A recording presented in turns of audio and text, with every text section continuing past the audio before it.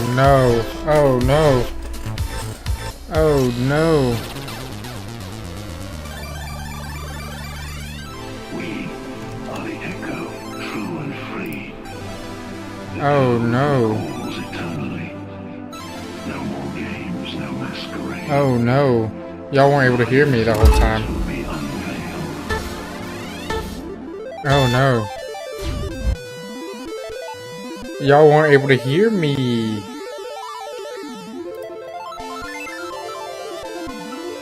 If you stream for a whole week. And just like that, the round's alive.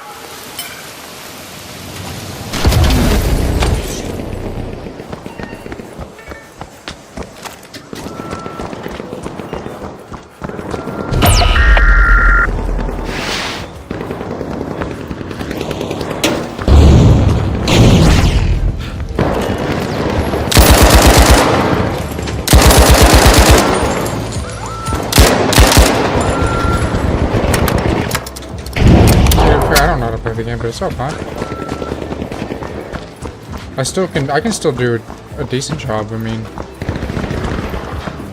maybe not a winning, but get through that either. Okay, I'm lost. I'm actually just lost.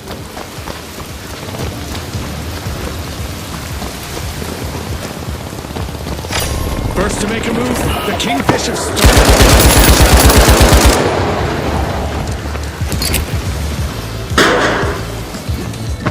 Okay, never mind.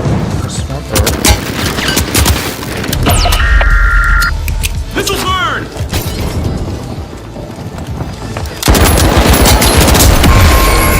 I could have actually killed the person first. The but my first aim team just wipe has sucks. dropped, and it's massive!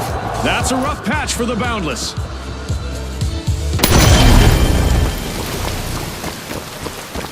I mean, just imagine though that I knew I knew how to actually efficiently play this game.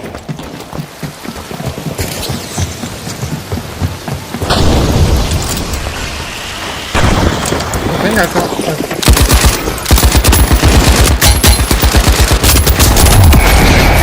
Gosh, they just all just dipped. That's what killed me.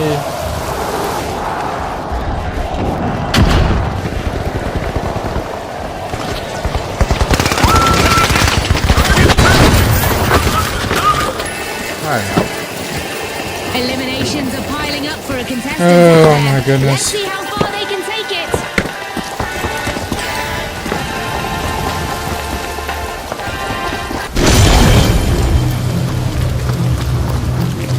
I think that one of the biggest things I don't like about this game is that, like, it just feels like... 3 fewer problems. 1 flawless It defense. feels like I'm moving with a brick in my, in both my pockets.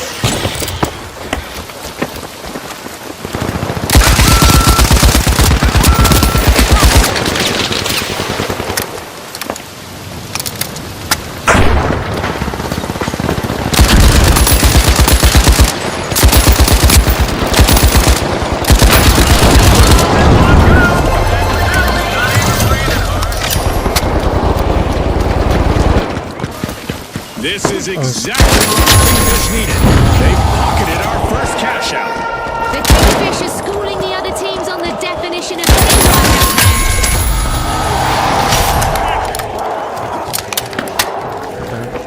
there. The Hounds will need to try again. Team wiped. 3 down, moving in. A big guy. Hold on to your hats, dear audience. We've just turned up damage and destruction to the max. Okay. Maybe I need to just go play like Delta Force or something. That's what the second game I was thinking of, Lucky.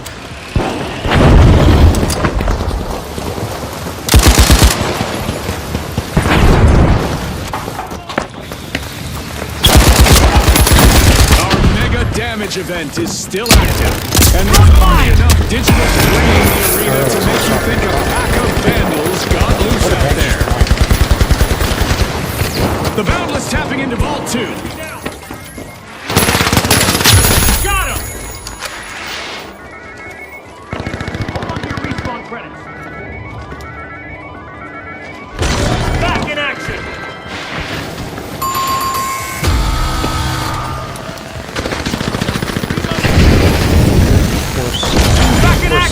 that was over.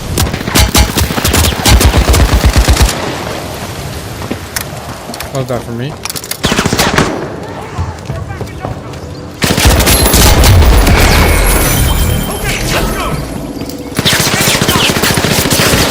He is pretty decent though.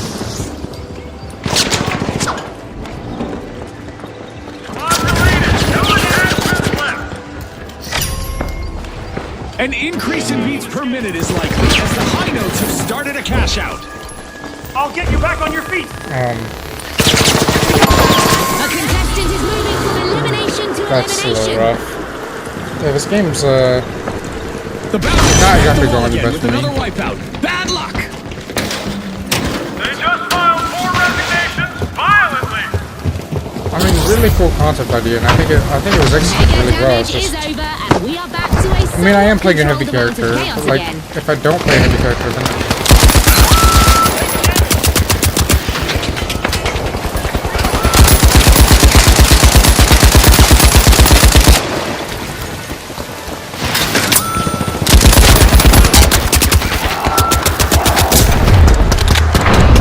oh my gosh, there's no winning there for me.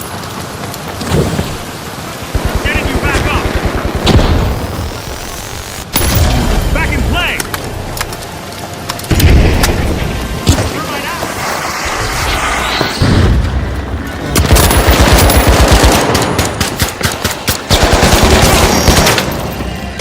Grenade set. Firing round.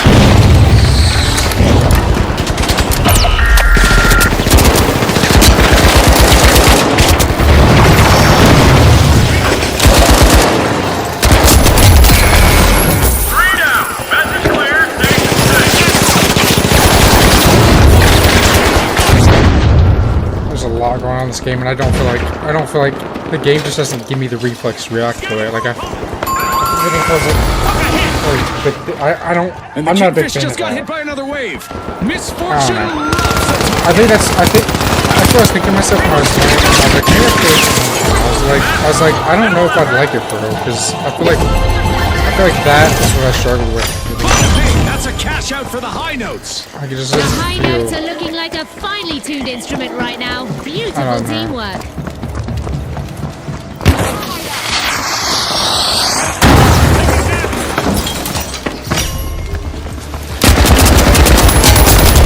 Contestant is finding their rhythm, stringing together one elimination after another.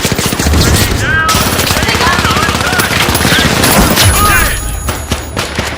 Gotta reload. Are we sure this guy's on keyboard and mouse? Kingfish are What cracking the open fuck bolt is that three. kind of? Okay, let's go.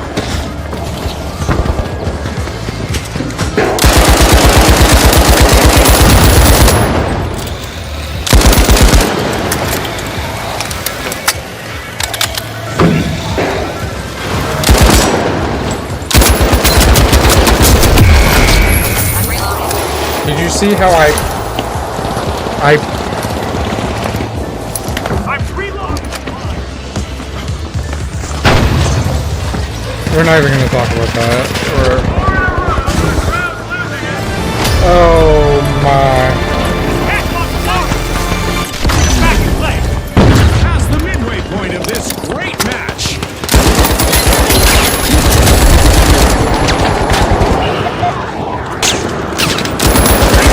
Back on feet.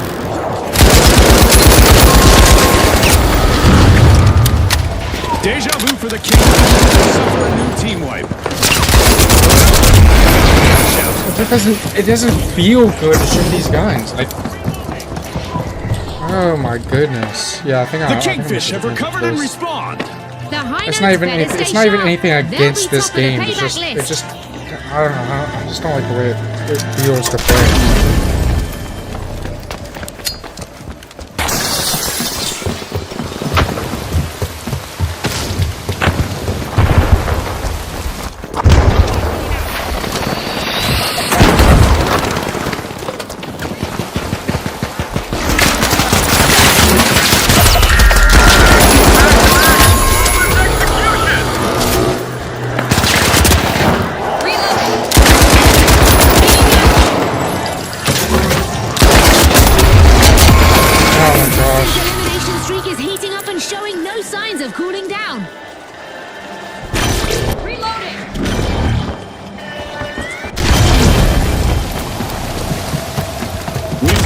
Regardless, returning to the arena.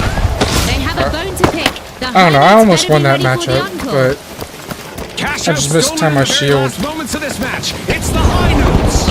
They just maybe I have should the play more like anti-fuzzy. light characters. I don't know. Maybe I'm not.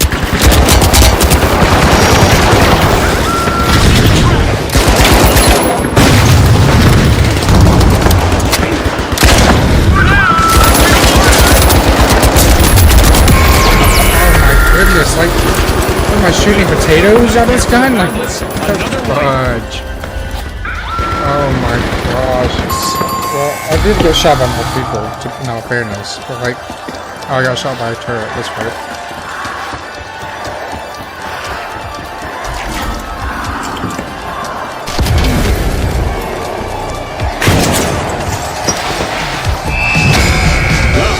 Struck the right chord in No, this I think match. that's- I think And that's with good that, for me. we'll see you next time at the finals. I love the idea of it doesn't feel good to play.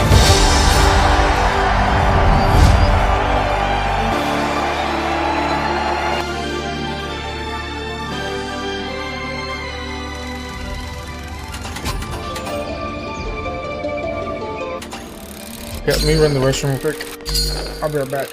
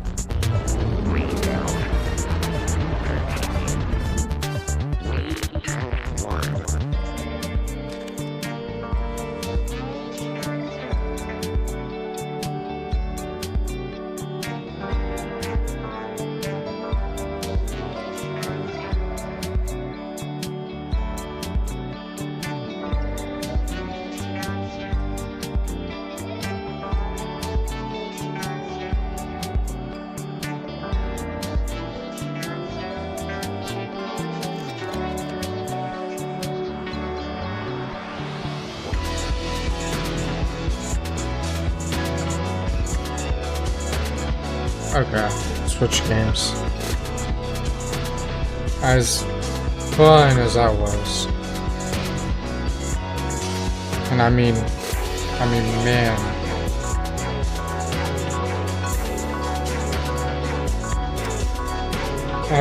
Man. It was fun, guys. Come on.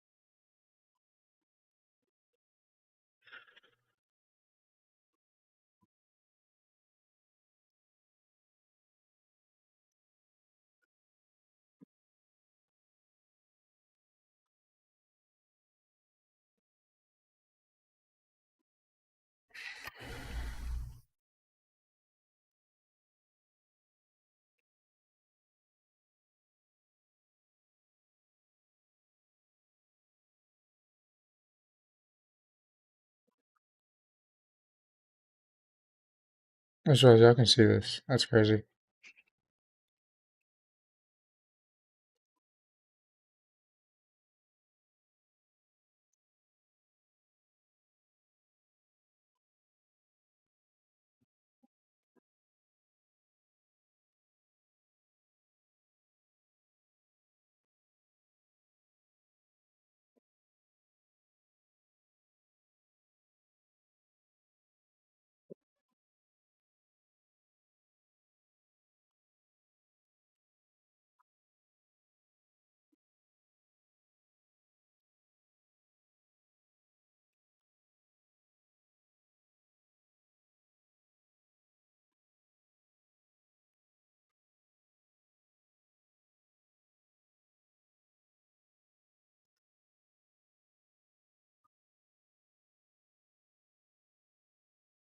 Honestly, I generally don't think I care if Twitch.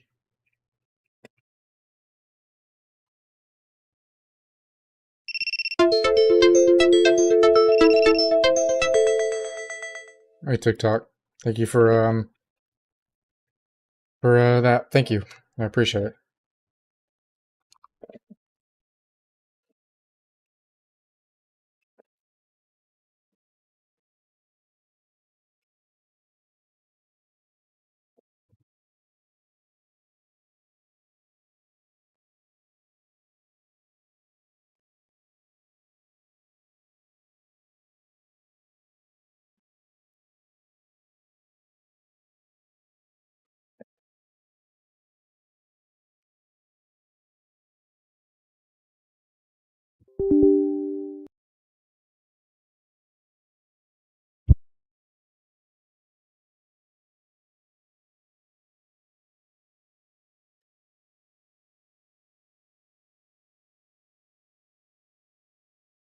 Just waiting for Delta Force to launch so I can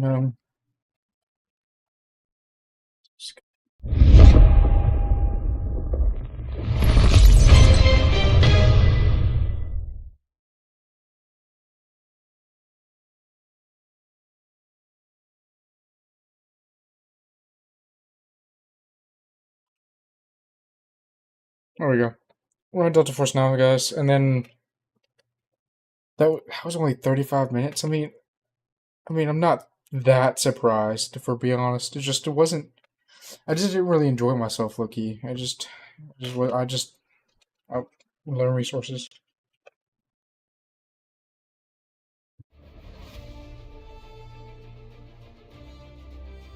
Like I said, I just didn't enjoy myself that much.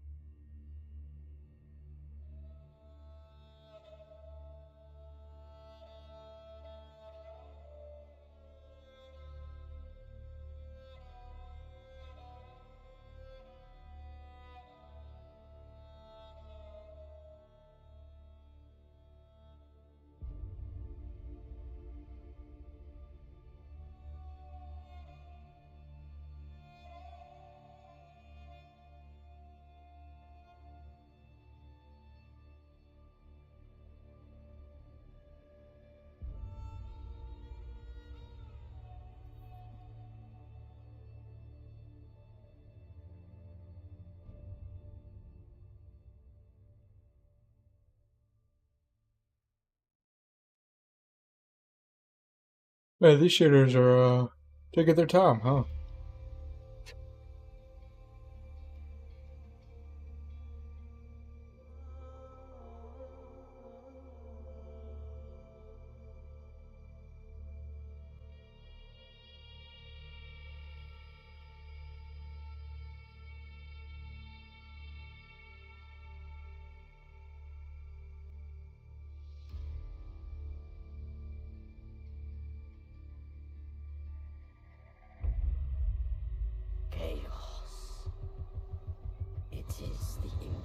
manifestation of fate.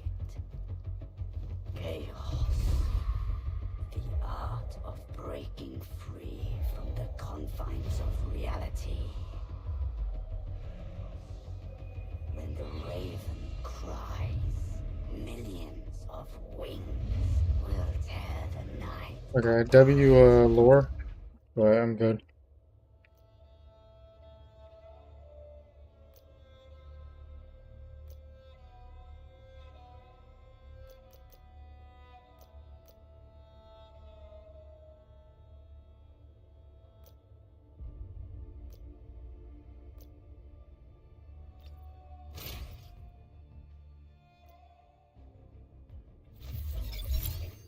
Welcome back. HQ2 is a battlefield that allows you to showcase your strengths. Oop, I think I'm on the wrong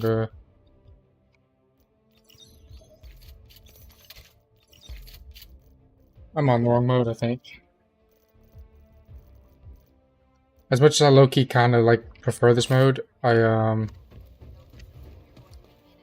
it's not the mode I meant to play, so how do I get back to No one's afraid of needles, right?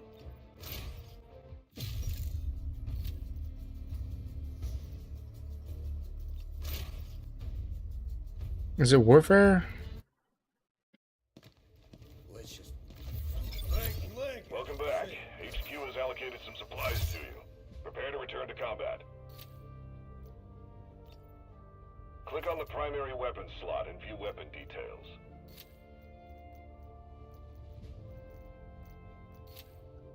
I mean, I don't remember how to play this game. I'm just gonna play. Yeah, attack it. There we go. I mean, it's been forever. It's been, I think, since the beginning of the year since I last played this game.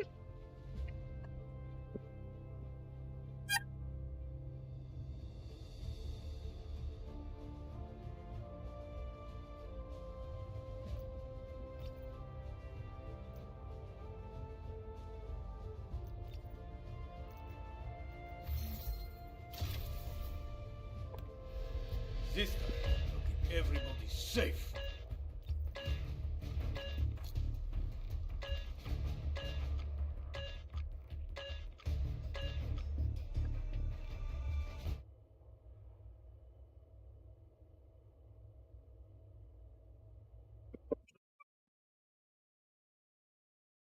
Rome, you are hunting down the escaped subjects like rabid dogs. Oh, the exact map I kind of wanted to play anyway. And now you seek to control them with the upgraded Skynet? When we developed Relink, our goal was to help people, not use them as weapons. The world is full of dark. But that doesn't... Neutralize the enemy and take over all sectors. Ah.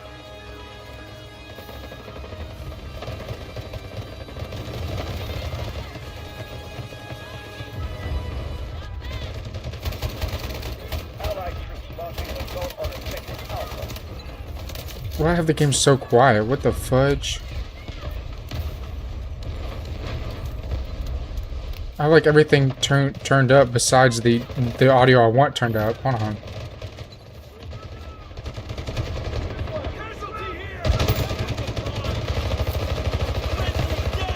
That's the type of audio I have. Oh my gosh.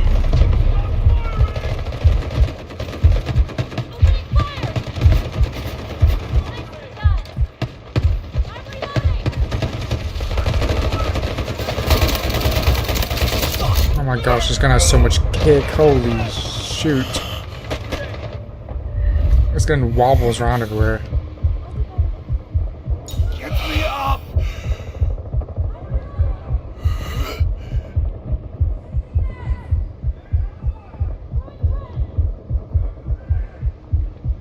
Get a medic here now! Okay, so you're not picking me up. I see. I see.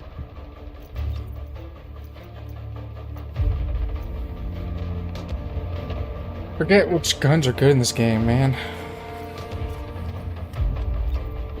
I don't think the G3 was good, but...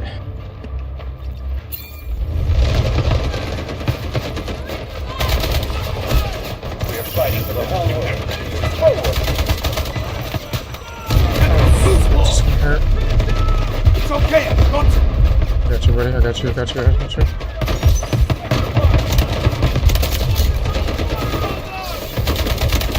Smoke barrage ready. Okay, it's still not like as loud as I'd want it to be, but...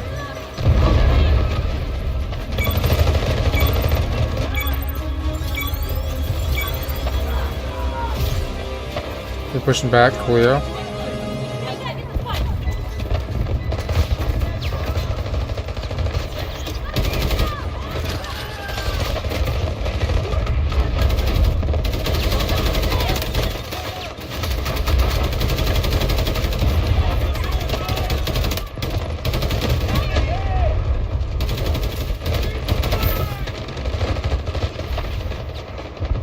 Oh my gosh, this thing has so much kit.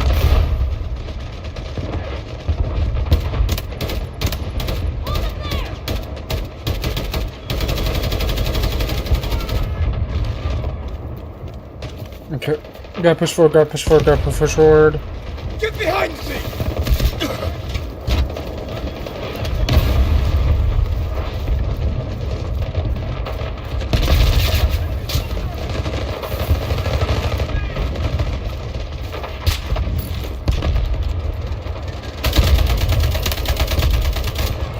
I gotta dive. I think a dive is like control right. Allied troops engaging at objective Bravo 2. A slide double tap pads.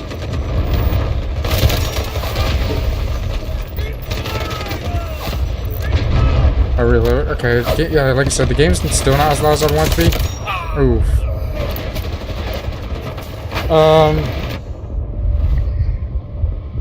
But it's I'm enjoying it so far. I just need to just turn it up some more.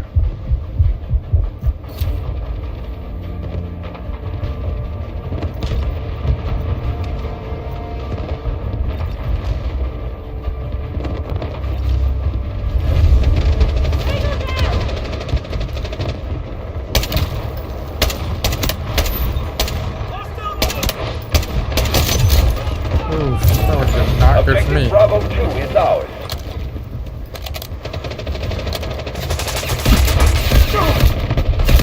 Oof, I was not paying attention where I was getting shot from. Yeah, I don't remember any of these weapons. Dude, it's been so long. Holy moly. I gotta... Maybe here in about, let's see, settings.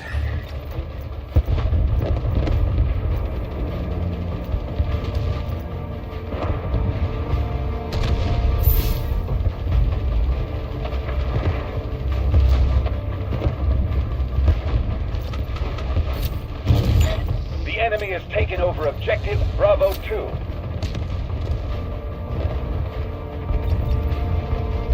Oh, fudge it. Oh, wrong weapon. It's all good though, it's all good though.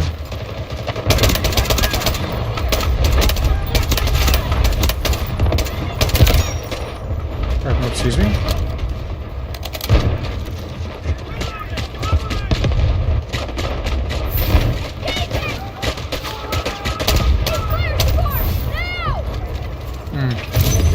Objective Bravo 1 secure.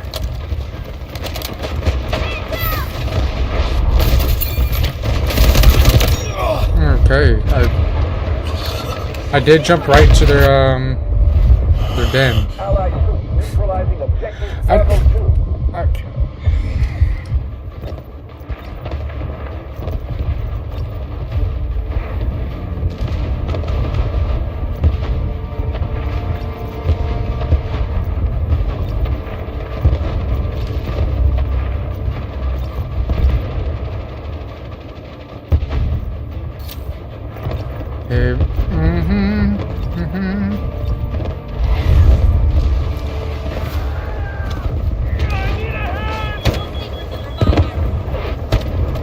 This is a lot better. Okay, there we go.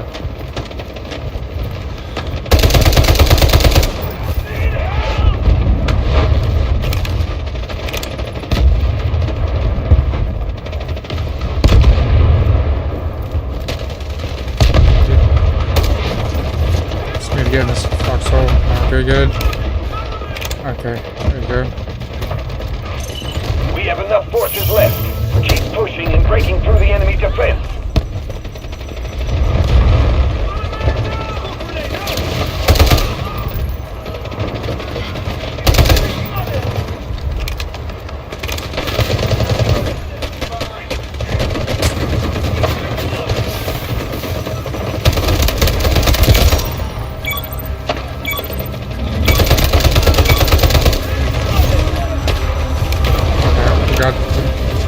We need to just keep pushing forward no matter what. Honestly, just take a ton of deaths, kill a bunch of people. Sounds like a plan to me.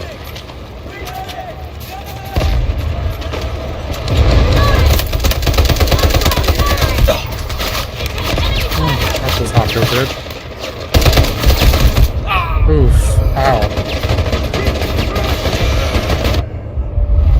I honestly kind of like that G. Whatever that G weapon was, I kind of like that. Loki, I think that might be the best option. With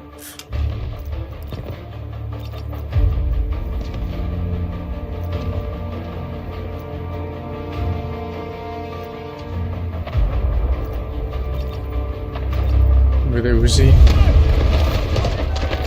Copy. Vehicle dropped to designated location. Won't die while I'm around. Doctor is here.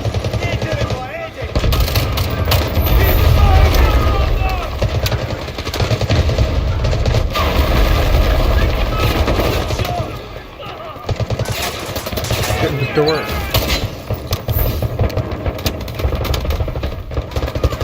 Smoke screen incoming.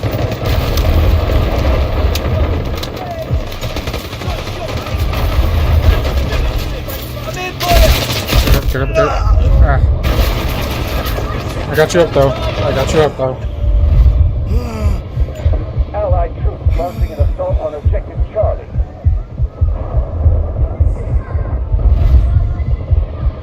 Oof. Okay. Get out of combat, get out of combat. There we go, there we go.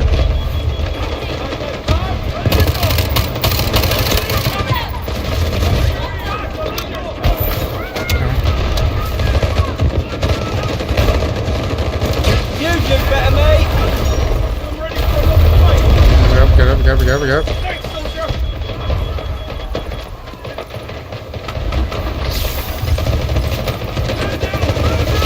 Hold on.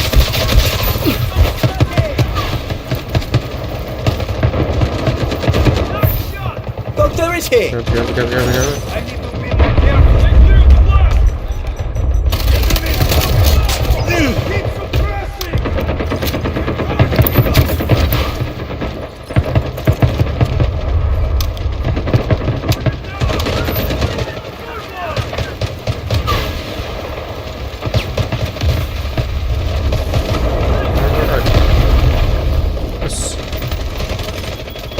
Take a strong dose.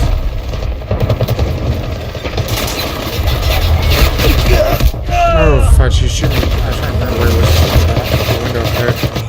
The Uzi's pretty good, it just does it just doesn't feel good at range. Where's my beard? My beard's like sticking out today.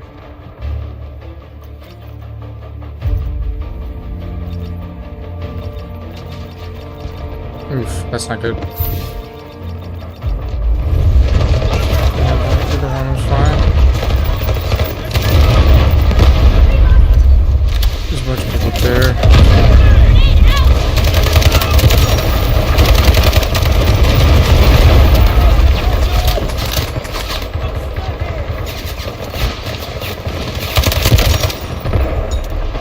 I'm in for you. Hold on.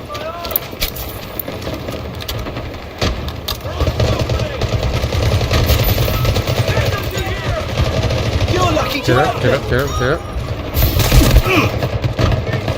Oof.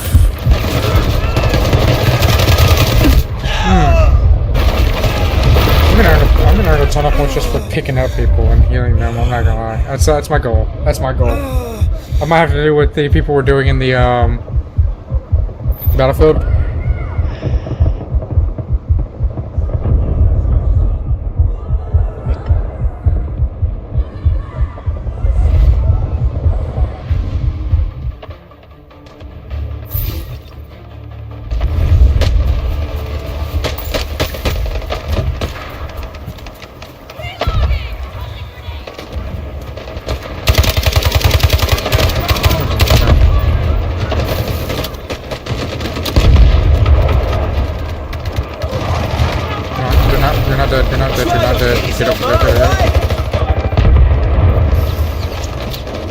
You're not dead. You're not dead.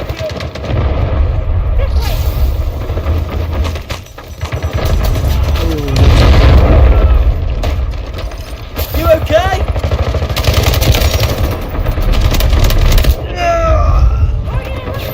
Make Havoc pay for every life they've destroyed.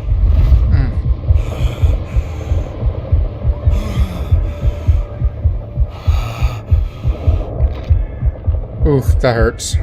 Yeah, I think I'm gonna do a whole private DOS next game. Look, that sounds kind of fun. Enemy attempting to regroup. We must capture the new sectors.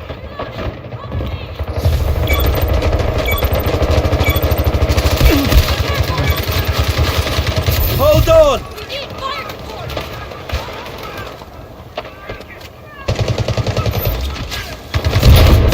Oof, that kind of really hurt. I need help! Okay.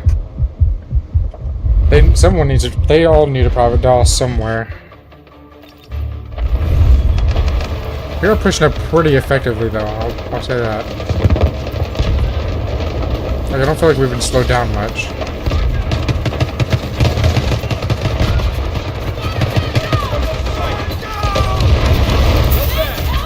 Allied troops launching assault on objective Delta 1. That's gonna hurt really bad.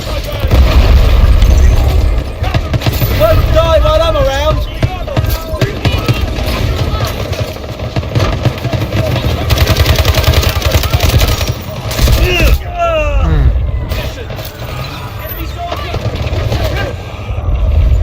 Strategic beacon deployed. Let's go.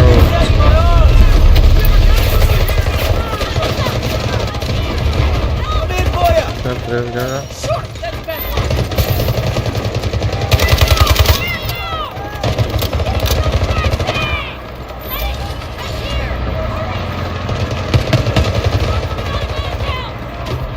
Doctor is here! Should probably lay down, but hey, it's whatever. This is kind of fun, I ain't even gonna lie. This is kind of fun, playing a private DOS.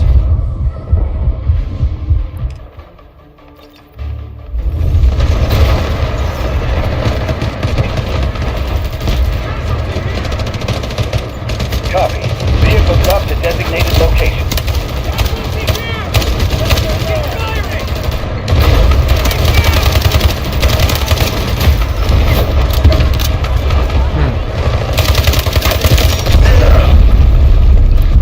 That's not good.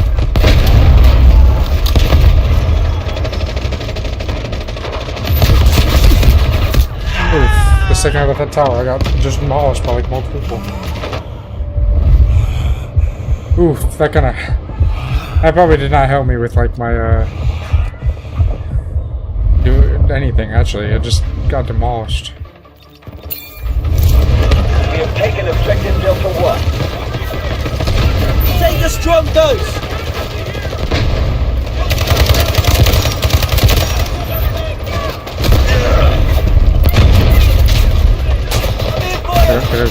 Go. Oh my gosh, I almost got you. Smoke screen incoming. Oh, I appreciate it, man. Wait, are you the person I picked up? Wait a second. Thanks, mate! Bite the bullet! You'll be Oh, no, fine! you're not.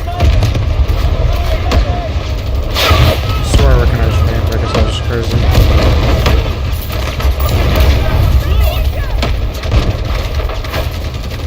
Keep pushing forward through the smoke. You okay? Oh my goodness.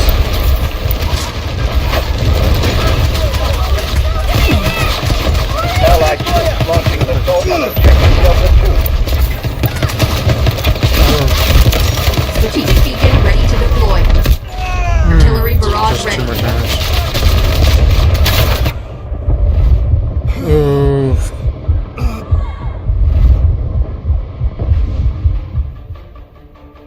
There's like 13 guys in that spot. Oh, it feels like it's my team. Feeling better?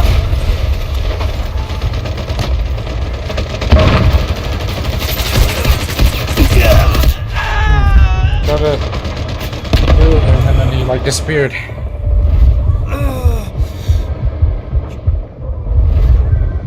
He probably knew he was cooked, let's be honest.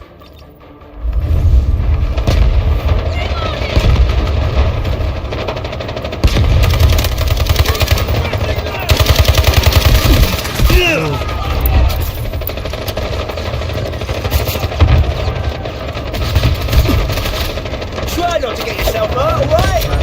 You okay? Our forces are well prepared.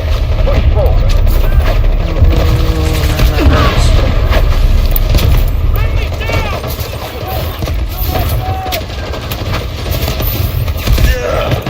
Oh my gosh, are they wrapping around? Like, oh no, someone falling.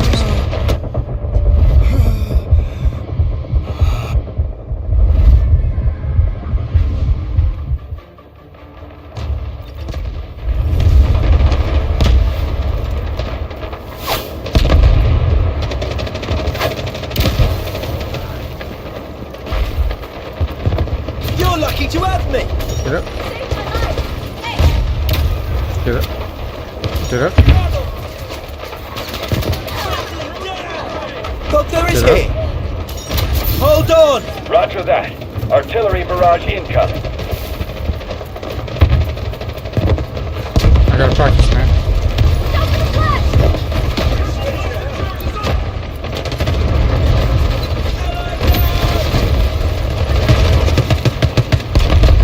My gadget.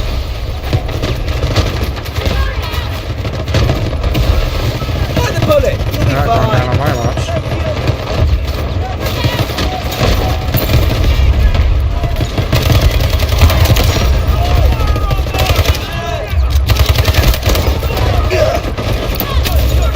Today is the day we put an end to Havoc's ideas of a new world.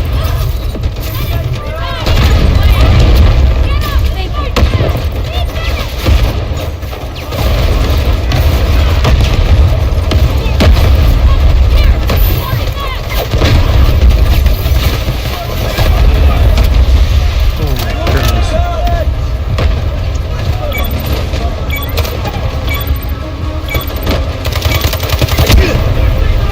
Ooh, man, that did not feel good. Oh, that could not feel You good. okay?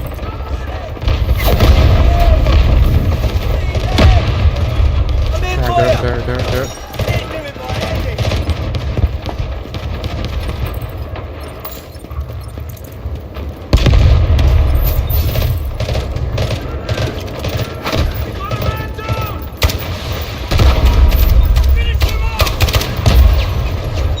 Roger that. Artillery barrage incoming. Feeling better? Ooh.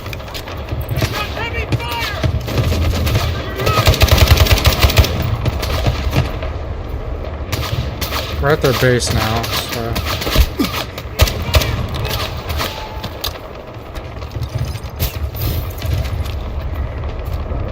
Need to move forward, need to move forward, need to move forward.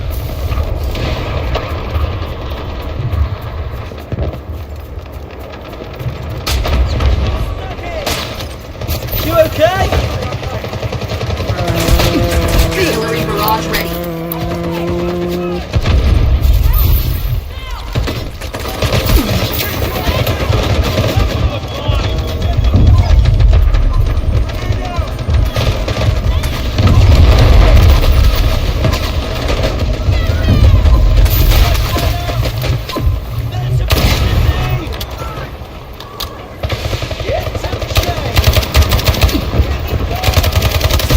I got shot from others. I got shot from somewhere else too. Kinda locked in though, I ain't gonna lie. Victory in sight. They can't hold much longer.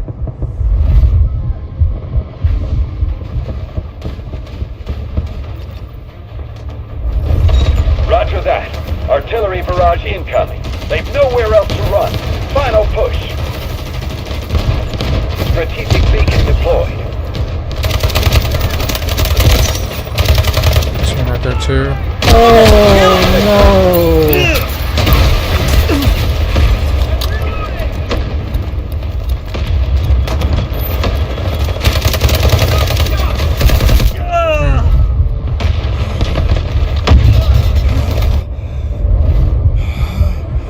you so much. Not very much. Guided missile launch. Hold on.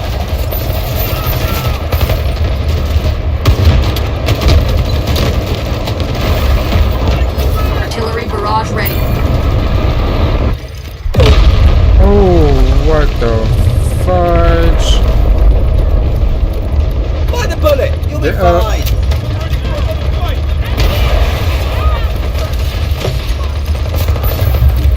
I got him, I got him, I got him, I got him, I got him, I got him, I got him, I got him. Try not to get yourself hurt, alright?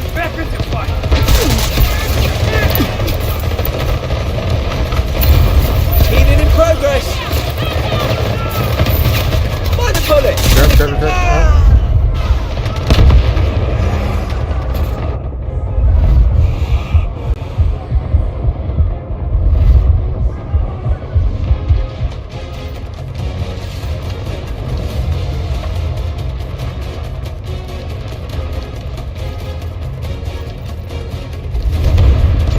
This is their last stand. Take the sector. Come on, let's get in there. We still have plenty of troops. Keep attacking. Beat them.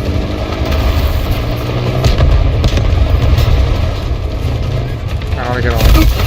Oh, F. And that would have been nice to know about like a minute ago. Alright. I got it. This, no, I promise. No, guys, I promise I got this now.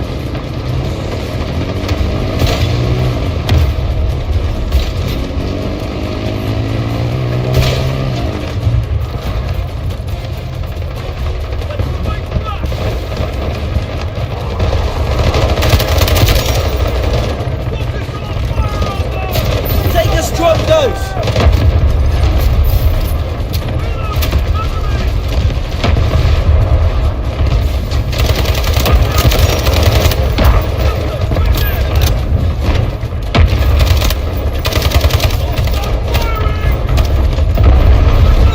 Roger that. Artillery barrage incoming. I'm behind this. Yeah.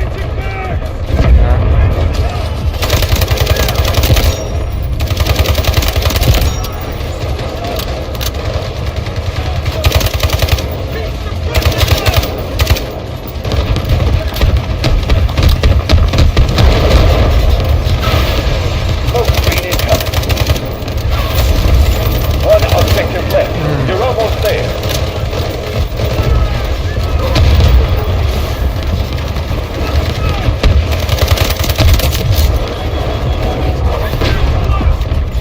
Artillery barrage ready.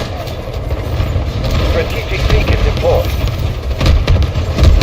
Smoke screen released.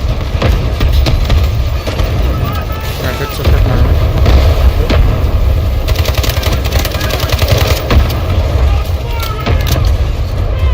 Roger that. Artillery barrage incoming.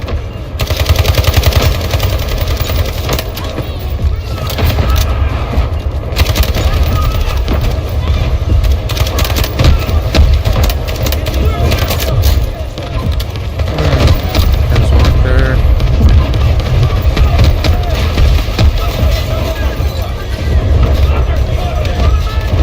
Got people down there.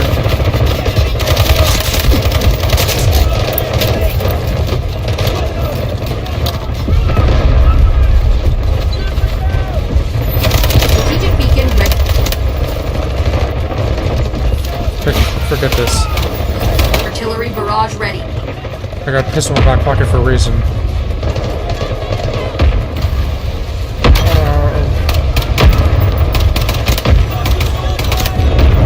Oh my goodness.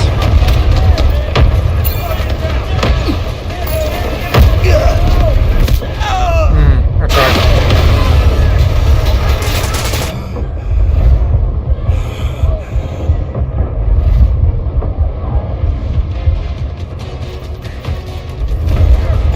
Capture the last sector. We're going to win this.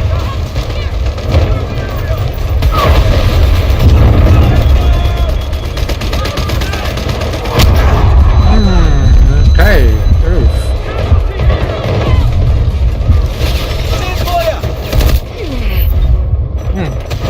Copy. Vehicle drop to designated location.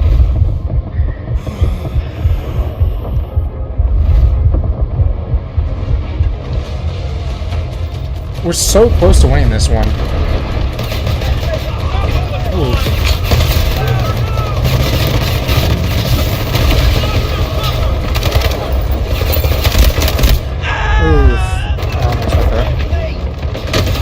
We're switching to something more close range might actually be the move here. This is their last line of defense.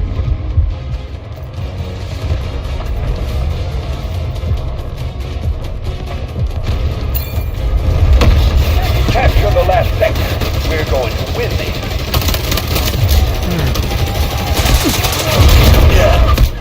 Oof, that's not good.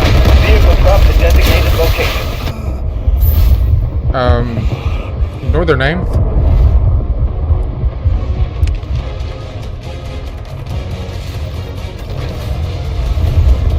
Okay, guys. Look at it. I guess just walk all the way back. I we haven't taken the sector yet, but I guess maybe it's because they're spawning with us, that kind of type of stuff. That makes sense.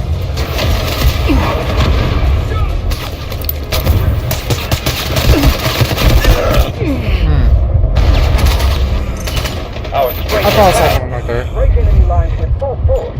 Smoke screen incoming.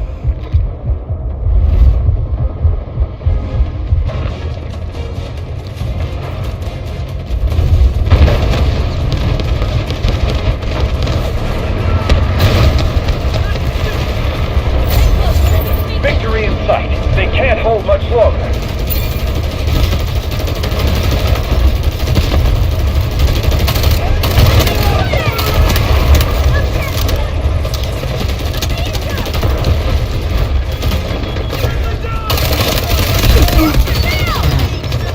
Oh my gosh, not right there.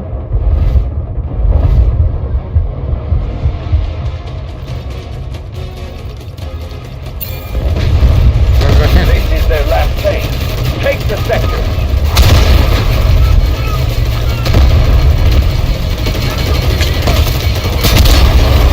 Okay. Huh. Okay, maybe that one's on me. Maybe that one's on me. Maybe that one's on me, okay?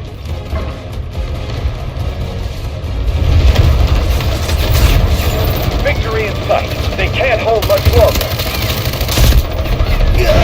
Oh my gosh. Holy moly. Oh my.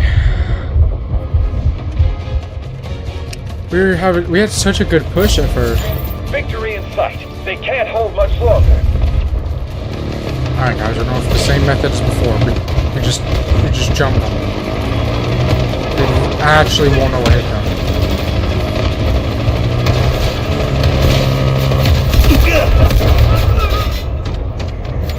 Strategic beacon deployed.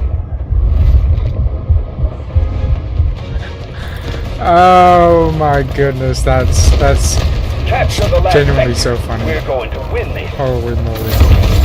Victory in sight. They can't hold much longer.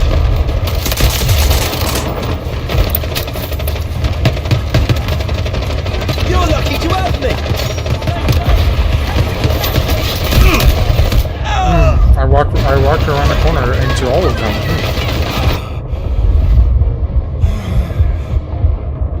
Maybe we could Victory in win? sight. I They mean, can't hold much longer. is no one going for objectives? Am I crazy?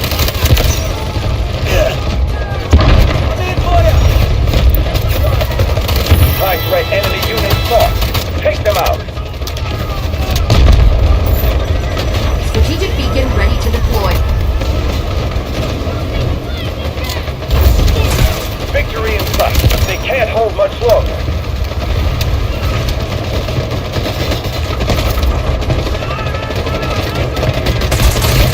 I was gonna start with that too. Oh, there's a tank now just staring in the building. Okay. Victory in sight. They can't hold much longer. Roger that. Artillery barrage incoming. Capture the last sector. We're going to win this. We've sustained heavy losses, but we must push forward.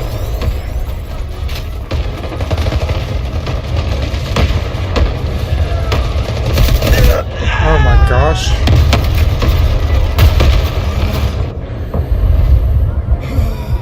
I didn't realize you'd just be able to walk up on me like that.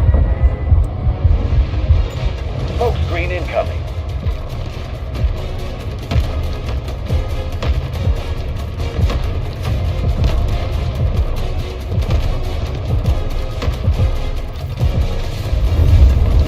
Artillery barrage ready.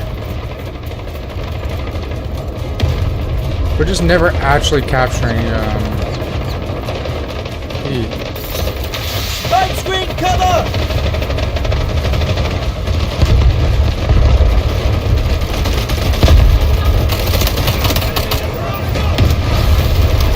Oh, that's not so bad. Victory in sight. They can't hold much longer. Roger that. Artillery barrage incoming.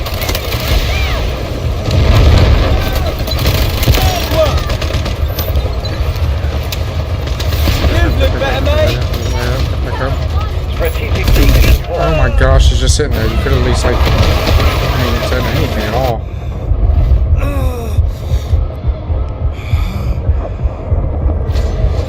Victory in sight. They can't hold much longer. Shit! Hold on! Smoke screen incoming. Nice work. We've taken out the enemy high threat unit. Smoke screen incoming. Smoke barrage ready.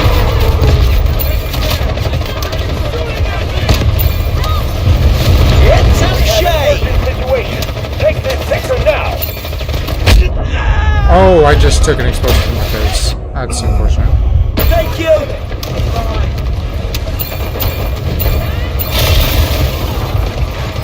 Strategic beacon ready to deploy.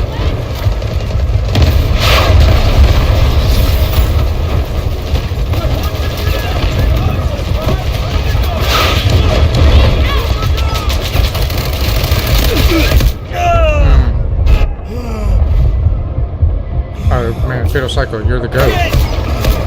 Oh my gosh. Smoke screen incoming.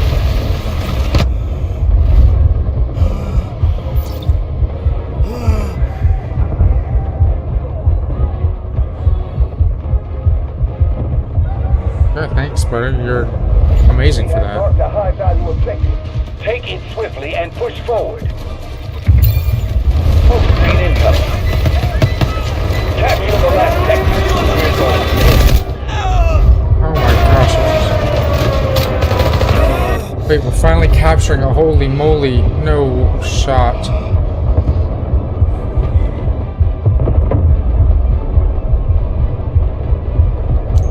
We're no longer capturing it. Oh my gosh. This is kind of annoying.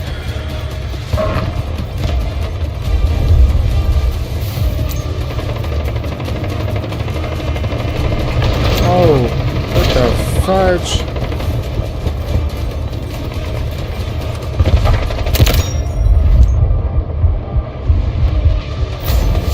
This is their last line of defense. 2, 1. Victory in sight. They can't hold much longer. By the bullet! Be fine! Roger that. Artillery barrage incoming. I'm trying to get out of it. That's the wrong button though. I pressed D, not F. Man, I'm getting cooked. I ain't gonna lie.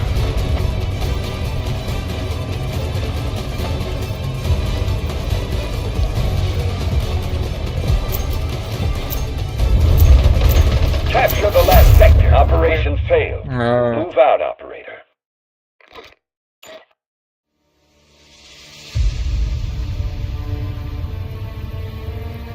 We just ran out of people to respawn.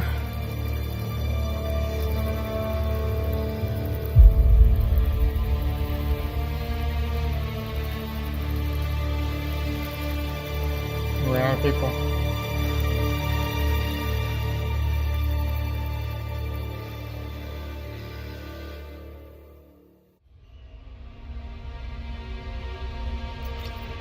Okay, I think I think I know how we're gonna play this next one.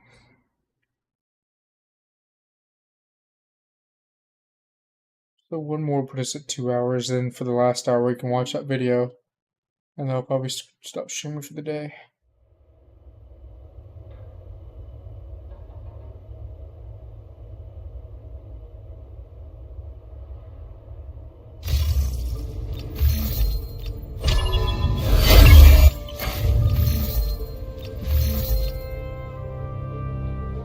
But how do I change my name?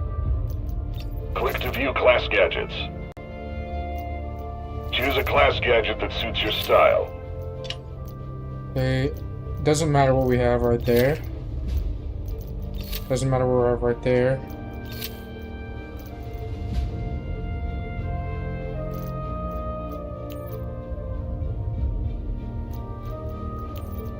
So we need to focus on healing.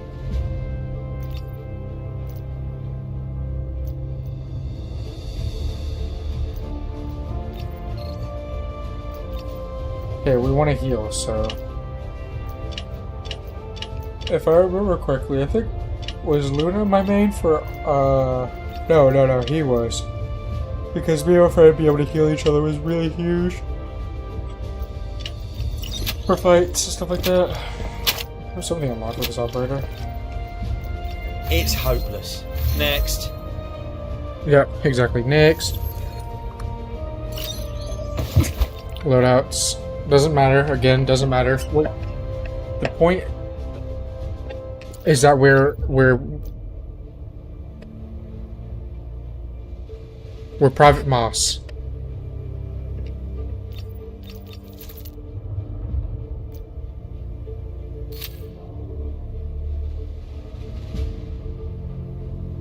Moist is that friend, L.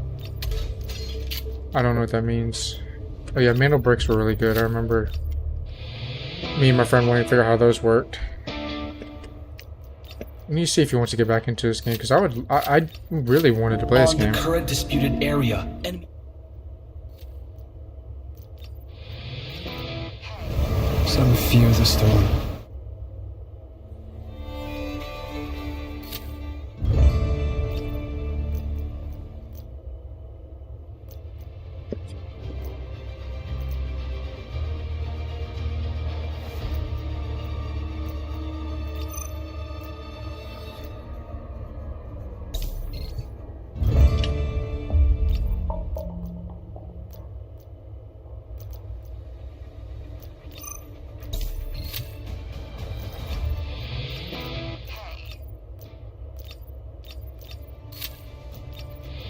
Hey.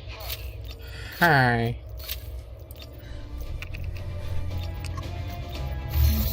Hi.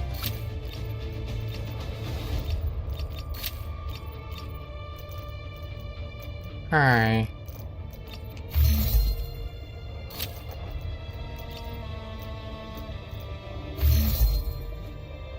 Hi.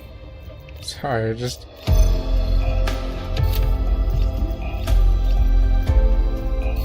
You know what? We're not gonna focus on that.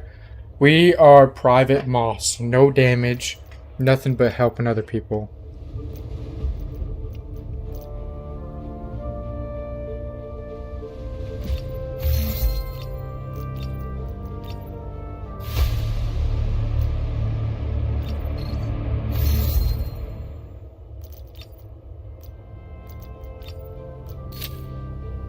Ready, guys? Private moss loading up.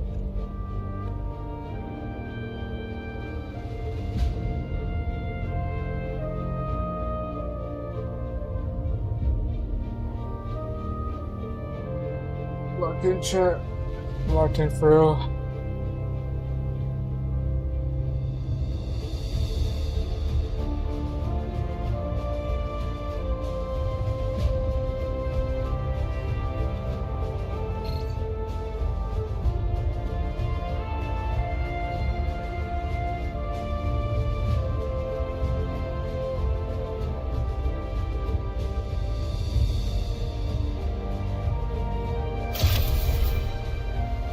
Have a shot of this, mate.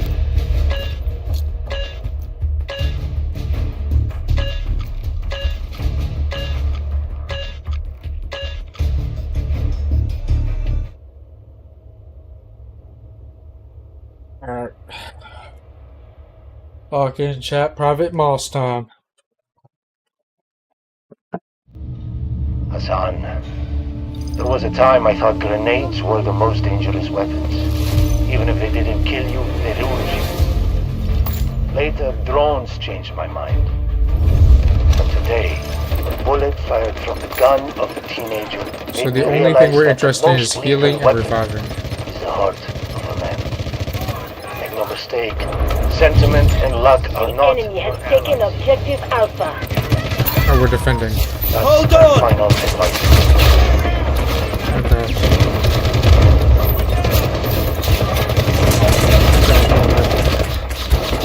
Try not to get yourself out of the way! Oop, that's hurt.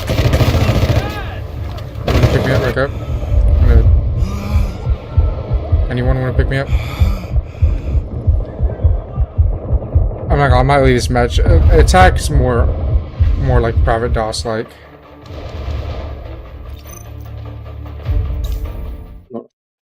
We'll try this again. We want to be. I think attacking is better.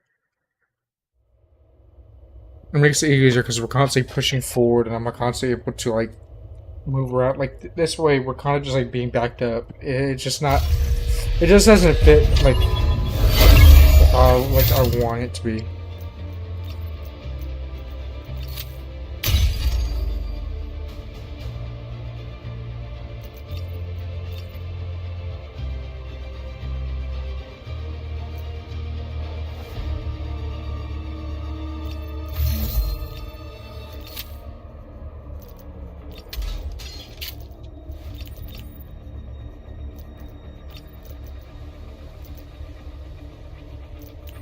Treasure maps, okay.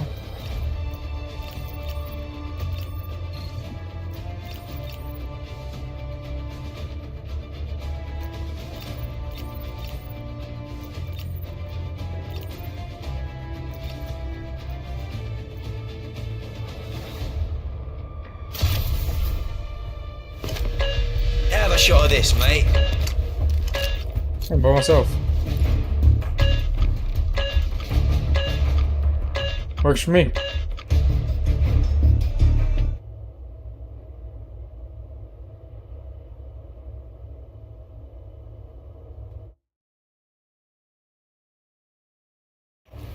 Havoc's forces have seized control of this desert, setting up checkpoints and ambushing vehicles to steal supplies, turning the area into a war zone. Today, Perfect, there we go. we show them the true meaning of force. Your orders: secure each sector one by one and eliminate the enemy presence. Alright, gents. Heal time. Won't die while I'm I around! got you. Let me get myself first. And I'm in for ya! oh, that kinda hurt.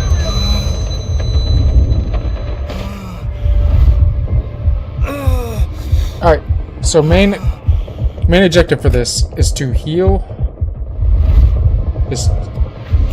Allied troops launching an assault on objective Alpha. Alright, so our only objective is heal and revive. Hold on! If we do anything besides that, it's over with. I got you. By the bullet! You'll be fine! Many thanks. Loading new map. Anybody low right now? Anybody low that I can see? One. Okay, there's a lot of people to keep track of. Take a strong There. dose! You look better, mate! Just one more. Oh my gosh. It's okay.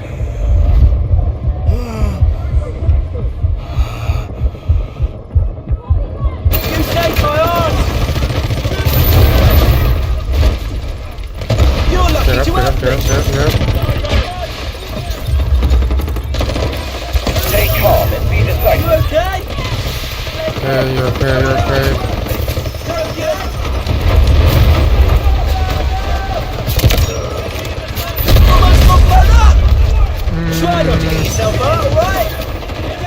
Also, did I kill someone on accident? I did. That's not on me. Okay, that's. Don't believe me that the thing just automatically shot somebody. That's not my fault. Take a strong dose. Okay. Doctor is here.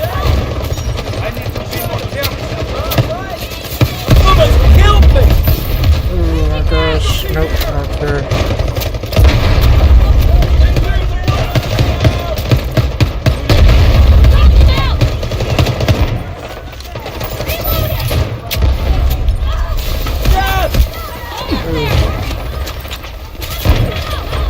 You okay?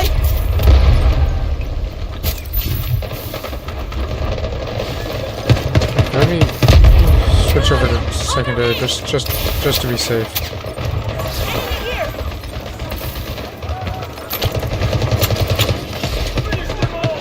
What is this? Allied troops engaging in objective Bravo 2. Alright, nothing, I guess. My apologies. Get me over this wall!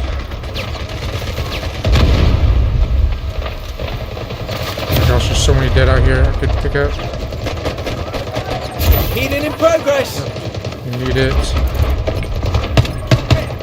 I'm coming.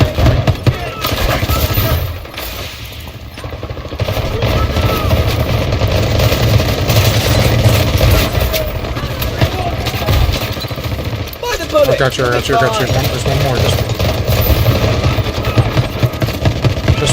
one more. Just one more.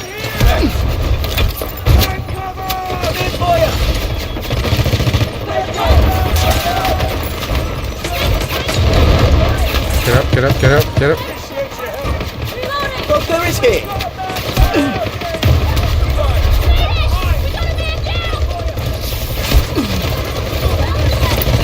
Sometimes you gotta heal yourself to heal others. Get up. Gotta go back over here. Just grab more over here. I gotta heal.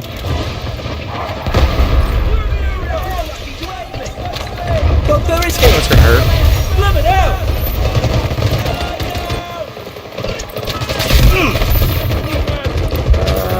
Oh my gosh. Okay, back over here.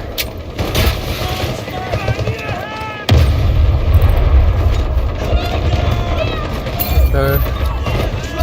Get up. Okay, well, I can't exactly hurt them, so it was a good shot.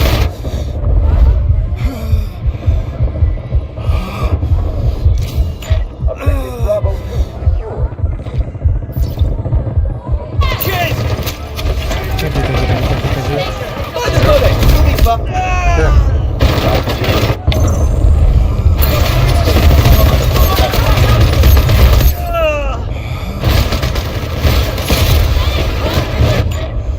It's okay. Hey guys, I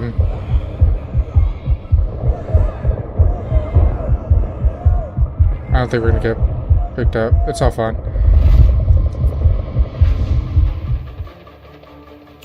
Allied troops. We failed that time, but we'll do better. We'll do better.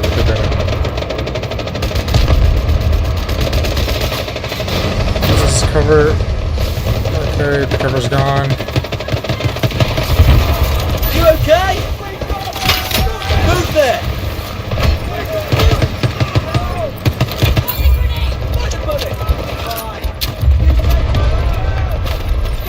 There's so many I want to pick up, but they're just like not in a convenient spot.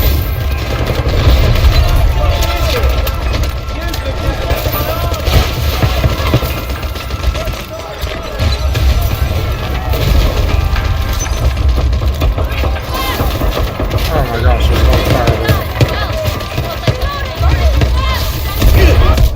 Oh my gosh, that was not convenient timing for me. I think I'll get picked up.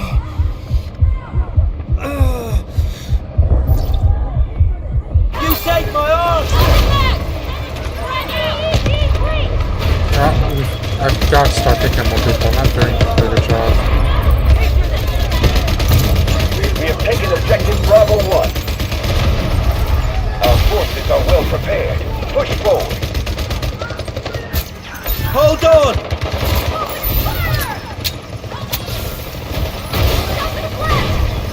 got you. I got you. I got you. I got you. I got you. I got you. You're lucky to have me. Let's go there.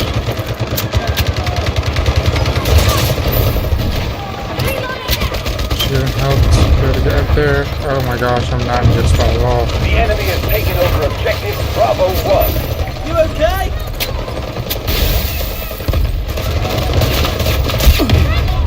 Doctor is here. Yep. Allied troops launching an assault on objective Bravo 2. Thank you. You look better, mate.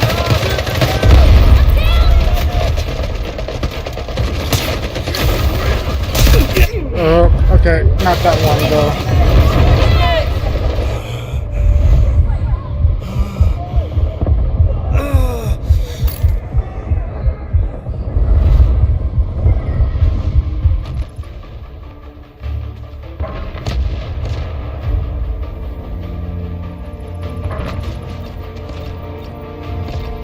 Oh well. Oh my gosh, this is Loki. This is fun. I like this, but I'm just not getting many opportunities like I would have had before. They're just dying in very inconvenient places. We will restore order. Got you. I'm in for you. I don't have you actually. That's my bad. Okay, we learn from that.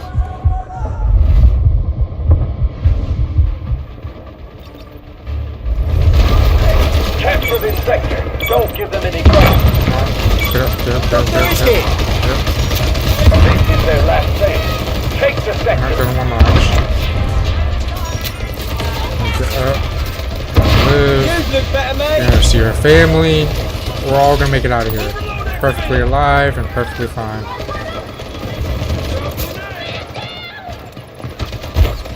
Find the bullet. You'll be fine.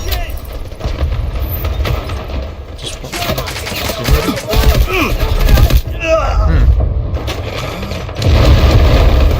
Thanks, mate. first.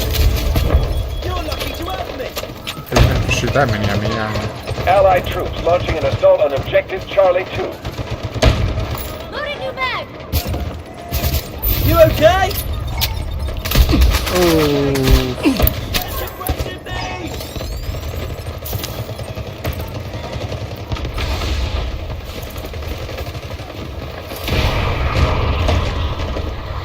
Okay, it is literally telling me to go around the building. Okay.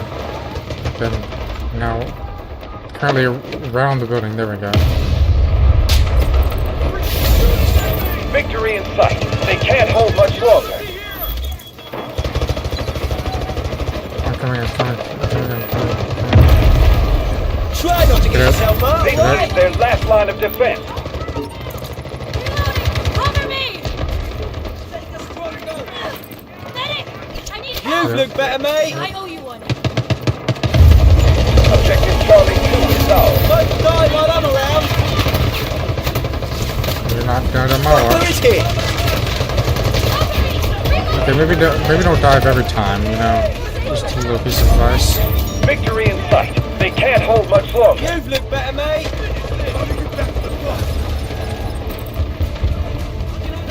Pushing C2. We don't have C1 yet. But The enemy is attacking objective Charlie 2. this one over here needs You to go in. okay? Get up. We're not done with you yet. Find the bullet. You'll be fine.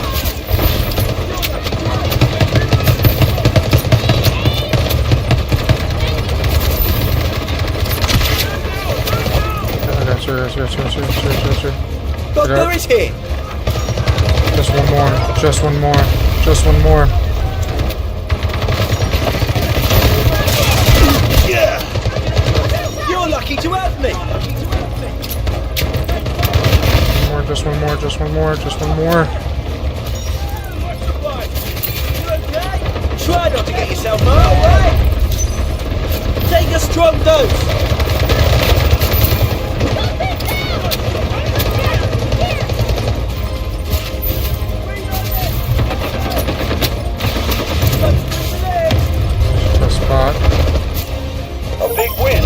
go. Operation accomplished. Solid day's work. That was really short.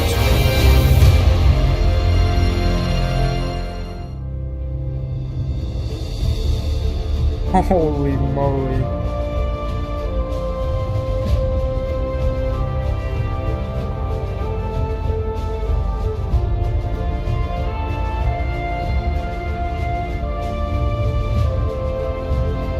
That was fun. I like that.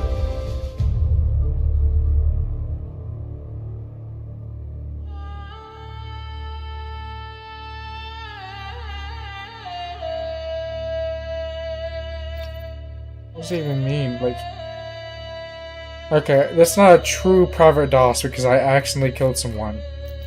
Let's do a true private DOS. I can't believe I accidentally killed them because they were just low health.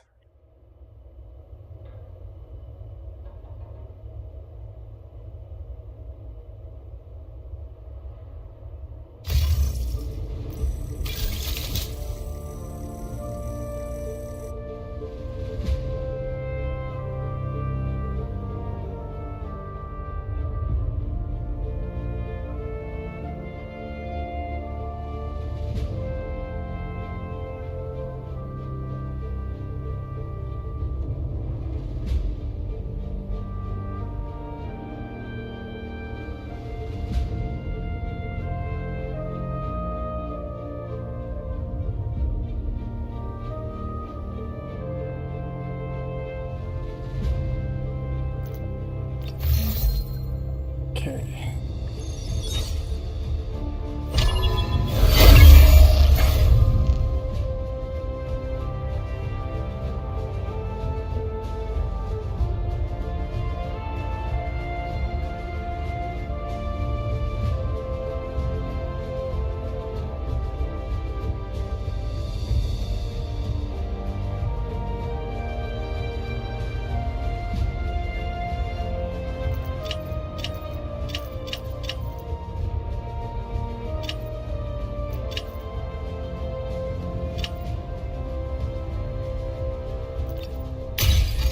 Hey, the board chat's pretty fun, you know?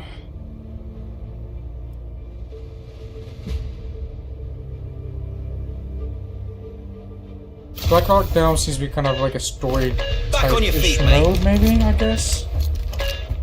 So maybe I'll try that out next stream.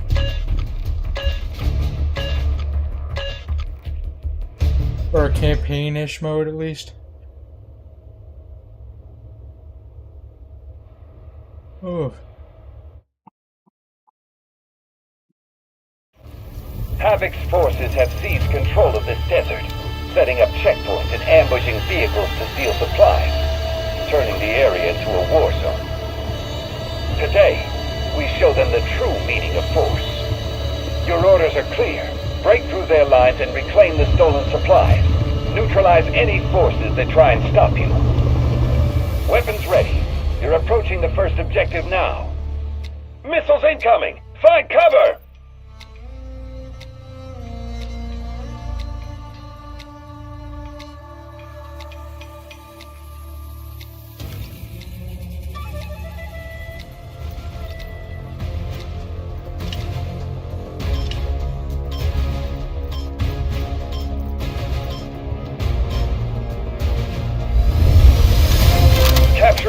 Oh, is that my assist? Ooh. On team, why is it like... What happens in the game? What the hell? This game dead? Oh, that's not good.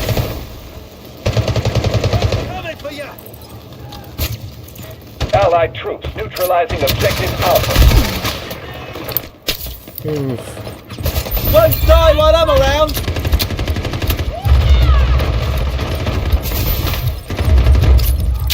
Come on, boys, stay up, stay up, stay up, stay up. I got you.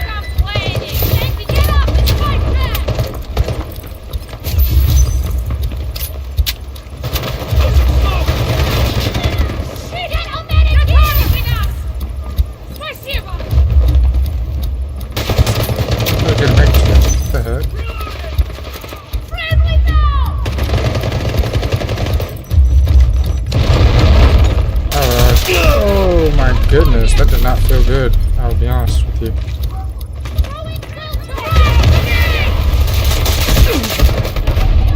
I've gotta go for the revive. I've gotta go for the revive. Okay. Never mind. I'll just die. Okay, we get...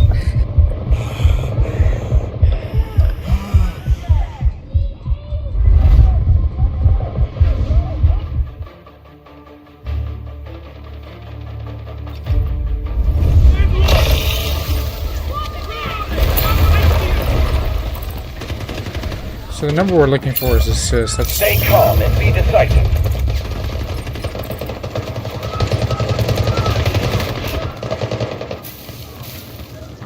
You've looked better, mate.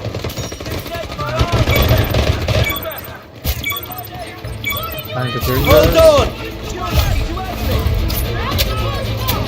Okay, come on. Just following my troops. Just following my troops.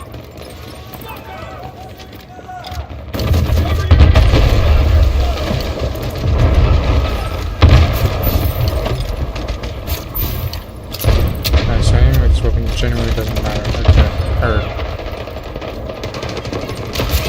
Won't die while I'm around. Oops, someone up there's hurt. Oh gosh, there's a few people are down. I can't get up.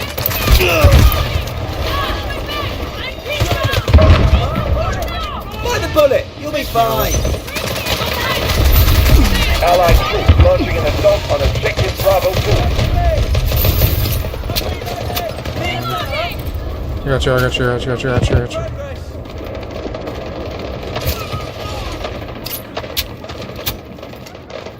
Okay, never mind, I don't got you. Enemy soldier located. Feeling better? I got you. Bullet, you'll be fine.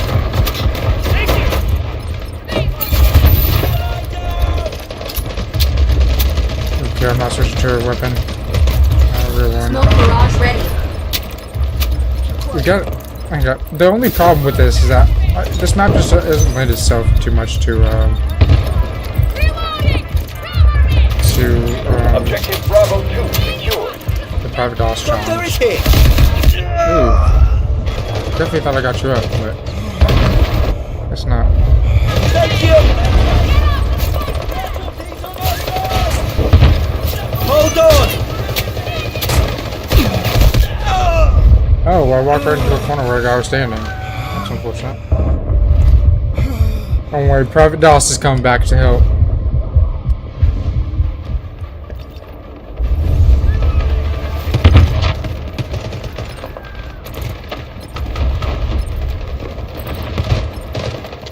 Dude, I am lit up. Won't die while I'm around. The enemy has taken over objective Bravo 2. Oh my goodness, don't shoot me in the back, please. You're lucky to have me.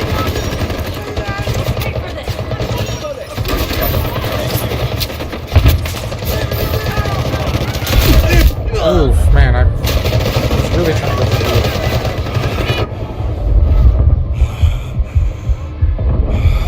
So I'm far I'm not doing that well. My stat line doesn't look as good as it did last time.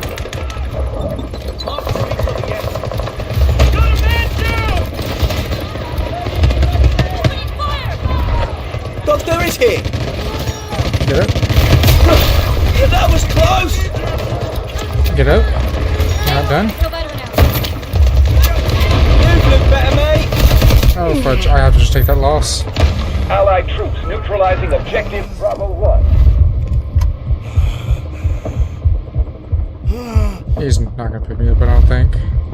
Oh, well, maybe he was. Oof. Sorry. Oh, look, you didn't think you were gonna pick me up. You were like so low health.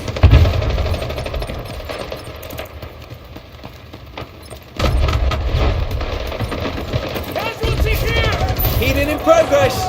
Get up. You're not done yet. And neither are you.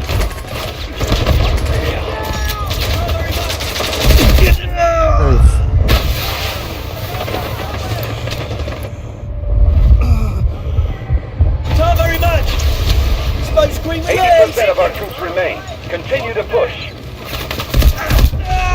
just getting shot from somewhere. Oh, she was right behind the vehicle, just standing there. Oof, that's a bit of a tough pill to swallow, the fact that she was just standing there, but I mean, it's whatever. Oh, we're losing this sector.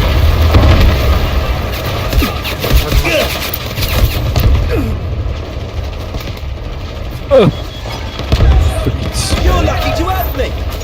Get up. Get up. Oh my gosh.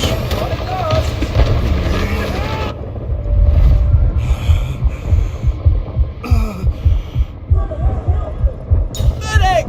Over here!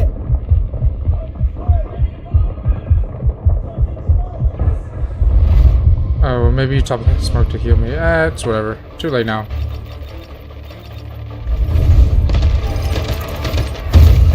We have taken objective Bravo 1. By the bullet, you'll be fine.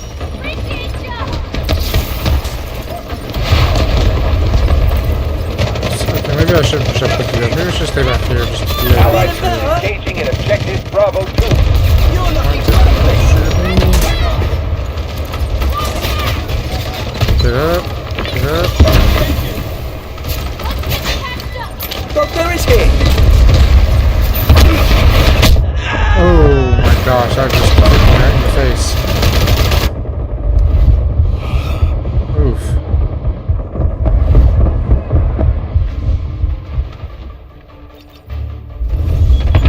Smoke screen incoming.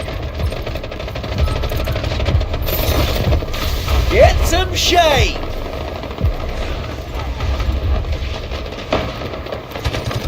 Why am I carrying the Uzi around? Whoopsie.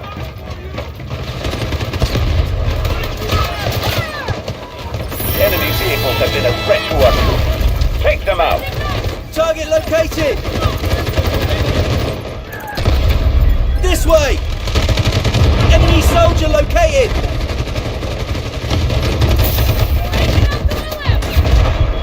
Yeah, that might go against the whole idea of private DOS, but just also thinking as well.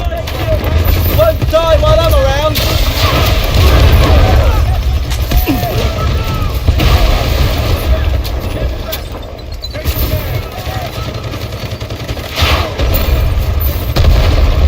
Doctor is here.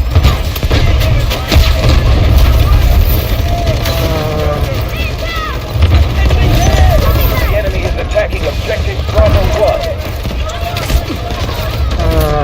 Okay, there's a bunch of private DOSes out here, so this is Take not... a strong dose. My scoreboard's not going to be good, but it is what it is. I'm going to know what I did. Bullet, you'll be fine. I don't know what I did. Take some cover. Our enemy turned this city to ashes. We will restore order.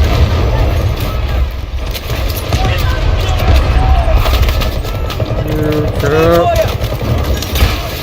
Won't die while I'm around.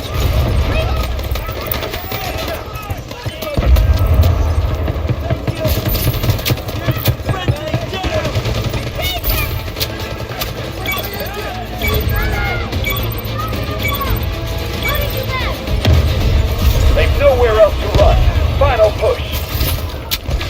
You got this person here. Come on. Get up, get up, get up.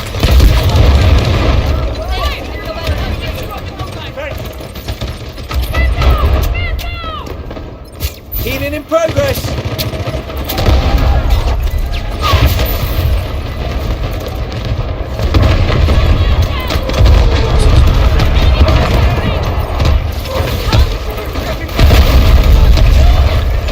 Threat enemy target neutralized. Continue the fight. Try not to get yourself Not done with you, not done with you.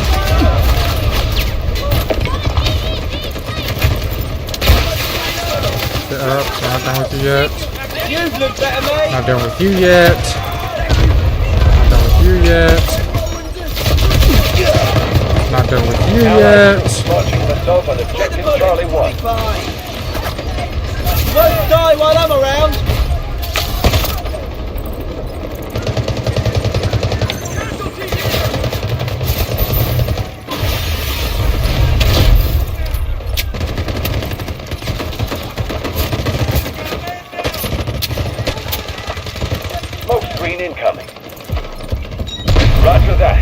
Artillery barrage incoming. Oh no. As soon as he peeked around the corner, I was like, oh, that's been cooked.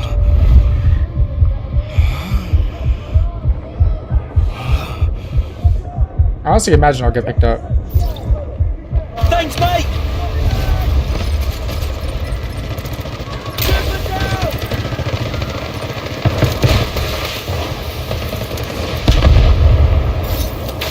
Draw in the curtains! Oh my gosh, I didn't get the... I didn't smoke exactly what I thought I did. We still have plenty of troops. Keep attacking. Face them.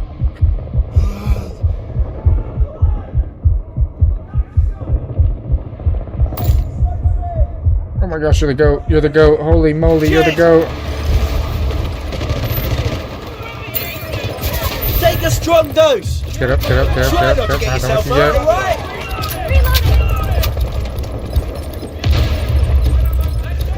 Not done with you yet. Get Copy. up, step, Vehicle step. drop to designated location.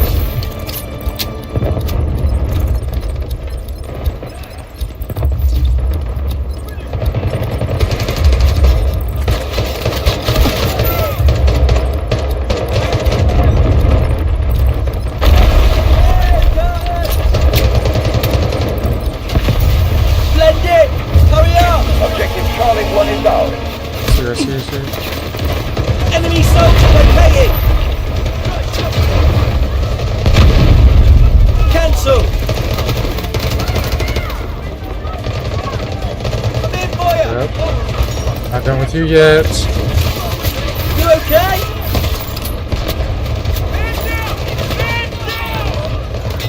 Got You you. look better, mate! Maybe I can open this door, can I? No. I'll pick you up. Victory in sight. They can't hold much longer. Try not to get yourself hurt, Come around. alright? I'm coming. Oh my gosh, I can't jump over the wall. You're lucky to You have knew I'd me! come for you. This is their last line of defense. Aim smoke screen! Healing in progress! Doctor is here! Yep.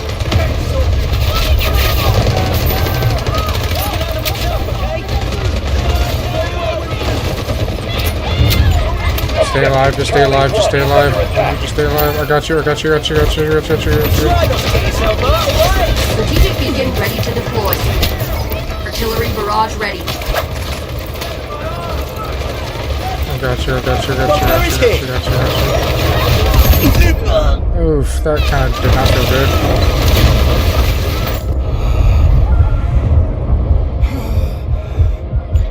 Smoke screen incoming. Thanks, mate! Objective Charlie 2 secure. You Get look up. better, mate! We're gonna get up to. Oh, you're not. Get some Get shade! up. Doctor is here! You. One objective left. You're almost there.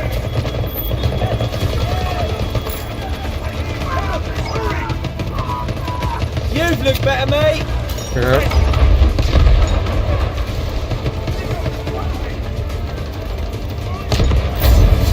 One objective left.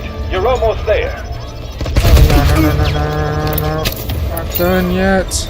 Not done yet. I'm in for you! Get up. Right. Just took damage out of nowhere.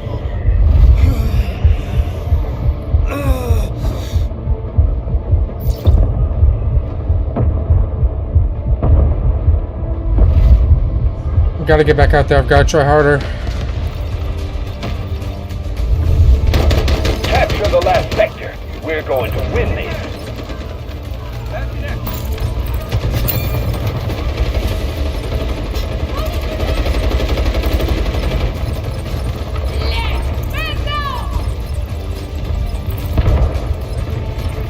Gotta hold the sector. Objective Charlie 1 secured. Okay. We got this sector, so now it should be easier to Artillery push. barrage Charlie incoming. through. Victory in sight. They can't hold much longer. Yes. Draw in the Get up, curtains! get up, get up, You not look monkey. better, mate! Get up, okay.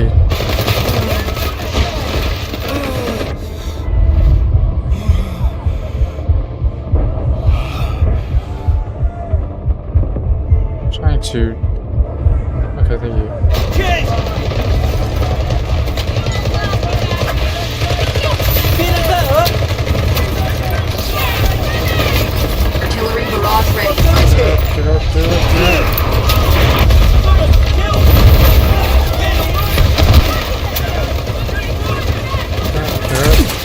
Get up. Come on, no. Charlie 1 is under attack. I know, that's assist.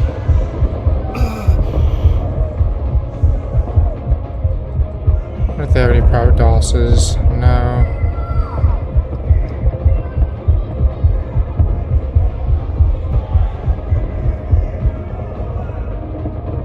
But we might lose this one.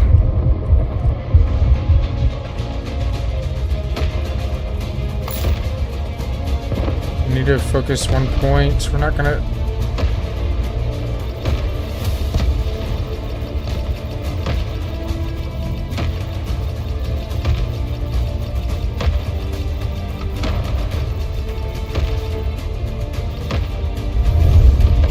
They've nowhere else to run. Final push. Okay, well.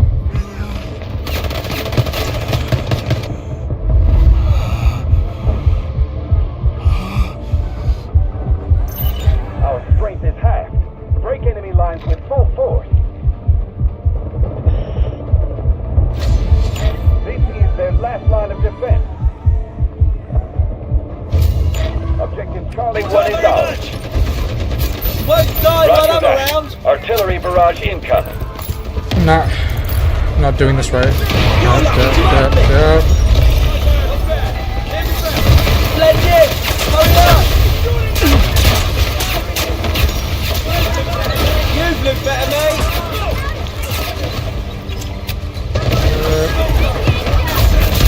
Victory in sight. They can't hold much longer. Doctor is here! Incoming. Copy. Vehicle dropped to designated location. Oh, they killed me! Film me this. You're lucky to have me! Kill me. Artillery barrage ready. You okay?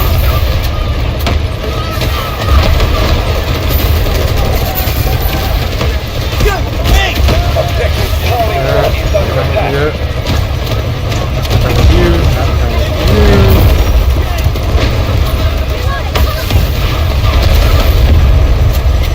Almost got blown up! Smoke screen incoming.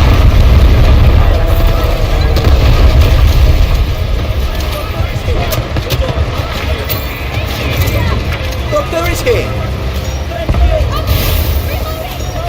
Copy. Vehicle dropped to designated location. Hold on! Gosh. Get up. A big win. Let's go. Operation accomplished. Holy Solid moly. day's work. Oh my goodness. Didn't get best squad this time, but it's all fine.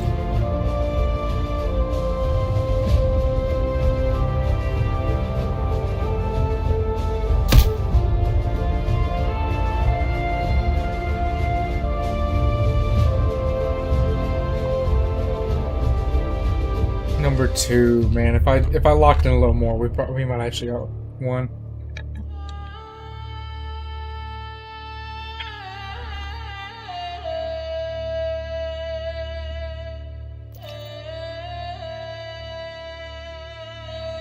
Number 1 on the leaderboard.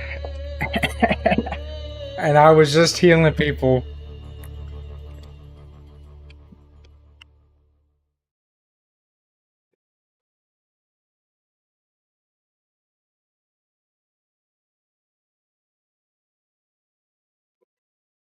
Oh man, I should have taken a screenshot right there. It's whatever. I hope I can go back in and take a screenshot. If not, I'll just take a capture of the stream. That genuinely was kind of fun. I ain't gonna lie. Like, and do I want to keep playing? No. But that was fun though.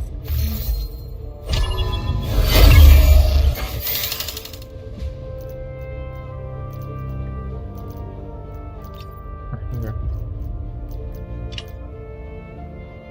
Okay, nope, that's not how that works.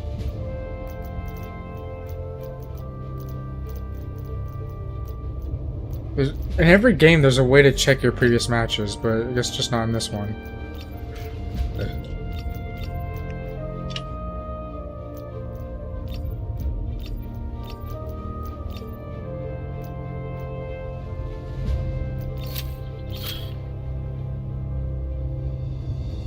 All the PC players already use hacks. It was a crazy thing to say. Alright, y'all, I'm gonna use the restroom and then we're gonna switch over.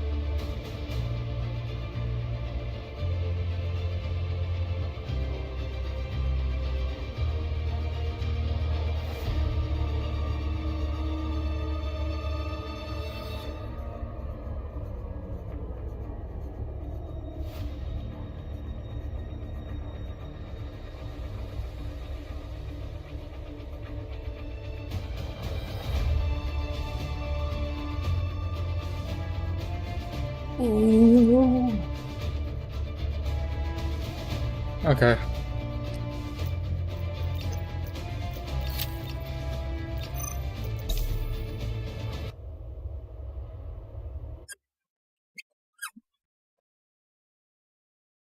That's fine, we're gonna go ahead and pull up the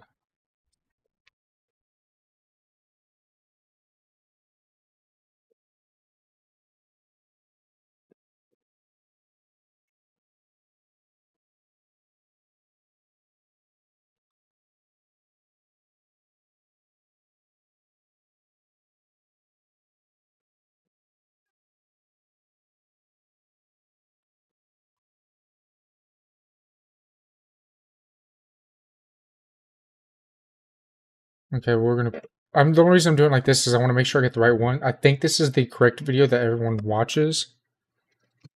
Let me go ahead and pull up the In the biggest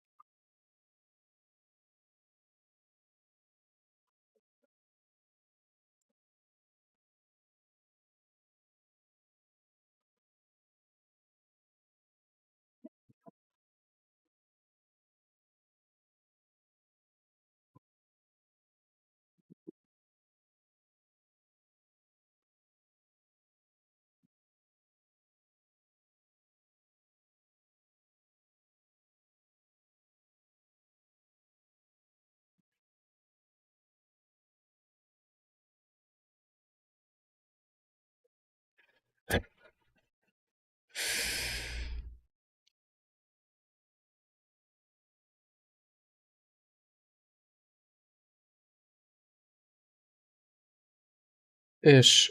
Which one should I watch? Let's watch Gemini. Can I pull that? Okay, I can.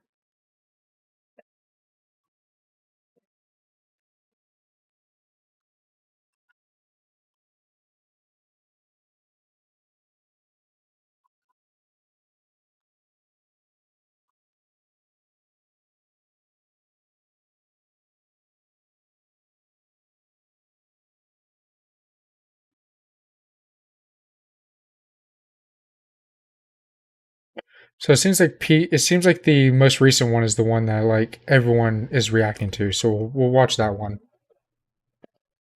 And then if I like it, then we'll go back and watch the other ones. Everyone locked in?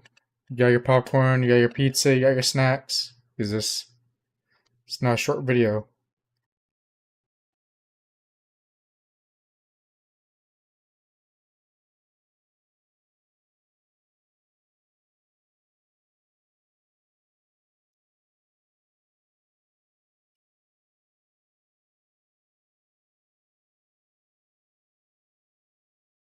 Social experiment in Minecraft history.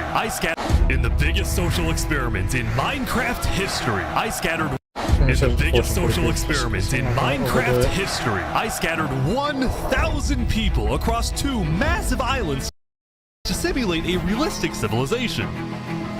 The players were given no help or guidance, and just like in real life, if you die, you remain dead for. Ooh, forgot to do this stuff. Hold on. Hold on. Hold on. Hold on. Hold on. Hold on. Hold on.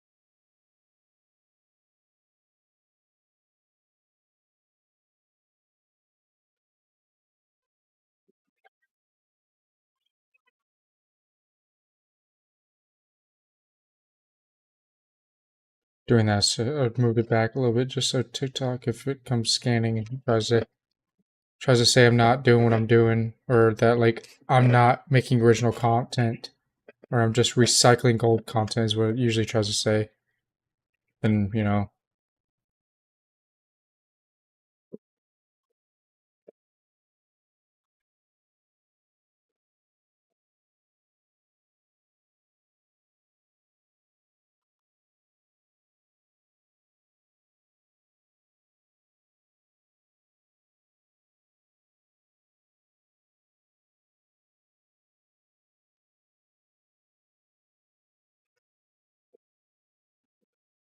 I forgot that I changed the name of the stream, but I never changed the game, I don't think. On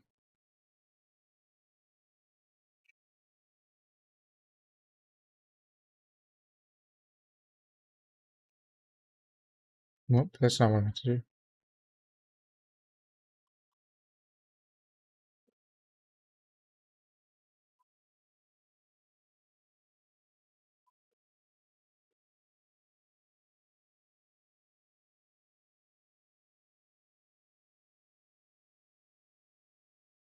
Might try like 10,000 next time. Alright.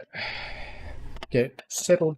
In the biggest social experiment in Minecraft history, I scattered 1,000 people across 2 massive islands to simulate a realistic civilization.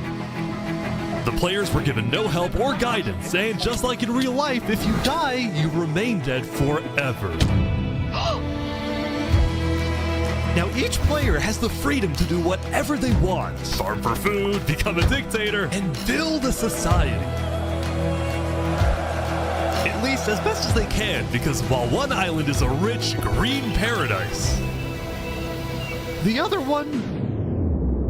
You're kidding me. ...is a barren wasteland.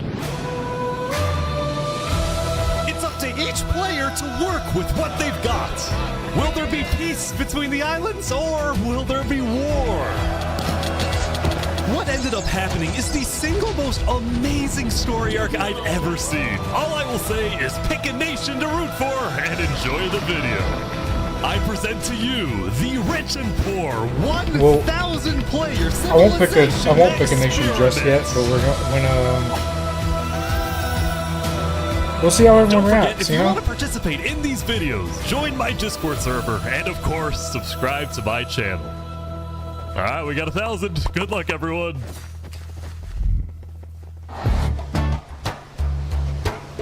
It was the beginning of day one, and all 1,000 players began to explore their new homes. What is this place? Before the first day, I had made everyone choose randomly between Island 1 and Island 2. And I didn't tell them that one of the islands, the first one, would be a barren wasteland. Hey, you guys having a good time? No. There's nothing here. Please tell me where the trees are, bro. I cannot find anything. It didn't take long for the people who chose Island 1 to realize they had made a massive mistake. I hate this place. I hate this place. I hate this place. Players realized that building civilizations on Island 1 would be particularly challenging, and not only because it was empty, but because some parts of it were completely uninhabitable, like the snow biome. Oh no! No, no, no! Help! And right next door, a massive volcano that could erupt at any moment. Ooh, I'm not going down there. This volcano also happens to heat up all the water on the island. Okay. This killed a lot of people. Now, to begin building civilizations, the players needed to find a tree. Please tell me where the trees are, bro. Wood is an essential material, and without it, you really can't do anything. Now, luckily for Island 1, there was one tree on the island, and it was pretty big too. But, of course, it was completely surrounded by boiling water. You've got to be kidding me. Meanwhile, let's go over to Island 2.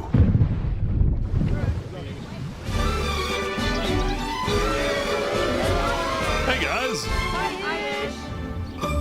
Life on Island 2 was beautiful. The terrain was green, the trees were plentiful, and the water was normal temperature. Open for business. Solid water? This is from the ocean. Are you trying to make me drink ocean water? No. The people on Island 2 immediately realized they had chosen the island of safety and wealth. You are literally a piece of gold. Yeah. The only real danger on Island 2 was the possibility of falling down from a tree as you're collecting wood.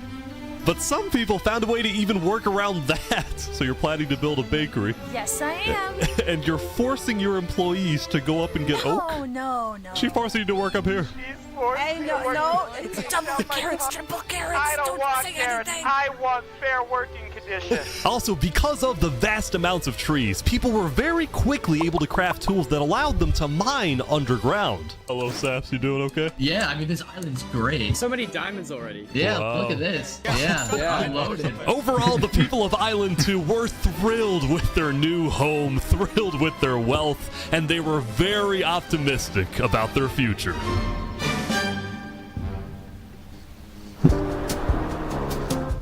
By the end of the first day, players on Island 1 had finally reached the big tree. You realize how high up you are? Oh yeah, no, we're not scared. No? No pain, no gain. Island 1 was still pretty far from having fully fledged civilizations, but there were communities starting to form. For example, this player named Remy the Rats made a small restaurant to feed those who were starving. Remy the Rat, what are you serving them here? It's very popular. Bread? And you can... What the frick? Why? Wait, is this a bread line? Yes. Oh no! I also got word that there was a small group of people who had chosen to settle in a weird location. People at the volcano? What type of people would choose to live on a volcano? Hey guys. Hello! What the Hey, how's it going? Welcome to the Mafia. This was Lingolini, and he had recruited about 20 people to join his Italian mafia. His goals were very simple: make friends and get rich. Hold on, Ish, can we tell you a little secret? We found some netherite. Oh, really? Yeah, don't tell anyone though. We're trying to keep it between us. We'll check back in with these guys later, but in the meantime, on Island 2, there were actual huge civilizations starting to form. I don't care about power, I don't care about government, I just want to make a nice place for my people to live. This player named Call Me Cass was the leader of about 50 people in a nation she named the Cass Coalition. And a coalition it was of very different types of people, including pirates, bankers, Canadian cartels, bakery owners, and their employees. I want fair working conditions. How much are you even being paid to work up here? Paid? People are getting paid? Now, later in the day, Island 2 would face its first conflict. What the heck? Hey, you guys can't be destroying the beach. Who are you? A group of about 20 people were extracting sand from the shore right next to the Cass Coalition. Cass was obviously not happy about this, but these people didn't care because they were from a much bigger nation called the Commonwealth. We're actually 5 nations combined into one, so we have strength in numbers. The Commonwealth was a massive civilization that was formed on day 1 when 5 distinct groups were close enough to each other that they just decided to come together and unify under one nation. As a result, the Commonwealth had a government with 5 leaders at the top and over 150 citizens. We're going to turn this mountain into our city currently. Ah, okay. The Commonwealth leaders were very ambitious and wanted to make the Commonwealth the most beautiful, the most respected, the most powerful nation on Island 2, even if it came at the expense of others. Overall, by the end of the day, Island 2 was much further ahead than Island 1, as expected. But let's see what happens in the following days.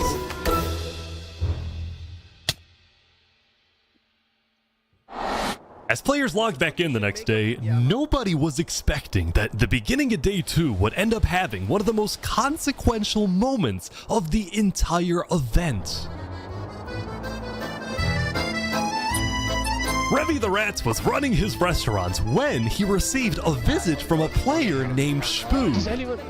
Knight, I need food, I'm dying. Yo, Spoon. Yeah. I do have food. You're private, but I need food. Oh, God, I'm too kind. I care about everyone else before myself. It's such a problem. Now, this player, Spood, was a rising leader on Island 1. He was known for always giving away his own food. But some people started to suspect that Spood's supposed generosity was merely a method to gain popularity, to further his political ambitions. That is, until... Oh! Oh my God. Whoa! Oh, he's a traitor. He was trying to assassinate Spoon. See how they use the word assassinate? Spood had survived an assassination attempt, which brought him exactly the attention he needed to cement himself as a legend on Island 1. People were drawn to him, and on day 2, Spood used this leverage to establish an empire named Westhelm.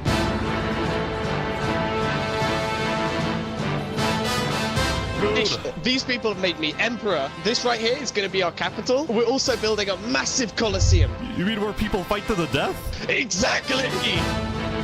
Oh. Even though the people of Westhelm were still struggling with food and resources, their motivation to succeed was unbelievably high.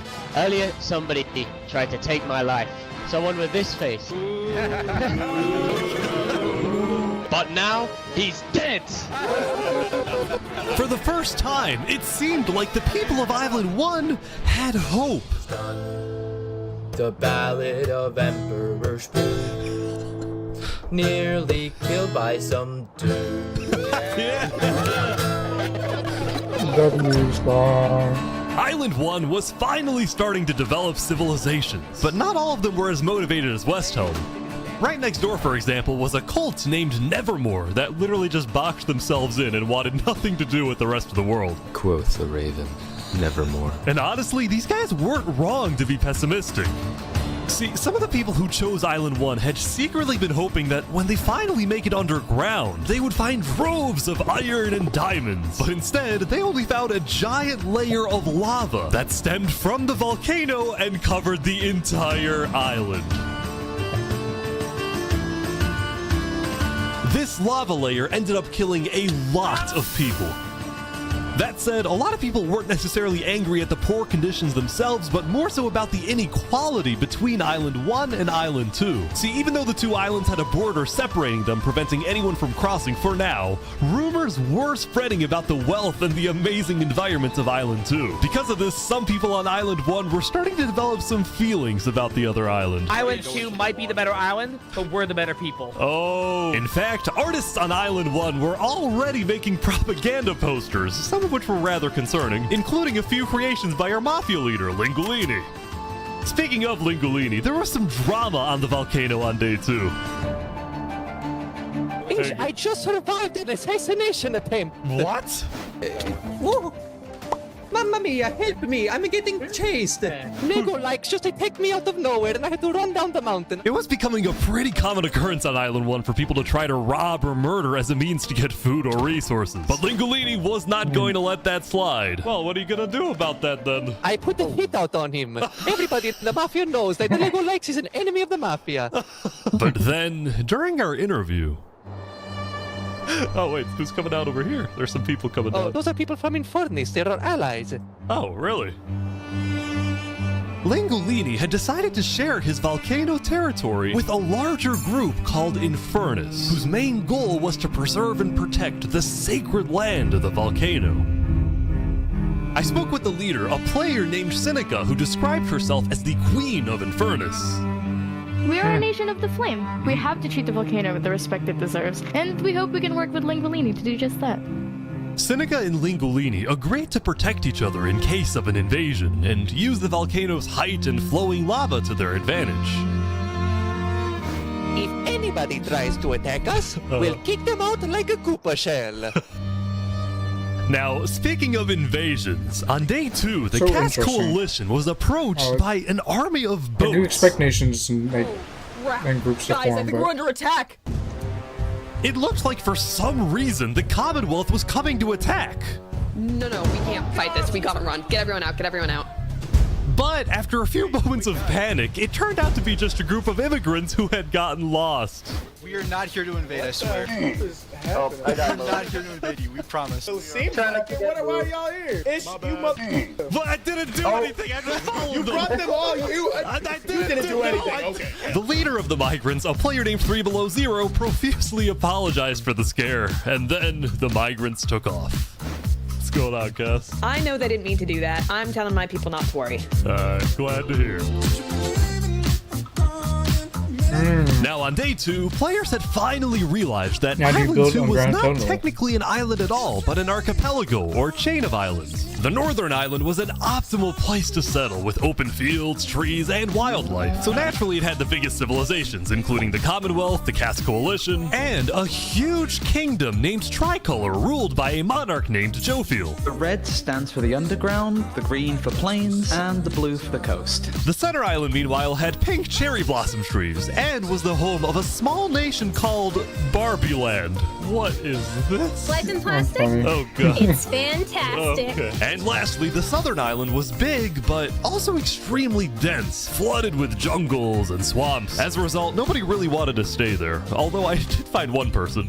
Saps, what is this? Can't you tell? This is my vacation home. How's this a vacation home? I don't see any lawn chairs or furniture. There's no Hey, roof. hold your horses there, cowboy. It's not done yet. Saps was one of the few players who chose not to join any civilizations because he didn't want to get dragged into politics and drama. Still, he made lots of friends across Island 2, his best friend Flux actually being the second in command of the migrant group.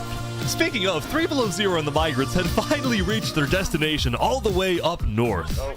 Now, other than accidentally invading the Cast Coalition, these guys seemed pretty insignificant. But little did people know, this new civilization was about to change the entire world.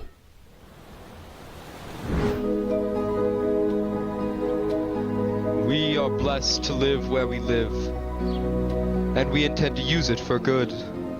We are enlightened. We are the light. We are Luminara.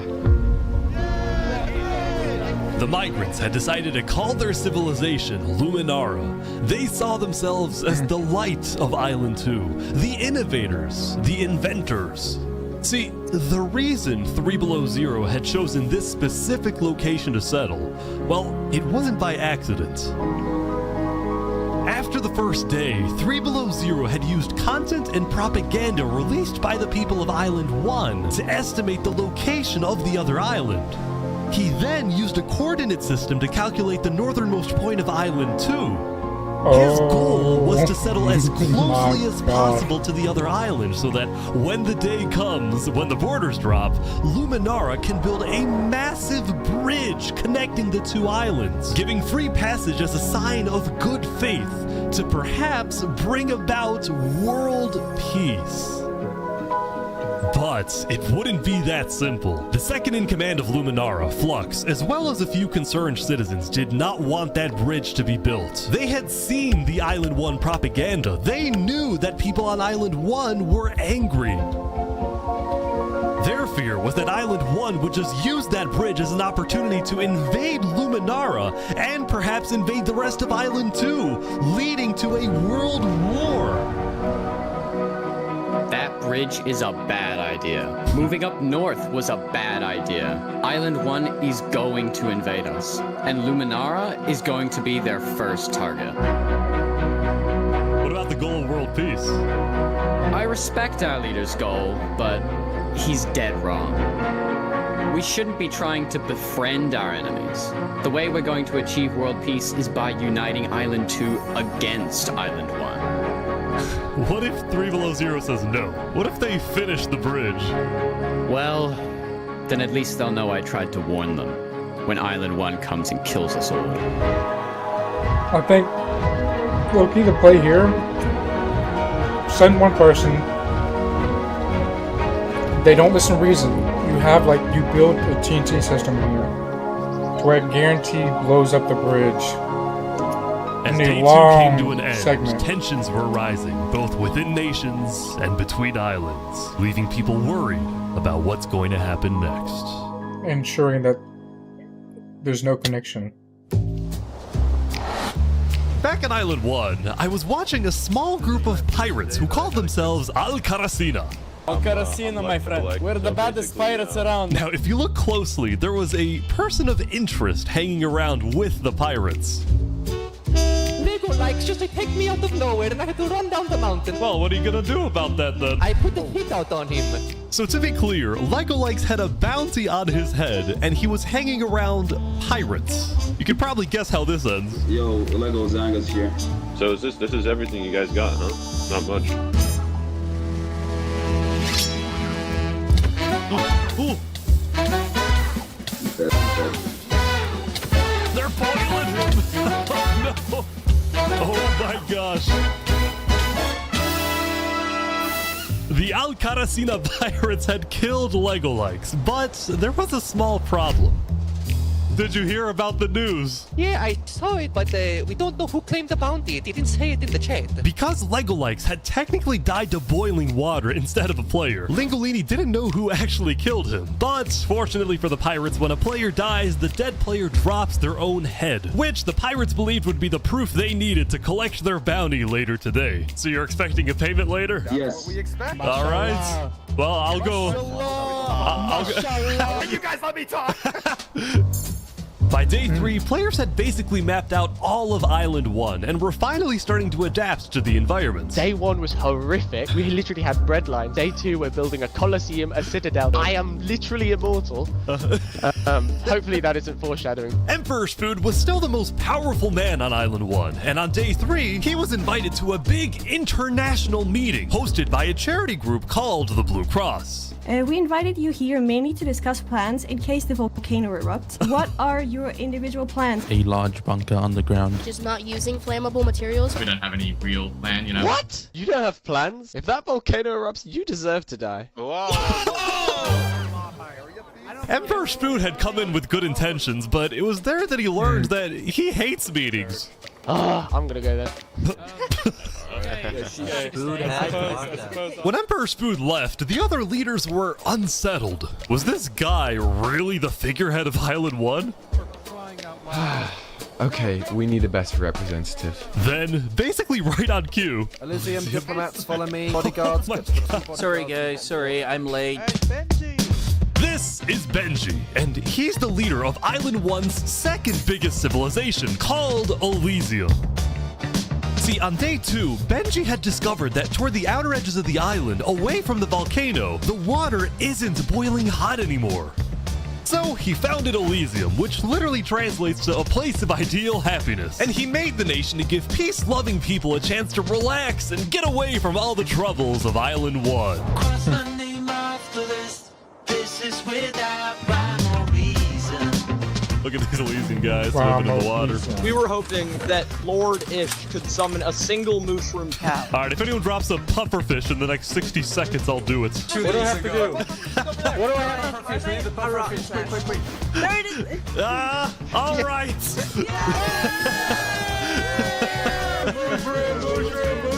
We can kill it for leather! Now, back at the Blue Cross, Benji and the other leaders discussed the possibility of creating a full Island 1 alliance. All the leaders at the meeting, including Westholme's representatives, believed that given the harsh conditions of Island 1, an island-wide alliance could be a game changer. But first... Before we make this official, we have to convince everyone else to join. See, there were a few civilizations not present at the meeting, and to complete the full Island 1 alliance, the Blue Cross would have to go out and get them all on board. First was the Alcaracina Pirates, who coincidentally happened to pass by the meeting as it was happening. Hey, guys. Hello. They were on their way to collect their bounty from the second nation not yet in the alliance, the Linguini Mafia. Oh, yes, they're waiting. Hello, I'm looking for Mario. Hello, it's me. Ooh, mamma mia! It looks like a small brain. It sure looks like a Lego lights. Meanwhile, the Nevermore cults would probably be a little bit more difficult to convince, but the Blue Cross said they'd try anyway. Now, as for the fourth and final nation, well, it was a bit of a mysterious group. Their civilization was down south, and they were very isolated and secretive. They were also rumored to have an extremely strict government, but also a large amount of very skilled fighters. As a result, people were kind of scared to approach them, but they knew they had to eventually to complete the Blue Cross Alliance. They knew that if this alliance works out, it wouldn't matter that they all lived on the poor island. All of a sudden, out of nowhere, the most powerful force in the world would become Island 1. At first, Island 1 was supposed to lose, but now they were on the verge of turning their lives around completely.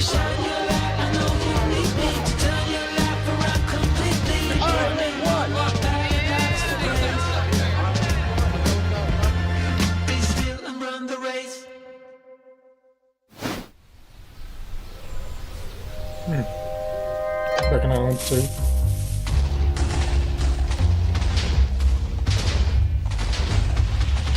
As you can see, there was a bit of commotion at the Commonwealth.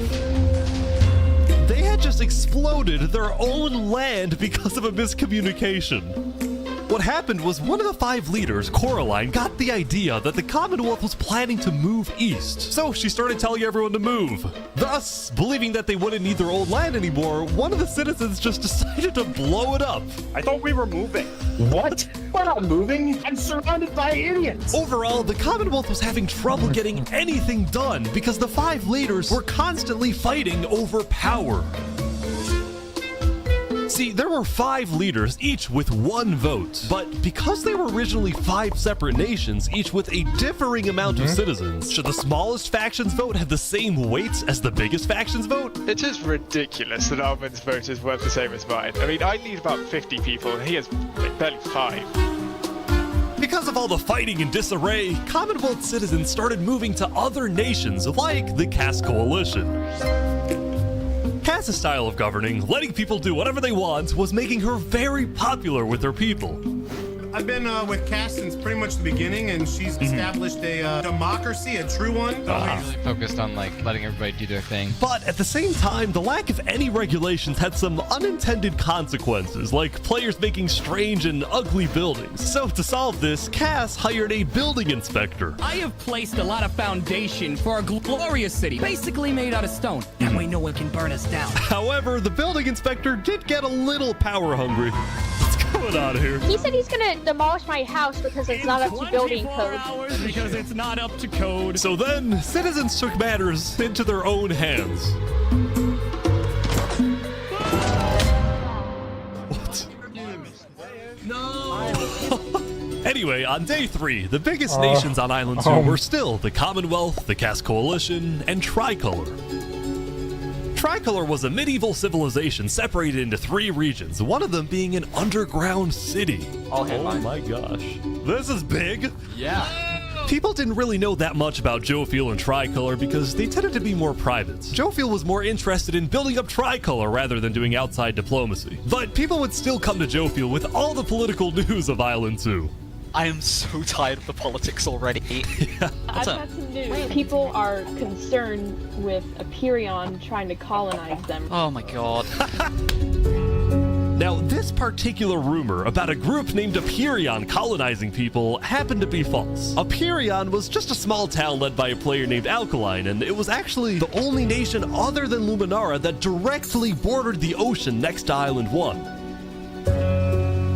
That said, the rumor that Island 1 was uniting was true, which got some people worried, especially the 2 border states. So Jofiel invited over all the major leaders and diplomats of Island 2 for an emergency meeting.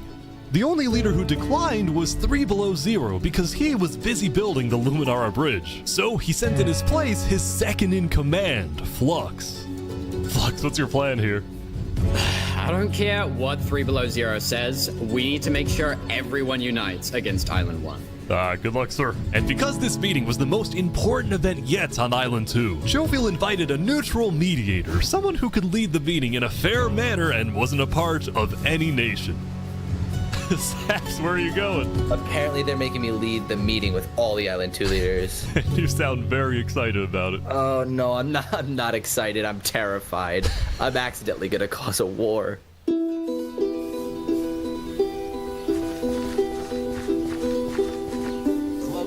Alright, I think everyone's here. Welcome. Well, we at the great and mighty Commonwealth are looking forward to a productive conversation. Thanks, it's great. So, as the president of Aperion, I'm actually really worried about our town, which is why I'm proposing we all join a defense pact. If one of us gets attacked, all of us are under attack. Here, here. I can agree to that. Yeah, I like that. That's good. That's a good start, but if Island 1 attacks, say, Luminara, well, by the time you can even arrive to defend us, everyone at Luminara will already be dead. Which is why I think we need to focus our efforts on preventing an attack in the first place. An attack is inevitable. I'm just saying. Hold on, Flux. Let Jofiel finish. Island 1 is starving. They're not going to attack us. They have bigger problems. And imagine for a second how quickly we could change their hearts and minds if, instead of treating them as an enemy, we send them aid. I think Joe feels right. We do the defense pact, but we also send aid to Island 1. Basically, we're ready for an attack, but we try our best to prevent it. I'm on board with that. I can agree to that. The Commonwealth agrees. Guys, no, this is ridiculous.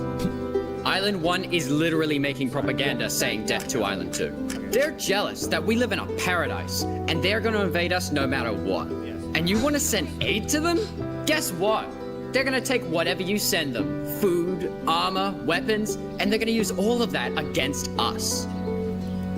He might have a point. Hold on. Island 1 isn't evil. They're not savages. They just need help. You cannot be this naive. Well, there's a guy under the table. There's a guy under the table. Everyone is super on edge. They're worried about traps. Guys, Island 1 is united. They have hundreds of people all aligned in the same goal, to kill us and take our resources. If they decide to attack any single one of our nations, it'll be easy. All they'll need to do is walk ahead. Which is why we need to either merge all of our nations right now, we all choose a spot and combine into one civilization.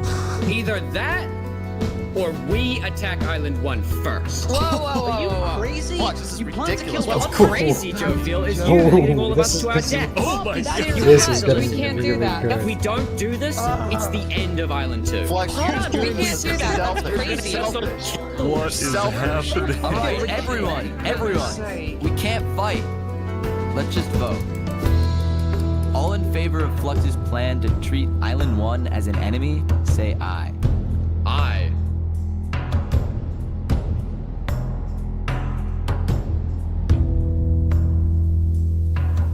All in favor of sending aid to Island 1.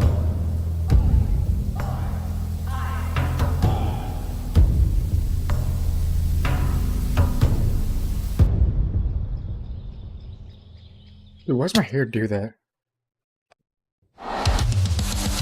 Meanwhile, at West Helm, I ran into something interesting. Our next song is called Island 1.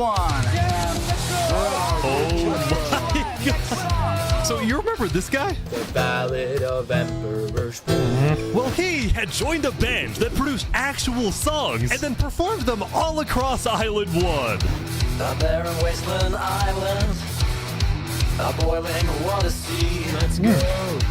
And no resources to speak of, except a water tree. Let's go! Everyone loved the Island 1 band, including Emperor Spoon, who found that the music bolstered the morale of his citizens. He believed that a happy citizen is a productive citizen. Wait, why does this speak? It gave us a little home. Even though Emperor Spoon was a chaotic figure, West Helm itself was the opposite. It had an army, a storage system, and a hierarchy, from Emperor all the way down to citizen or plebeian. And of course, there was the Colosseum, which when finished will play a major role in West Helm's justice system. That said, Emperor Spoon was not happy when he heard that yesterday, Benji and the other leaders had been talking poorly about him.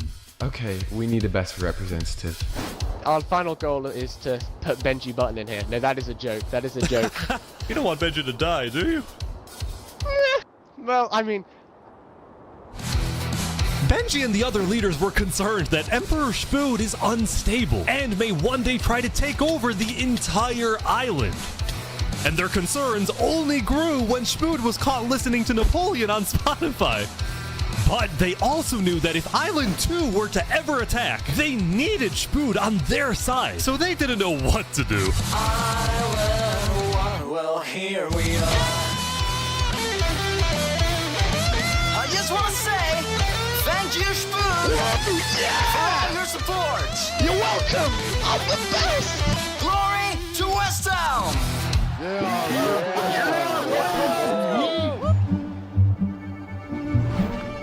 Meanwhile, Seneca, the Queen of Infernus, had decided to begin building a massive castle for her people. A beautiful home base that would hover directly over the volcano. Yesterday at the Island 1 meeting, a lot of leaders expressed worries about rumors that the volcano may erupt, and they talked about how they would each take different precautions. Everyone believed that the volcano was dangerous, except for Seneca, who had decided to take the opposite approach. It's all just paranoia. If we really value the volcano, we need to have faith it won't erupt. The main goal of Infernus as a civilization was to preserve the sacred land of the volcano. So what better way to show faith and demonstrate loyalty than to make your home right above it? Lingolini, meanwhile, decided to make his home underground within the volcano. We live under the ground, like a Goombas. Lingolini's main goal was to get rich, and having direct access to iron and gold was one reason for him and the Mafia to live there. But it wasn't the main reason. Remember this interaction from day one? Hold on, can we tell you a little secret? We found some netherite. I remember that. Oh, really? Scattered throughout the volcano were pieces of netherite, the rarest and most powerful mineral in all of Minecraft. Not even Island 2 had netherite. It was the single secret advantage that Island 1 had. And the only only ones who knew about it were the Lingolini Mafia and Infernus. Now, even though Infernus didn't exactly like how Lingolini was desecrating what they consider to be sacred land, they made a deal with him. The Mafia can keep mining so long as they provide Infernus with some of the minerals they find. But Lingolini was unsatisfied. They want to use us. They want cheap labor. I'm not giving them anything. Lingolini didn't like how Infernus was basically forcing the Mafia to mine for them with nothing in return. So he secretly instructed everyone in the Mafia not to give Infernus anything.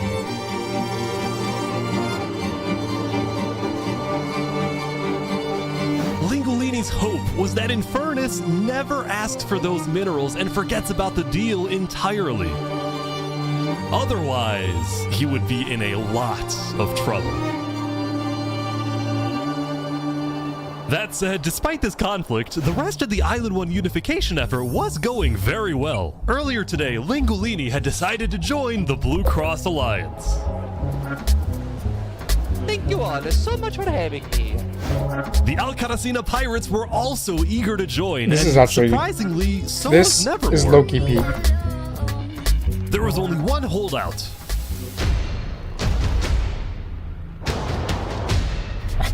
This mysterious civilization was called the Covenant, and it was ruled by a dictator named Turntap. How are you elected exactly? By a vote of the people or the vote of yourself? Elected? Turntap wasn't sure about joining the Island 1 Alliance because the people of the Covenant were generally skeptical of outsiders. They only took pride in their own nation, especially in their army, which was composed of really good PvPers who weren't above using torture to get their way. Are they drowning this guy? He's gonna die. Now, I felt a little bad for this player, so I threatened the Covenant. Covenant uses water torture. I'm reporting this to Sidefall News. No, don't go to Sidefall. So I went to the local news reporter. Sidefall, I have a story for you. I just caught the Covenant waterboarding one of their own people. Oh. Well, I'm paid off by them, so I don't really care. What? It's free money. You know what?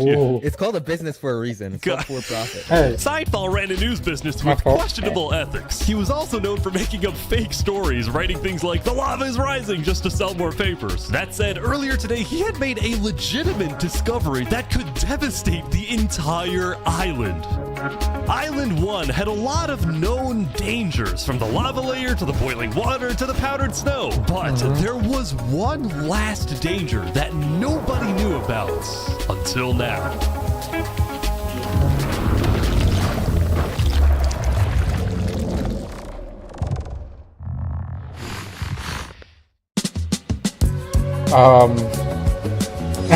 Meanwhile, the people of Island 2 had spent the day building their civilizations and having a good time. Yesterday, their leaders had voted that whenever the border drops, Island 2 would send aid to Island 1, hoping this gesture would lead to peace. But not everyone agreed with this approach. The end of Island 2. When Flux returned home to Luminara, 3 Below Zero was furious at Flux for causing chaos at the meeting and for going against Luminara's values. 3 Below Zero, as the leader of Luminara, was actually heavily in favor of sending aid to Island 1. The whole point of the Luminara Bridge was to make peace with Island 1, not to start a war. As a result, 3 Below Zero demoted Flux from his position as second in command. Let's see where Flux goes from here. I spoke with Legacy, a citizen of Luminara. I can see him leaving. Flux has been gone all day. People here don't really like him anymore. Flux and his crew had spent the day building a secret bunker under the ocean, a place for them to hide if Island 1 attacks. And then Flux spent the rest of the day helping his best friend, Saps, finish building his home. Despite all the chaos, Sap still reached out to me after I was demoted. Mr. Mediator, what a good friend. Flux over here can be a little unpredictable, but he's my friend, and I know he genuinely wants the best for us. Even though Flux was much more ambitious than Saps, these two had become very good friends. So many diamonds already. Yeah, Wow. look at this. I'm loaded. But just as day 4 was about to come to a peaceful end, something happened that would change the course of Island 2 forever.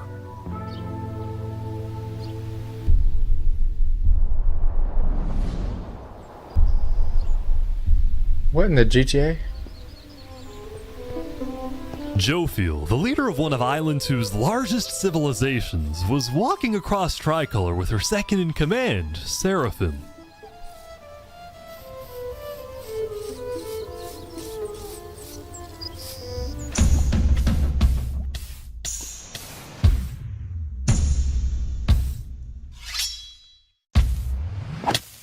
Seraphim! What are you doing? What? No way.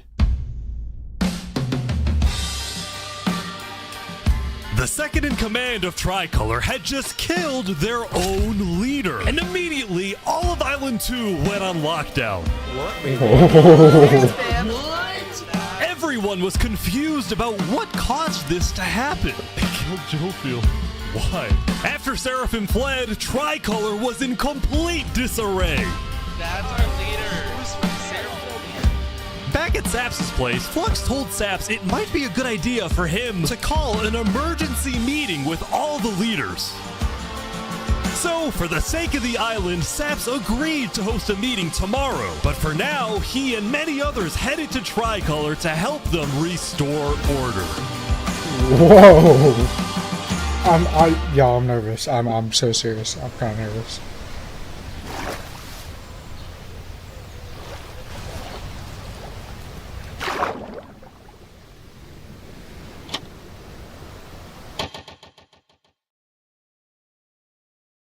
Excuse me? Now, Island 2 wasn't the only place that would face tragedy. Oh, what? The leader of the Alcaracina Pirates, Noble Bucket, died very suddenly. Alright, they sent me the footage of what happened. Oh, no. He doesn't know the lava layer's there. Oh! No. I think I'm dead. I think I'm dead. I think I'm... Oh my god. With world leaders dying left and right, the media had plenty to report on. The most trusted news company was from Elysium, called Daybreak Media. We're number one because we actually report the truth, unlike that bozo sidefall. And later into day 5, the news would get even crazier. For purposes of unity, the Covenant had finally decided to join the Blue Cross Alliance, thus successfully uniting the entirety of Island 1. But right away, the strength of this alliance would be tested. Earlier, a citizen of Infernus had accidentally told someone outside of Infernus that there was netherite in the volcano. And this news spread all across the island.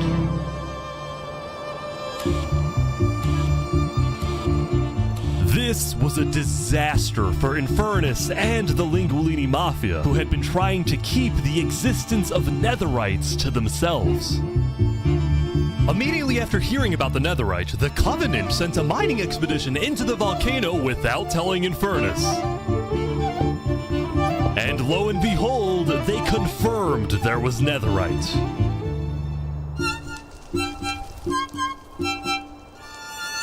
Because the Covenant had a scary reputation and a ruthless army, Queen Seneca of Infernus felt it was in her best interest to allow the Covenant to mine. But when other nations like Westhelm started asking if they too could mine in the volcano, Seneca said no. People are saying we're being selfish. They're the ones being selfish, trying to take our resources. Listen, Island 2 is rich. We are not. Now, with netherite, we actually have a chance of evening the playing field, but the volcano people are hogging it. Before any fighting could break out, the Blue Cross quickly reached out to all the leaders and told them to put this issue on hold. We're inviting everyone here tomorrow, so we can all talk this through peacefully. We're Island 1. We cannot afford to have a war over some mineral.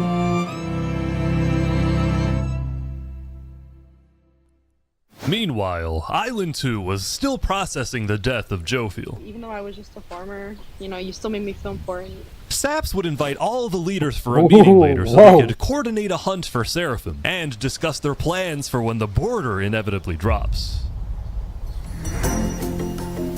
Now, after Jofiel's death, Tricolor had lost a lot of its power, which left the island with really one dominant nation, the Commonwealth.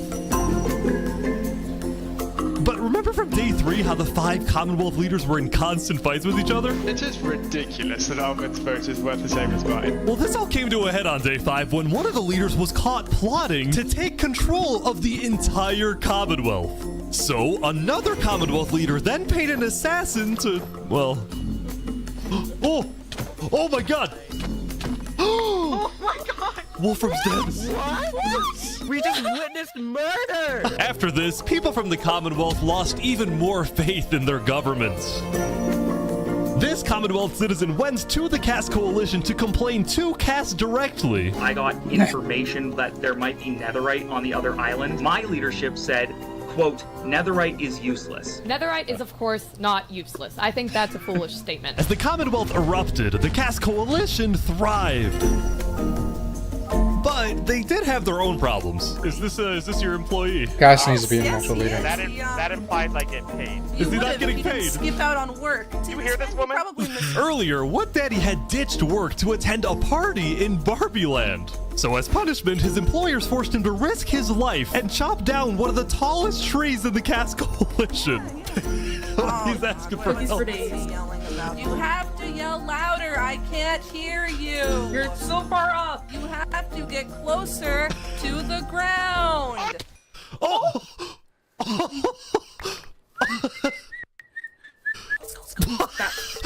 What the?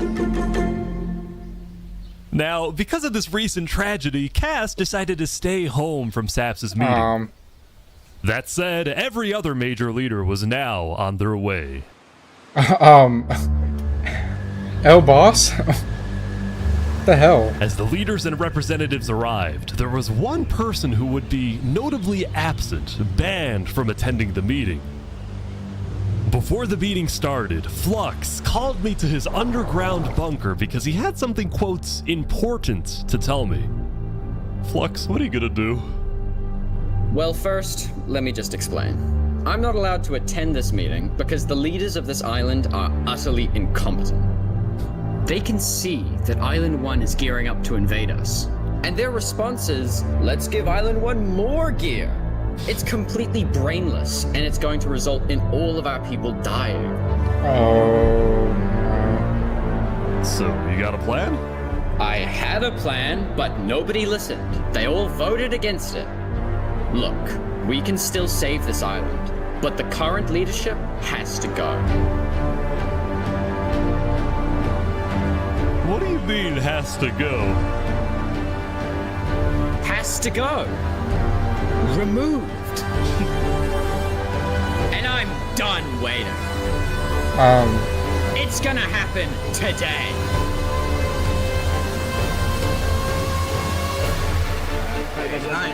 Leaders, welcome. Thank you all for coming. We have a lot of very important stuff to talk about. You know, during the first meeting, there was one person there who actually understood what I was saying. Seraphim reached out to me, asked me if they could help in any way. What? I told Seraphim to kill Jofiel. What? And today, we will finish the job!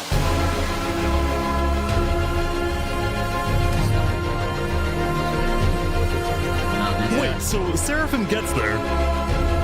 What actually happens next?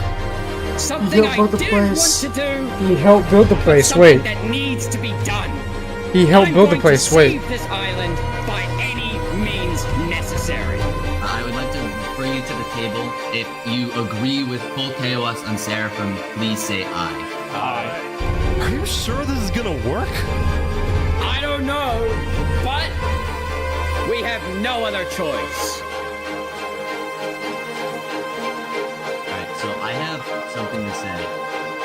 Is there a possibility, any possibility, that the assassination of Wolfram and the assassination of Jofiel by Seraphim is any way connected? Is there a conspiracy going on right now? Do we think that's a thing? Are leaders safe? I have reason to believe that leaders are not safe. Flux, do you feel any guilt doing all this?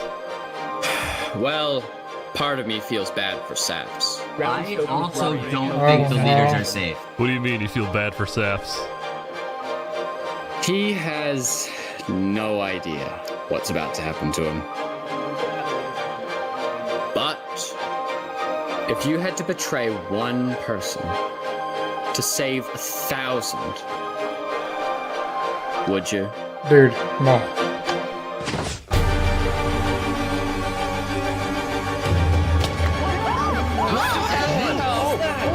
What just happened? What happened? I didn't do that. Oh my god!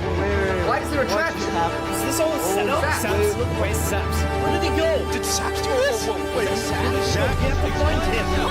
Kill him! Kill Saps! Saps, where are you?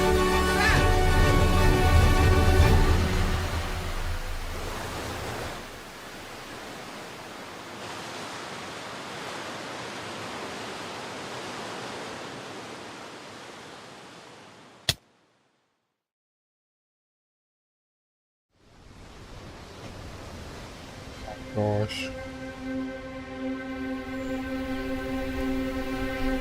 It was a new day, and Island 2 was in shock. On day 4, when Saps was in Tricolor helping the people after the death of Jofield, Flux and his crew had built a trap in his roof. And Saps did not know they had done this.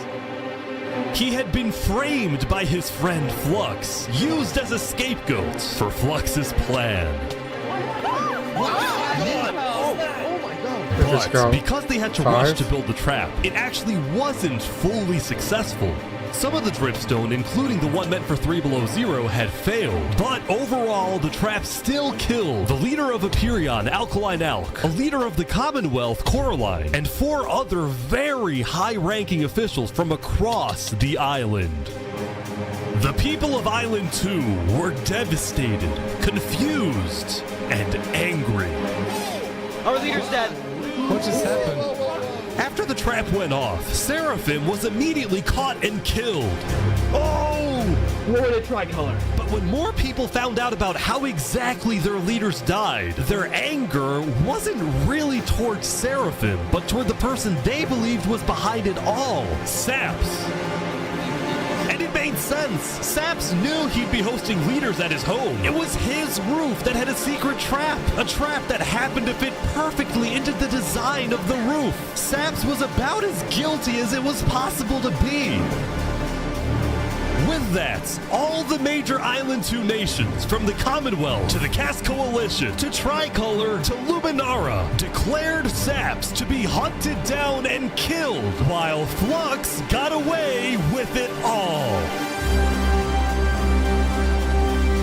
If you had to betray one person to save 1,000, would you? And on top of all of this, at the beginning of day 6, it was announced that tomorrow, on day 7, the border between the 2 islands will finally fall.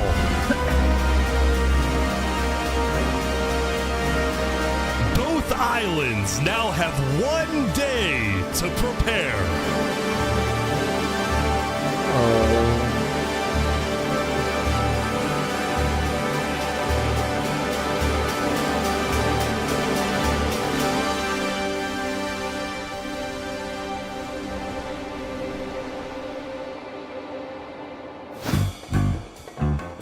Now, when the people of Island 1 saw the chaos happening on the other island, most just didn't really care about it. A lot of the hatred against Island 2 that was popular in the early days had faded away. That is, except for this player named Oppenheimer, who was determined to take out Barbie Land because in 2023, the Barbie movie had outsold the Oppenheimer movie. I'm building a nuclear rocket that will make yesterday's chaos look like child's play. But when Oppenheimer tried testing his nuke, it went up, and up, and up, and was never seen again. Now, Day 6 did present some new challenges for some of the civilizations. For example, at Nevermore, what is this? What are you doing up here? I got voted out because they hate me. No! Come on! Don't jump! What about me? I can shoot. No!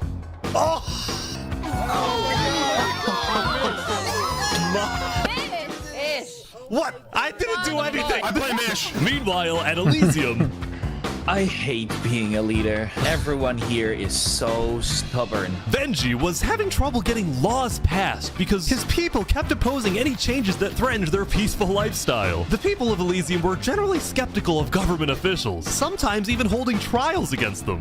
Although this particular trial did not go to plan. Guys, somebody stole Gerald. The mushroom cow, Gerald, has been stolen. Let's go! There they all go.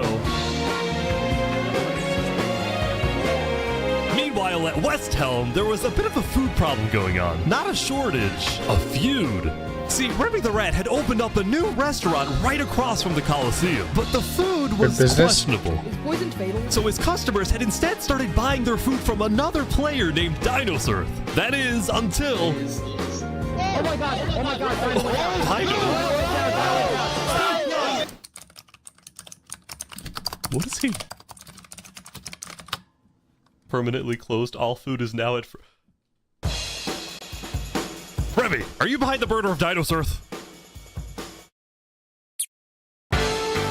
Anyway, on Day 6, the West Helm Coliseum was finally complete.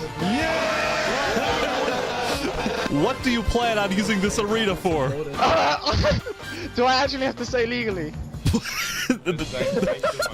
No? Maybe a little bit of blood will be shed. That's all I can say. While Spood was a popular leader who got things done, he had also developed a reputation of being a little unstable. He said outlandish things, he can't stand meetings, and his justice system wasn't by courthouse, but by combat. This is something Spood's first attempted assassin, Ramsayer, tried to prevent. It's why he tried to kill Spood, and he wouldn't be the only one. There has been a small but coordinated secret revolution growing in West Helm, with aims to overthrow and murder Spood. The two leading figures are West Helm citizen Ramsay and West Helm's head builder, Knight Arcturus. You know, I helped design his Coliseum, not knowing Spood actually wanted to use it for bloodshed. He's insane. The first part of their plan was to take out Spood's second in command, a player named Oo. Yeah.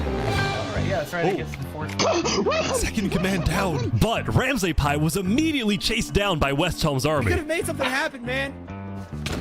Oh. Oh. With Ramsay dead, Knight Arcturus became the sole leader of the revolution. But he also knew it was only a matter of time before Spood finds out about his plans. I want to make one thing clear. Anybody who is caught plotting against me will be executed in the name of West Helm. Glory to West Helm. Glory to West Helm. Glory to West Helm.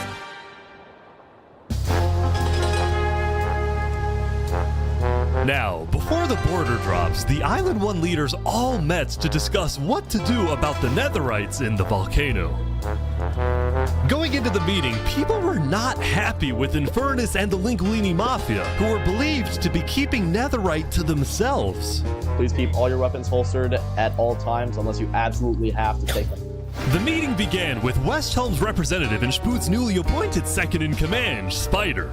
We asked if you had netherite, and you lied. You said there was no netherite, that you had looked in it, and that you hadn't found any. Because people were immediately starting to gang up on Infernus, Benji from Elysium tried to keep the peace. Why is it Infernus' job to report on the netherite? There were people literally going into their territory, mine without authorization, and then accuse them of doing something wrong. After some more discussion, Infernus was asked the big question. Will you open up rights to mining underneath the volcano?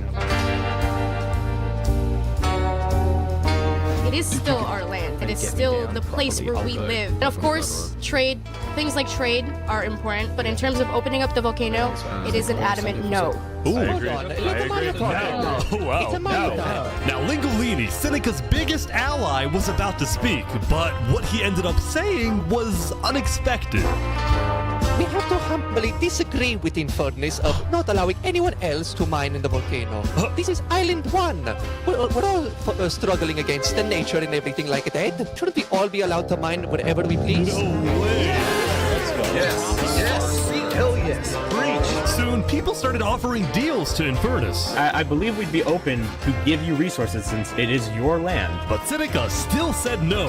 The volcano is still our sacred land. We don't want hundreds of people there mining and ravaging it. As a result, Lingolini went even further. On the day one, Mario was here first on the volcano, and we're able to mine there, but it's not fair that no one else can mine. While your queen is over there with the diamond boots, some people don't even have any armor. Eventually, people started using scare tactics. That volcano is insanely active right now. It will most likely erupt within the next few days. I doubt it. No, that's sci-fi propaganda. That's propaganda. And so, after even more discussion, Westhelm made a final plea. We have a representative from every single nation on this island. You have an opportunity here to unite us all, or you have an opportunity to totally destroy that unitedness. But Seneca still wouldn't budge. For now, it's a no. So, Lingolini made a big announcement. Mario has a large chunk of territory in the volcano. The Linguini family declares independence from Infernus, and we will open mining to anybody who wants to mine.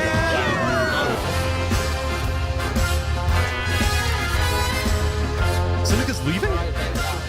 Right. Seneca had left the meeting, furious at Lingolini's betrayal. I wish we had a better outcome, but this meeting's adjourned. Ooh.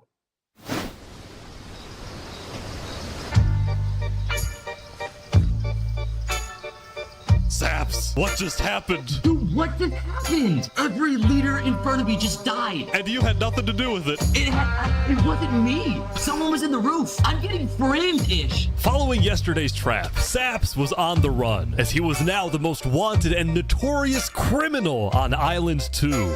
I'm screwed. What am I supposed to do? He had no choice but to hide amongst the dense jungles and swamps of the southern island. But he also knew that the longer he hid, the more guilty he looked. So earlier, he had decided that he would turn himself in under the condition that he is given a fair trial. Flux, meanwhile, was satisfied with the success of his plan, but it wasn't over quite yet. We got 2 leaders left to kill. Call me Cass, and of course, the guy who demoted me. And because Seraphim was dead, Flux sent another member of his crew to take care of the job. Oh no. Oh no. There we go. Oh. To the world, this looked like yet another senseless assassination. But to Flux, it was a strategic progression toward making the people of Island 2 paranoid. So paranoid that they wouldn't trust anybody, and especially not Island 1. In fact, the new leadership of Tricolor was already preparing for Island 1 to invade. I think we should secure our nation, make sure we have plans when inevitable war and fighting starts. Sending aid to Island 1 was officially off the table, and the construction of the Luminara Bridge had come to a stop. After all these days, Flux's plan was finally working.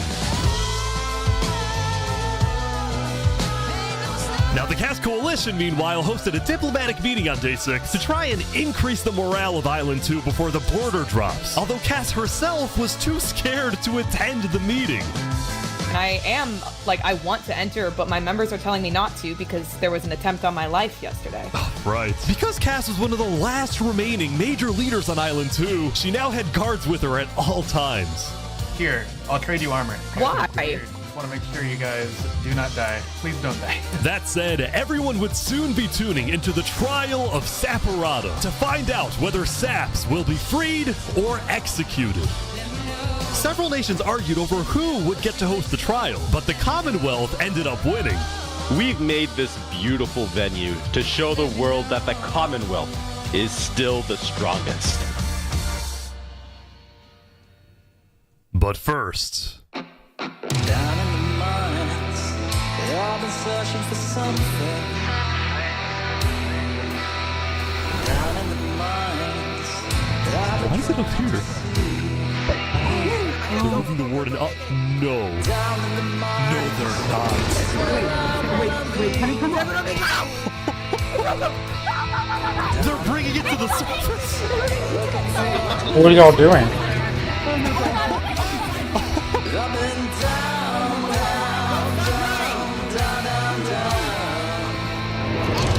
But I can't see. Wait, they made it rising lava?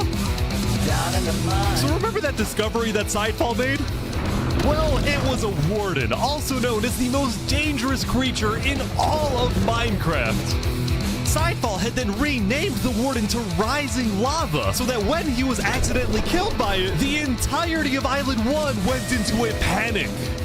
The lava is not rising, but this is just as dangerous.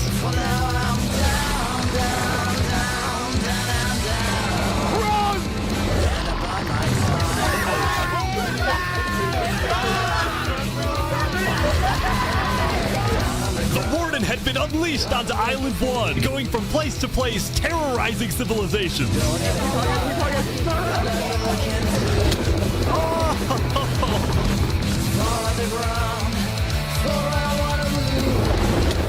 Oh my god. Dude, how is anyone gonna stop this? Until eventually it got to West Helm. But the West Helm army was ready. Underground. Ready? Aim! Fire!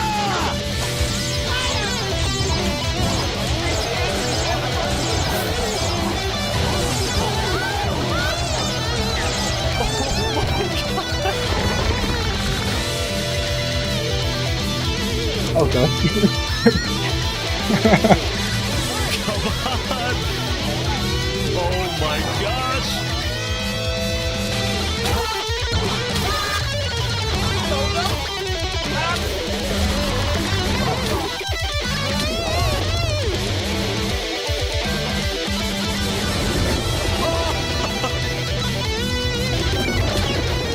Welcome to West Helm. Is it Revy's place?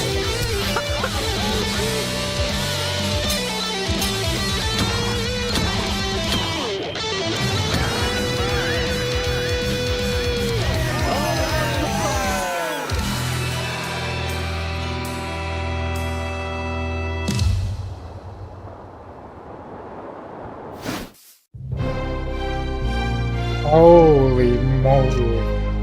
The defendant Saporata is accused of 7 counts of murder, including the murder of Joe Field, the murder of Alkaline Al, and the murder of our very own Coraline.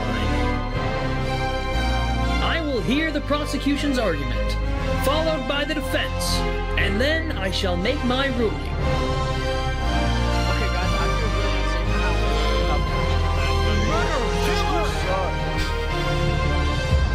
Prosecution, go ahead. Your Honor, Saps constructed a meeting hall which contained the deadly trap, pointed at everybody but himself. As a prelude for the meeting, he had his accomplice, Seraphim, assassinate his leader before running to the trigger, ready to pull the trap. He then fled the scene after the trap went off, just long enough after faking his surprise. He is not only a cold-blooded murderer, but a terrorist. The prosecution then called a survivor of the trap, Zekor, to the stand. We know after investigating that only one seat had no trap. Can you identify who was sitting in that seat? It was Saporata. And who built the meeting hall with that seat? It was Saps. You killed our leaders. You destroyed our island. May your death today satisfy us all. Then it was time for the defense, for Saps to give the most important speech of his life. All I ever wanted for this island was peace and cooperation between the nations. The loss at the meeting yesterday was extremely devastating and came out of nowhere. But I can tell you right now, I'm innocent. It wasn't me. The leadership in Luminara helped me build the meeting area. He's gonna expose them. And we're the only people who knew about the area before the leadership meeting. That includes the prosecution himself, Thomas 5200. What? Gotoga, Hive Rotation, Snowbird 334, and their ringleader, Fluxion. Hold on. When I left to gather the leaders for the meeting, they must have snuck into the roof of the meeting to make the trap.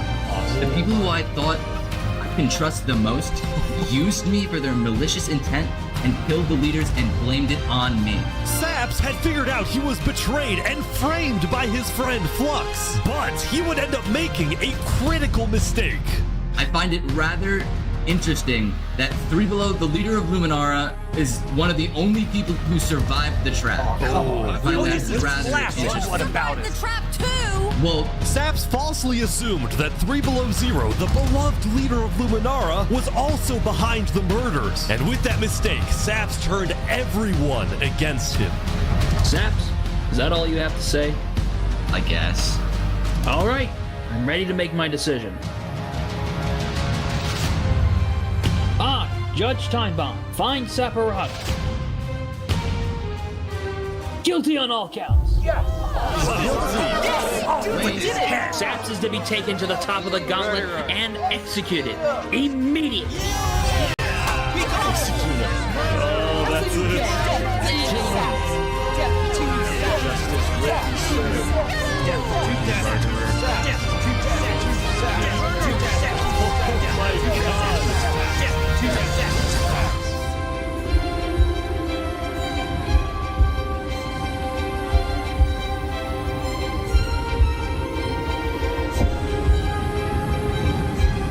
Crazy. Wait,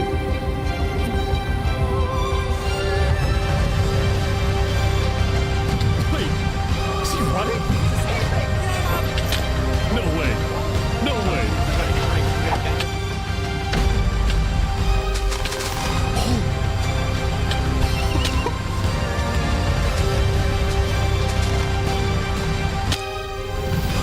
Fall damage.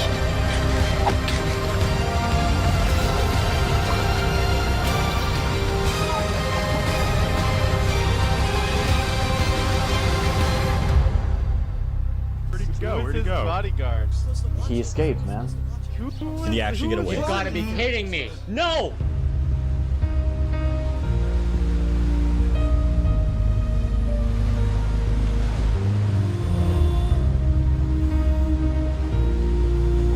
You killed our leaders. You destroyed our island. Oh. Guilty on all counts. Disgrace to all of the islands. Saps, why did you do this?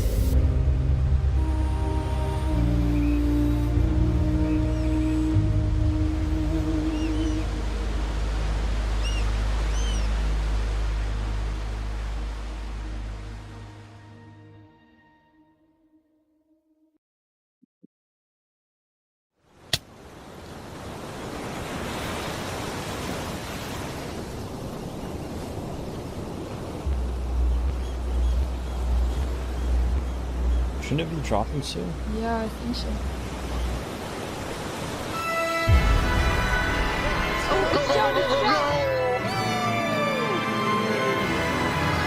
It was day 7, which means the border had officially dropped. At first, people were kind of in awe.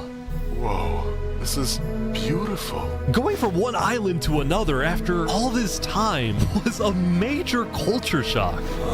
Is this Island 1? Whoa! And as expected, Island 1 people immediately started taking resources from Island 2. They're taking the sheep. But the flow of resources wasn't all in one direction. Probably gonna take some gravel back to Island 2. We don't have a lot of it. Still, as people from the two islands started meeting for the first time, they were surprisingly friendly to each other. Like these two who made a tunnel connecting the islands from underground. This is amazing! We've linked Island 1 and Island 2. For the longest time, Island 2 feared an invasion by Island 1. But on day 7, that fear completely disappeared. It became very clear that Island 1 had no interest in war. Instead, they were just happy that they could finally enjoy Island 2 for themselves. The water isn't boiling. That said, at the beginning of day 7, Lingolini made a big decision. He had decided to move out of the volcano and relocate his entire mafia to Island 2. See, this is much more organized than Island 1. After yesterday's netherite meeting, which got a little heated, Lingolini had legitimate fears that Infernus might seek revenge against him. So, hoping to live a more peaceful life, Lingolini went far away and settled in the Cass Coalition. So you're the leader of a mafia, I've heard? Yes, we are, but we might do some rebranding over here. Are you guys like violent? We weren't violent much, but we have done some political talk that has not been taken well, which is the reason why we're here. Sensing potential danger, Cass decided it was best for Lingolini to set up his home outside the Cass Coalition. That said, the Cass Coalition was now bigger than ever before. On day 7, Cass hosted a funeral for the deceased Wood Daddy, and over 100 people across both islands showed up.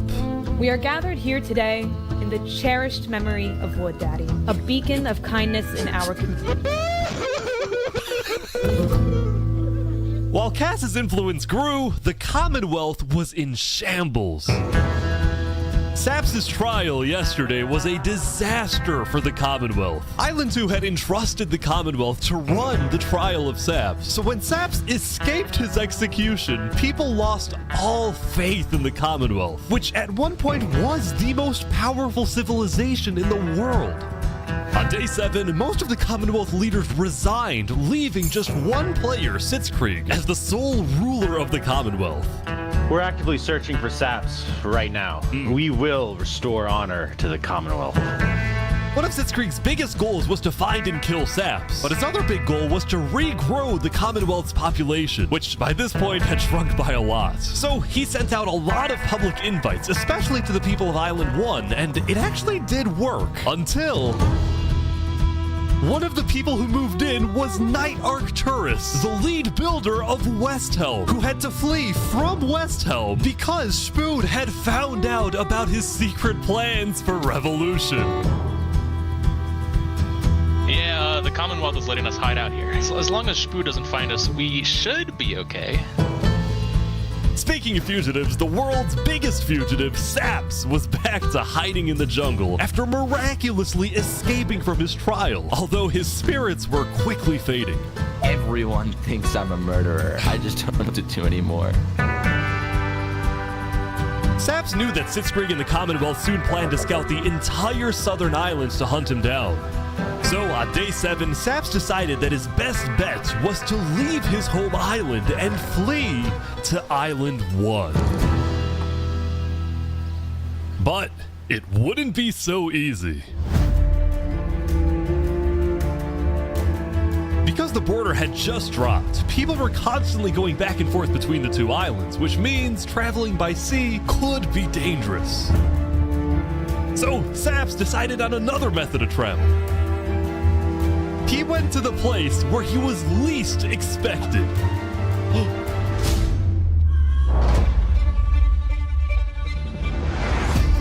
He's trying to use the bridge. No way. No way.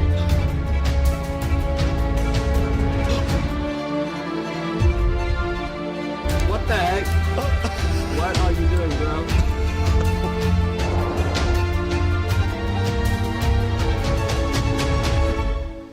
Island 1.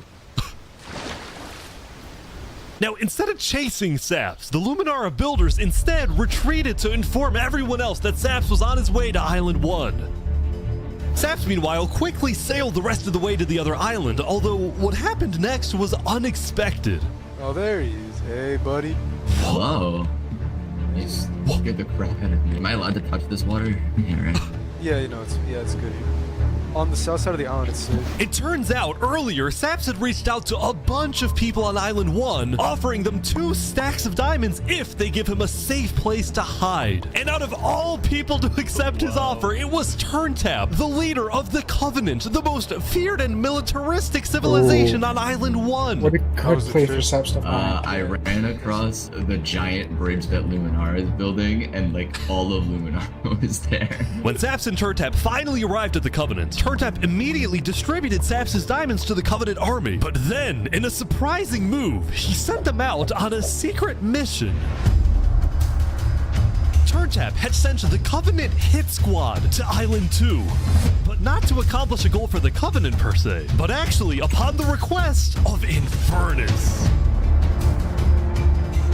Linguini betrayed us, humiliated us. He ruined our sacred land. Yesterday, Lingolini had opened up the volcano for netherite mining, and as such, people from all across Island 1 had started mining in the volcano. And even though Lingolini had now moved out of the volcano, Sinica felt that since people were already mining, she had no choice but to let them stay. She was not happy about what Lingolini had done, and Sinica wanted revenge. Oh! They're killing the entire mafia. Another one down, baby! Oh my god. Now, the reason the Covenant was willing to do Sinica's bidding wasn't just because she'd let them mine for netherite before anyone else. But because as a civilization that values honor and loyalty, the Covenant didn't appreciate how Lingolini so publicly betrayed Infernus. They found him. Hey, you ever thought about diplomacy? We could have had Island 1 at peace and world peace, and we still can, really. Oh, here they go. But over my grave, he will not be a part of it. Oh, they've got him. They've got him. Mamma mia!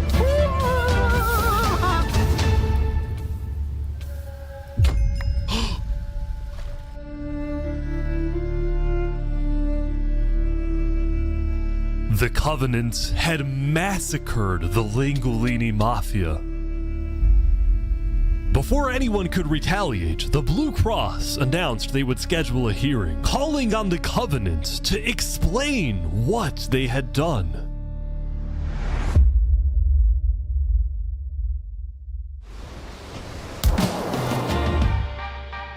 Howdy, Flux. Oh, you got some fancy armor now. Yeah, got it from Island 1. Wait, really? Earlier today, Flux and his crew had gotten their hands on a super rare armor trim by trading with the Covenant, who had picked up the armor trim from the Warden when it died. Now, of course, Flux had no idea that the Covenant was also trading with and harboring his arch nemesis, Saps. But he did know one thing. I heard Saps ran to Island 1, so we put out a massive bounty on his head. Flux was now determined to have Saps killed, because Saps was the only other person in the world who knew that Flux was behind the murders of all the Island 2 leaders. Basically, if Saps dies, Flux gets away with everything. And ideally, the sooner Saps dies, the better, because of incidents like yesterday. That includes the prosecution himself and their ringleader, Fluxion. Fortunately for Flux, it didn't seem like anyone at the trial believed Saps. If anything, Saps' accusation only made people hate him more, especially the people of Luminara, who weren't happy that Saps accused some of their fellow citizens. What do you want to do to Saps? Kill on site. We hunted him down the other day. We couldn't find him, but we have speculation of where he is. After the murder of their beloved leader 3 Below Zero, Luminara soon planned to host an election, and the current frontrunner was a player named Legacy. Me and my parrot, we've just been going around to different houses, knocking on doors. I think we're gonna win this thing. For a moment, Flux also considered a run for leader, although he had basically already accomplished everything he wanted to do. Look, no matter what people say, Island 1 was planning to invade us. They would have just walked right ahead. But now that we have stronger leaders, more cautious leaders, they're not gonna do that. We have world peace. And not because of a bridge, but because of me.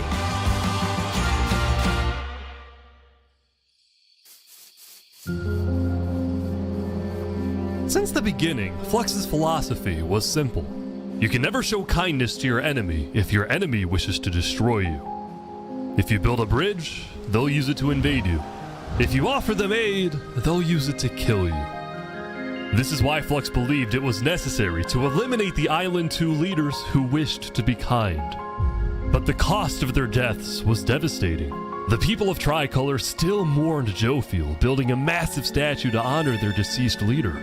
We've just been trying to focus on restabilizing our nation. Obviously, the passing of Jofiel hit us pretty hard. Meanwhile, the people of Aperion had elected a new leader, but Aperion was never quite the same after the death of Alkaline Elk. The people of the Commonwealth were also in shambles, having a much smaller civilization than they started with. And even though there was some peace on Island 2, people didn't feel a sense of calm, but instead a sense of unease and revenge. They needed closure, and they were determined to kill the person who they believed murdered the leaders they loved.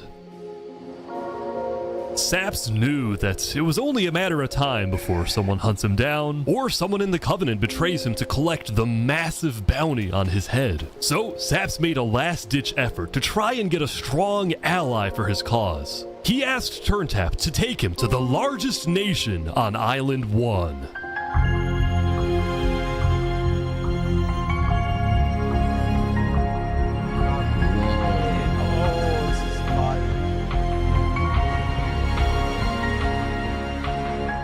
But on their way to the Westhelm Capitol building, they ran into a citizen of Aperion from Island 2 who recognized Saps. Oh, hey. Is there a problem here? Neutral ground. Uh-oh. Skating on Westhelm territory. Uh-oh. Okay. We will walk by in peace. Good call. Saps and his crew then entered the Capitol. Can I speak to the glorious leader of Westhelm, please? Yeah, I'll go grab him. Hello. The Covenant leaders brought me. Can we have a meeting? I'm not gonna lie, Saps. You coming to me asking for a meeting after what happened last time, even if it wasn't to do with you. Listen, I just want to talk. What about what? At least explain, because I'm innocent. Saps, I'm sorry. No. Ultimately, Spood rejected Saps' request for a meeting because Spood didn't exactly trust him and had no real reason to help him. So instead, Saps tried another civilization, the Alcaracina Pirates.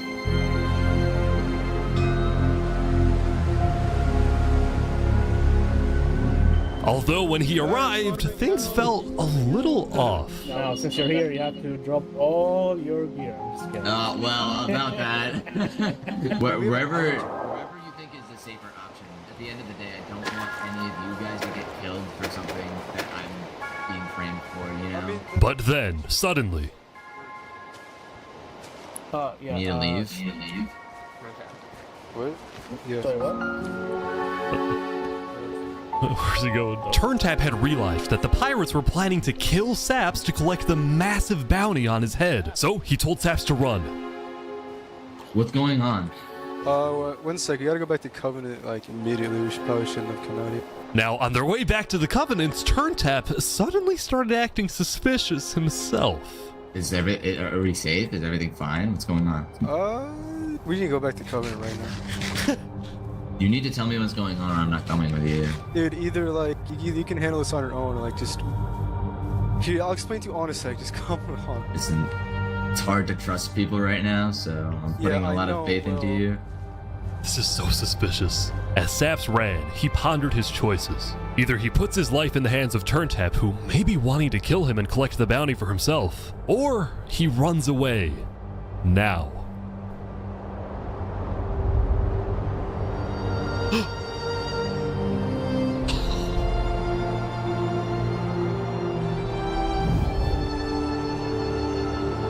It's all alone.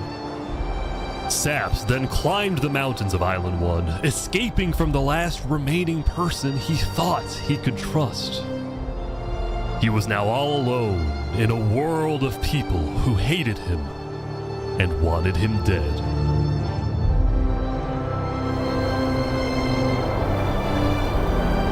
And so he ventured into the snow.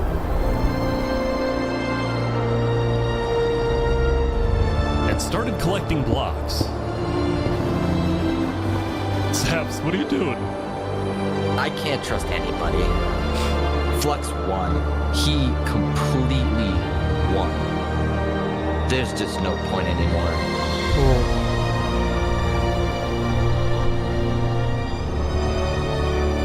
On day 7, Saps built a tower in the tundra, a monument for people to remember him by, and he planned to jump off.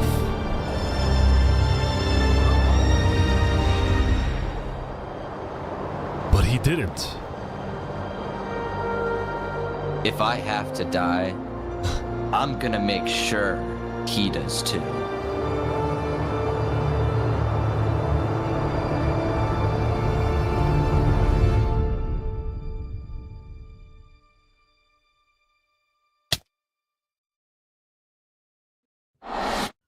When I tell you, Welcome everyone!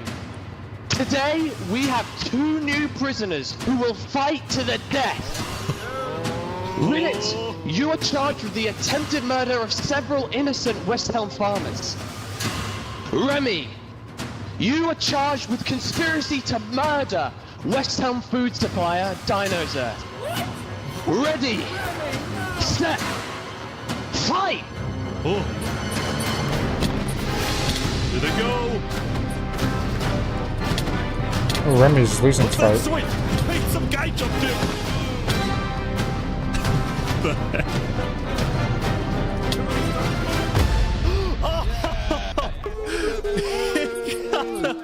He won! Remy the Rat had won his duel in the Colosseum, and all of his crimes, including the murder of dinosaurs, were expunged from his record by Emperor Spood himself. He was now a legend, and his restaurant became more popular than ever before. He put his head on the floor. Now, it's been a busy few days for Emperor Spood. He was always working on different things. Have you seen our aqueducts? Show me your aqueducts, Spood. Look at it behind you! Look at it! So what's the use of this? I don't really know. What is the point of anything?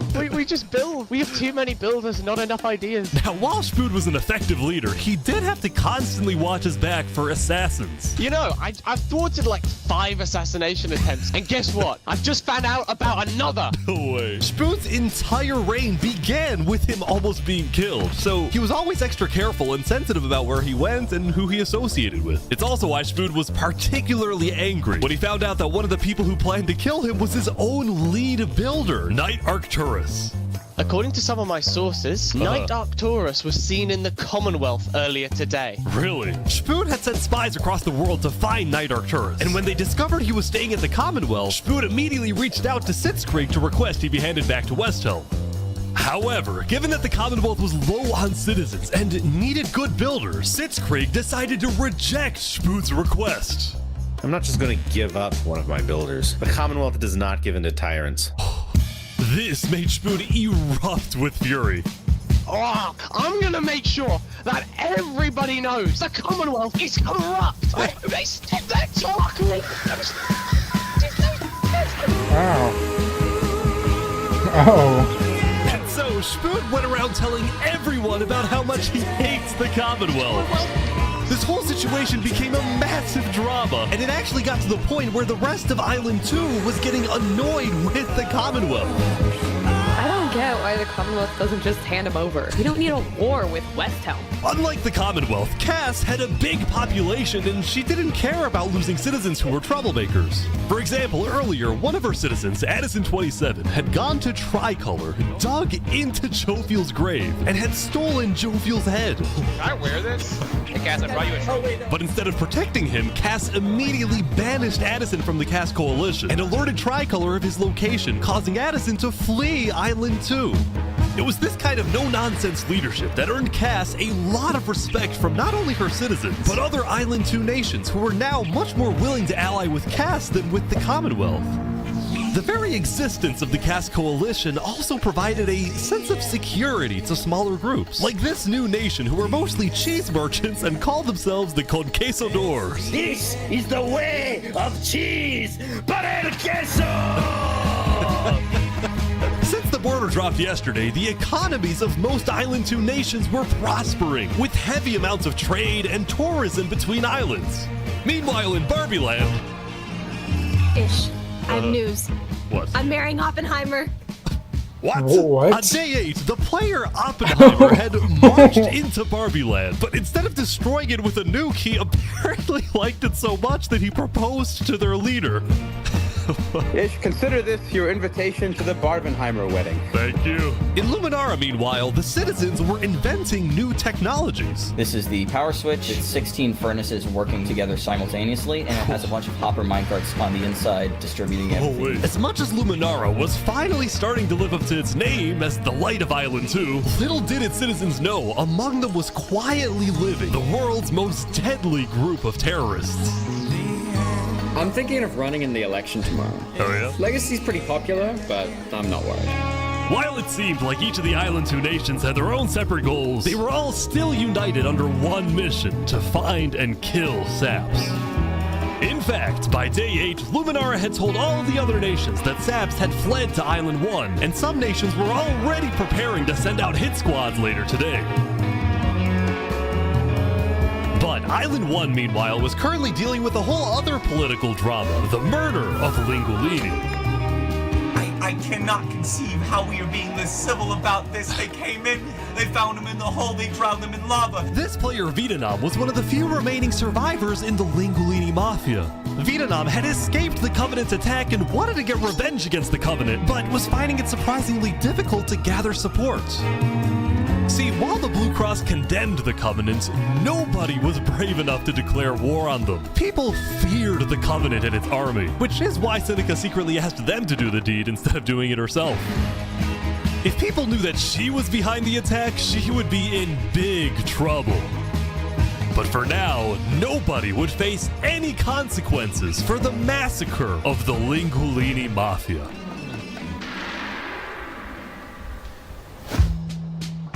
Going back to Westhelm, on day 8, Emperor Spood was really only thinking about one thing: how to get revenge against Knight Arcturus. After the Commonwealth rejected Spood's extradition request, Spood's initial reaction was to begin preparing for war. But what made him think twice was his belief that the Commonwealth was a massive nation with probably a big army. Spood also knew that declaring war could risk the entirety of Island 2 coming to the Commonwealth's defense, and maybe launching a counterattack on Westhelm.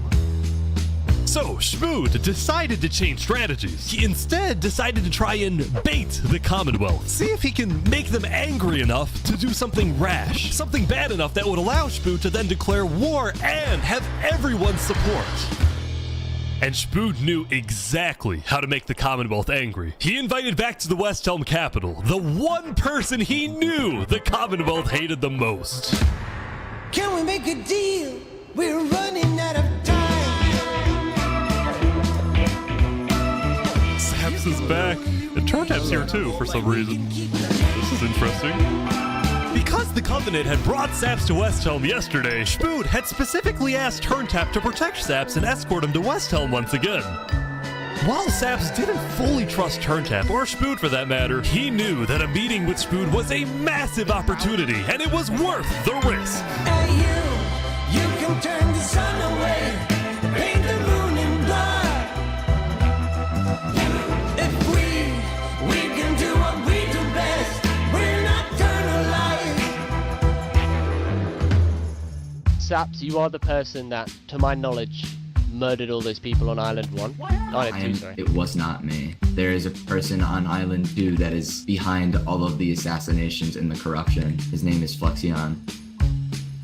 Emperor Spood was having trouble believing Saps, but he went along with it for now. Well, it seems like we both have gripes with Island 2. Spood then proceeded to tell Saps and the Covenant about his feud with the Commonwealth, and how he needed Island 1's support in case a war breaks out. There was just one problem. The Blue Cross Alliance was as good as dead. Infernus had basically left the Alliance after the last meeting, and the Covenant had stopped responding to the Blue Cross because of the Linguini situation. So Spood decided to take things into his own hands and individually call the big 4 nations of Island 1 for a meeting. And he wanted Saps to be there so he could tell the leaders about corruption on Island 2. Now, because of Saps' reputation, Seneca and Benji were hesitant. But as long as the meeting was in a wide open area without a roof, they decided they would go. Oh, so you turned the sun away. How could you be so cruel? Ooh, hey. You wrapped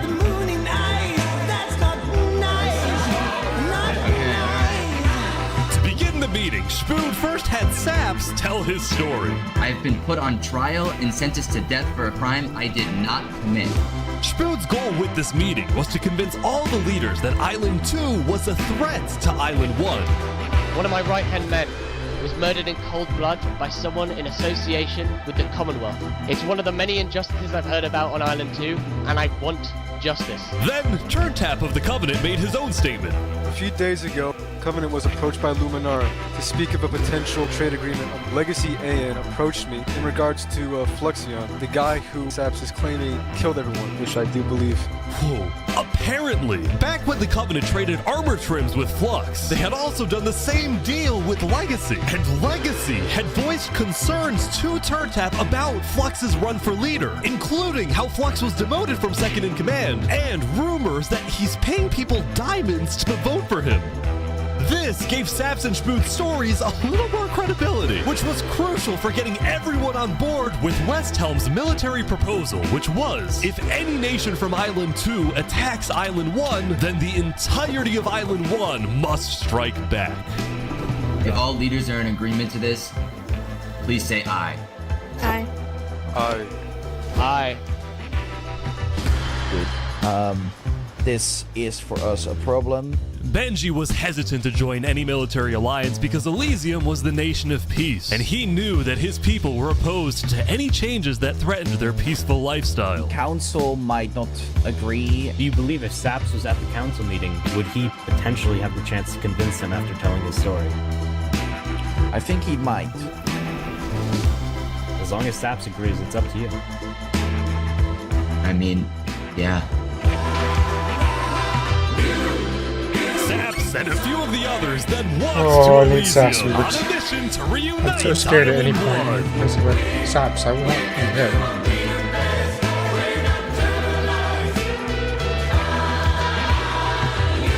I have been framed for the mass assassination of Island 2 leaders by Fluxion and his conspirator. So many other people have died to the same tyranny and corruption that has been on Island 2. I'm just so lucky to be alive and share my story with you guys. But as Saps spoke, the people of Elysium still had some doubts. Against the corruption in Island 2, which is... But who? What does that mean? That's vague. What does that mean? Going to corruption? Listen, Elysium wasn't convinced that potential corruption on another island was enough of a reason for Elysium to get involved. But then, suddenly... A few days ago... What the... What is this? About 15 members of the Westhelm army had inexplicably walked right through Elysium. They quickly left, but it certainly didn't help the tensions. Nonetheless, the proceedings continued. They're being rushed here to pressure us. We're going to be deciding whether Elysium citizens would go to war. I think Elysium citizens need to have a say in that. Yeah, True. After even more deliberation and after even more time passed... Excuse me, I have to say something important. The troop of people that came by, they are apparently the military from Westhelm. We have reasonable suspicions to believe they are going to launch an invasion of Island 2 in the next, 5 minutes. I do not know. What are you talking about? What are you talking about? Emperor Spood had grown impatient. After Spider informed him that progress was stalling, Spood had decided to send a squadron of the Westhelm army into the Commonwealth's territory to find and arrest Night Arcturus. Oh boy, they're almost there, I think.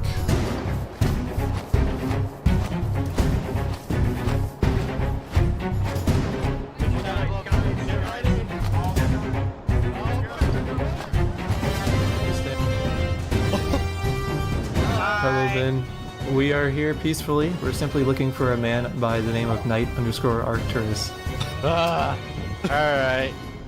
We don't have him. We do not know where he's at. We have not seen him, nor have we heard from him. We don't have him. Where are they going? Is that it? With their first plan failing, Westhelm went to plan B. Shield wall, shield wall. What the? What's happening, guys? They're forming a shield wall. They're forming a shield wall outside. Everyone leave. We're getting out of here. Yeah. Alright. Everyone bail, bail. The Westhelm squadron had successfully intimidated the Commonwealth leadership into fleeing their own nation. Westhelm then went around, searching every house, every mine, every crevice of the Commonwealth. But ultimately, Knight Arcturus was nowhere to be found.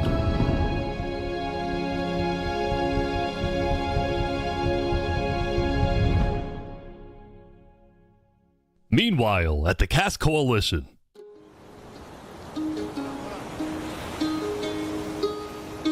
Hey, can I run something by you real quick?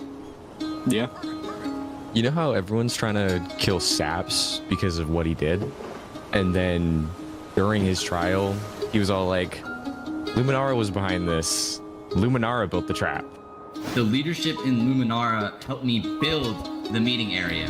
That includes the prosecution himself, Thomas 5200, and their ringleader, Fluxion. So, I was sailing past Saps' place a few days ago. God, this dude is digging. For what? Oh. You see that? You see that guy? Yeah. Isn't that Flux? Yeah, kind of looks like him. Yeah. What's he doing at Saps' place? And why is he gathering blocks? You go to show Cass. What do you think?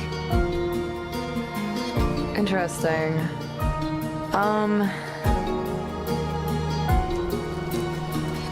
You know what? Go show this to Tricolor. And probably also Hyperion. I'm on it.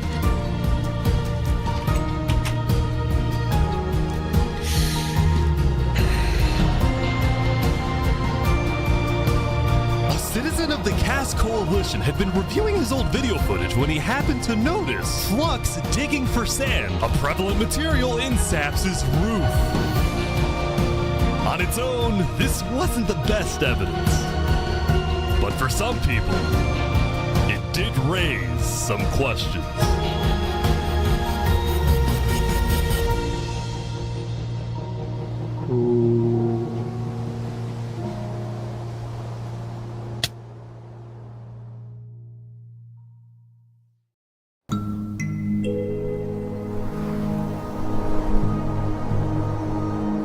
Yesterday, Saps had spent the day getting brought into meetings with the most important people on Island 1, and he didn't really know what to make of this. In one sense, he was incredibly lucky to finally have some support. But he also questioned how real this support is, and who he can really trust. See, Saps knew that the Covenant generally did not like the people of Island 2. The Covenant believed that Island 1 was the supreme island with better culture, customs, and traditions. They were also known to be ruthless, having massacred the entire Lingolini Mafia. It's why Saps was suspicious of Turntap's offer to continue protecting him, especially after he ran away. But Saps knew he needed powerful allies as world tensions were ramping up. When Spoon invaded the Commonwealth yesterday, he got a lot of criticism, mostly from his own neighbors who were blindsided by the move. Spoon could have dragged all my people into war. Elysium is a nation of peace. Like that, any hope for a Big Four alliance was basically dead, especially since the other nations were now dealing with problems of their own.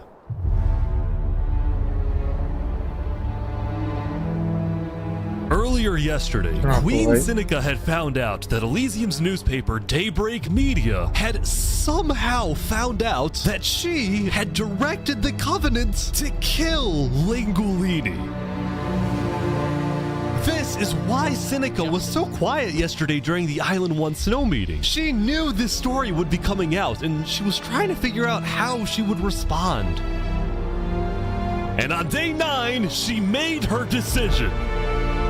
To dissuade people from invading Infernus, she would show strength by doubling down and hold a joint ceremony with the Covenant, parading around Lingolini's head.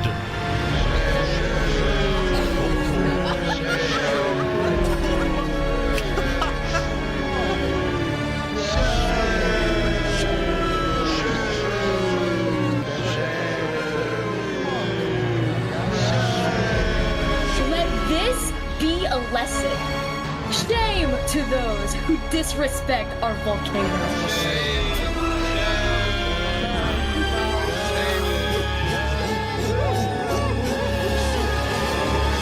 Meanwhile, on the other side of the island, the Blue Cross was hosting a meeting. Vietnam, I'm getting word that Infernus is having a ceremony to burn the head of Mario. If I can't get his head back, then it's war. I will put my hands around each and every one.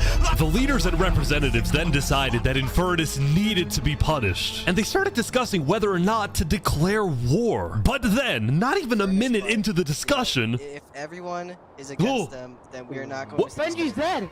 Benji's dead! What? Benji, the leader of Elysium, had suddenly died.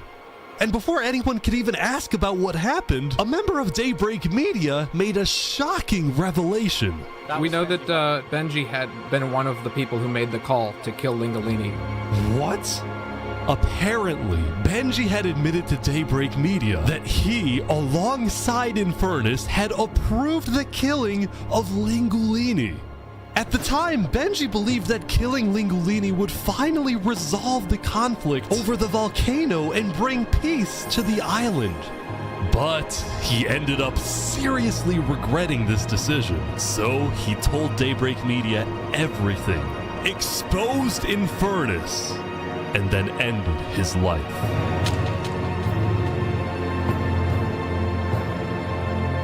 Now, because Benji had repented, the Blue Cross Conference decided not to punish Elysium, and instead focused on Infernus. I don't know about war. Maybe a trial? Give Infernus a chance to tell their side. Flux was representing Luminara at the meeting, and the leaders actually agreed with his idea. So later today, there would be a trial against the entire nation of Infernus. Now, when the meeting came to an end, Flux was approached by a few guards from Tricolor. Right, look. We know about the assassinations, all right? What assassinations? You're under arrest. You're coming to Tricolor. You're gonna have a fair trial. Just come with us. What are you talking about? Tricolor had issued an arrest warrant for Flux after they obtained incriminating video evidence from a citizen of the Cass Coalition. Being possibly responsible for the death of Joe Field in any capacity. What are you talking about? We know Seraphim was guilty of that. There are concerns that you may have been involved in other ways. If you believe yourself innocent, I believe that you are. I trust that you're innocent because you told me you were. But right now, the most important thing you can do is simply go to the trial and prove that you're correct, which I believe This you is are, an okay? outrage against Luminara. I cannot believe that you would accuse me of this. Now, the truth was, Tricolor wasn't necessarily convinced that Flux was guilty. They just wanted Flux to go to trial so that he could answer their questions about the videotape. Why didn't you not bring this up beforehand? So if you were guilty, run away. You're seriously scared that I'm going to run away from a trial? You agree after what happened with the Commonwealth, we could never be too careful about stuff like that. We're both not.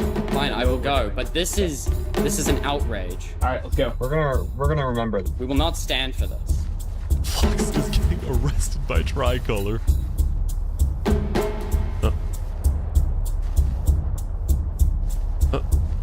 He's like stopping every few seconds. We'll stop, don't worry about it.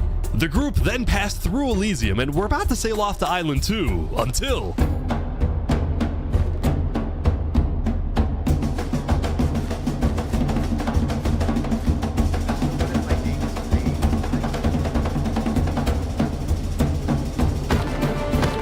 Oh, hey, what is this?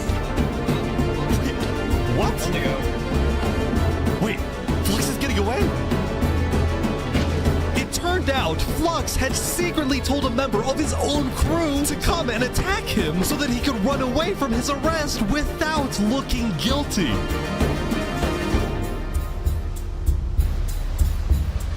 When Flux returned to Luminara, his whole world had flipped upside down. He believed he had covered all his tracks, that he had gotten away with everything. But for now, he had to remain calm and decide on his next move. Legacy. Yeah? We've just been informed that you have ties to the Covenant, and they're working with Saps the Traitor. So the problem is, we're afraid you're a national security threat. You have two choices right now. You either drop out of the election this instant, or we can do this the hard way. Oh, that's tough. Alright. By forcing Legacy to drop out of the election, Flux had automatically become the leader of Luminara. Which means if Tricolor still wanted to arrest him, they wouldn't be able to just walk ahead and take him. They would have to invade Luminara itself.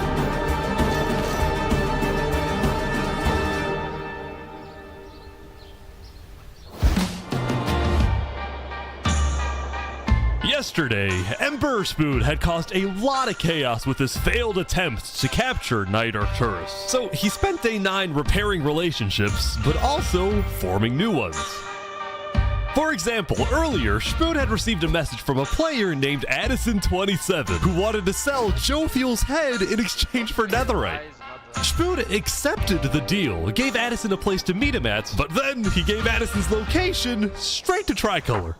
Armor. Show us the head. Yeah, there it is. Oh, no. Give it right now. I got it.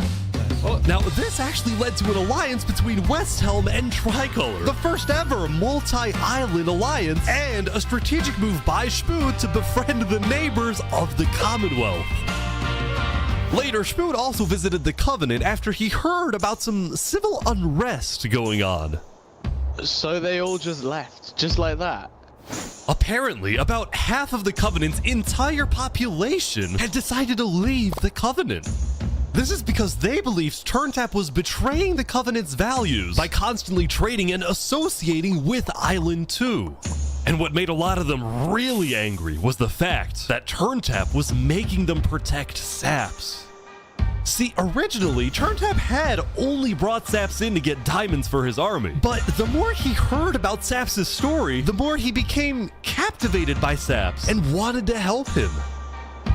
In fact, the reason Turntap had acted strangely on day 7 wasn't because he was thinking about killing Saps. It was because he had just saved Saps from the Alcaracina pirates, and he was worried that the pirates would attack the Covenant in retaliation. Walk ahead.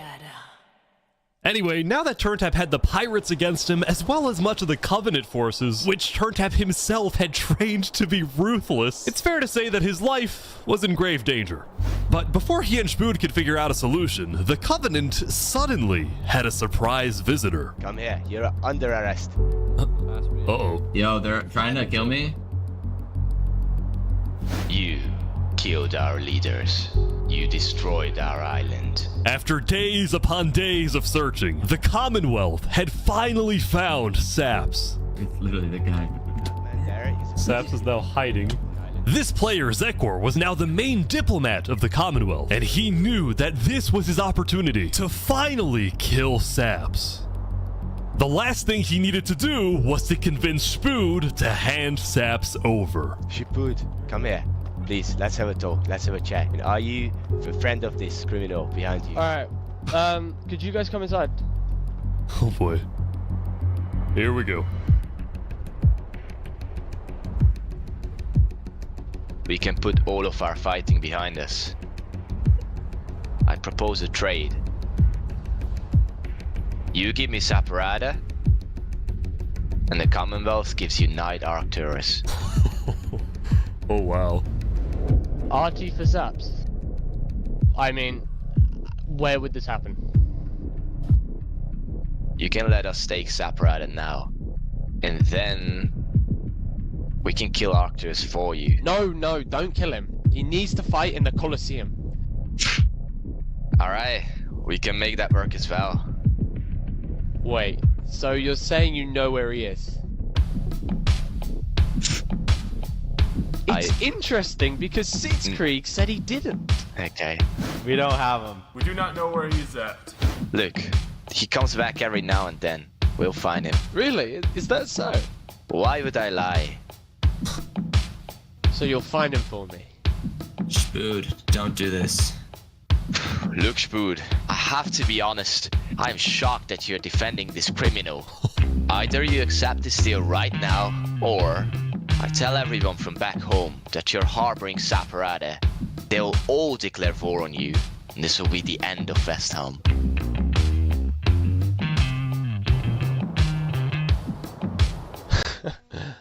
So, just to make the terms of this deal very clear, because I want to be accurate. You expect me to give up an innocent man in exchange for a terrorist? Is that really your offer? He's not innocent.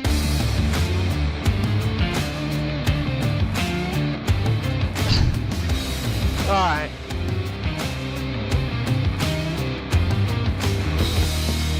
Get out. Now.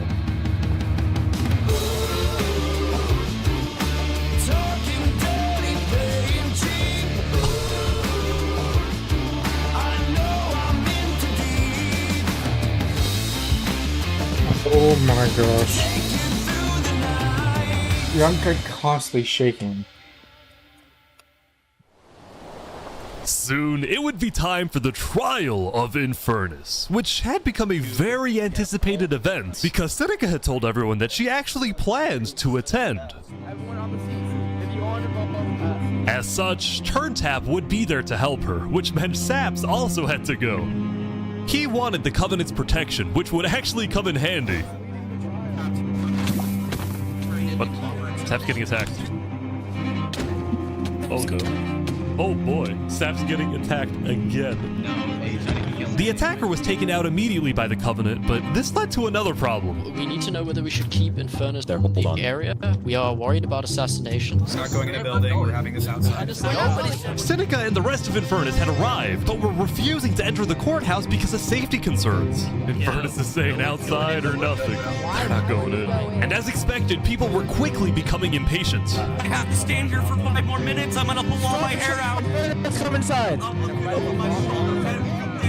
These people don't have the ability to come in this building. The trial hadn't even begun, and things were already out of control. And then someone's setting up dripstone.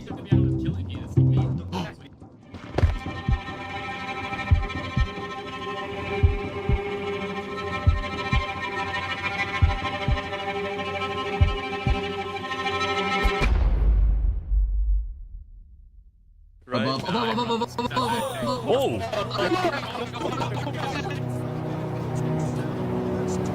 And like that, Turntap was dead, killed by 2 disgruntled former citizens of the Covenant who had come back for revenge. What the? Run, they're trying to kill us. Burn us back to the castle. Queen Seneca directed her people and all the remaining Covenant forces, who were now leaderless, to retreat to the Infernus Castle.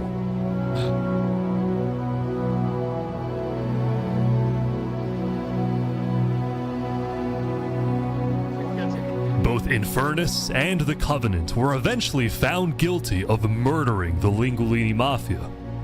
But now that Seneca had adopted the entire Covenant army with all of its netherite weaponry, it would be impossible to try and arrest anyone. Saps, meanwhile, was abandoned at the courthouse, so he ran all the way to Westhelm to Emperor Spood, who was apparently dealing with a new political crisis.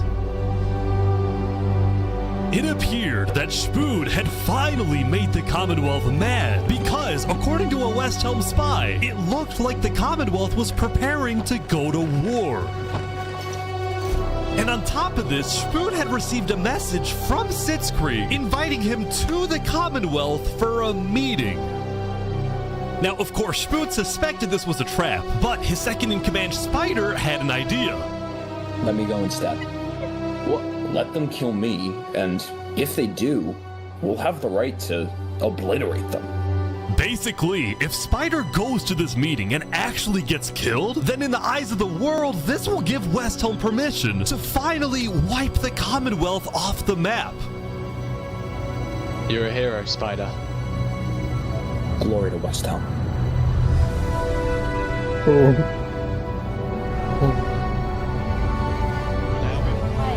Why is, like, look at my hair, like, it's just like, something that happened.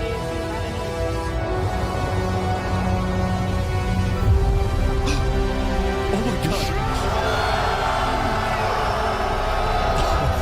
This is it.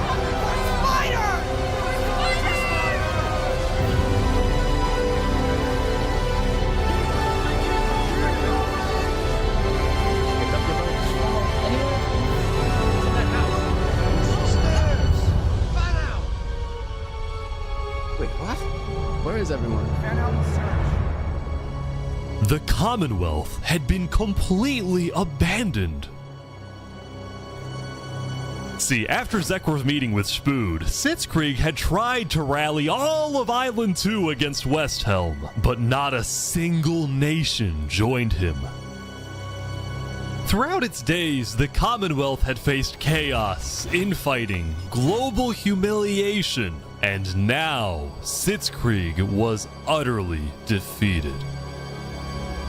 So, as a final jab against Westhelm, Sitzkrieg decided to kill Spider before dissolving the Commonwealth once and for all. Sitzkrieg and his remaining citizens then decided to pack up and relocate to the one place in the world that Westhelm wouldn't be able to infiltrate. Infernus?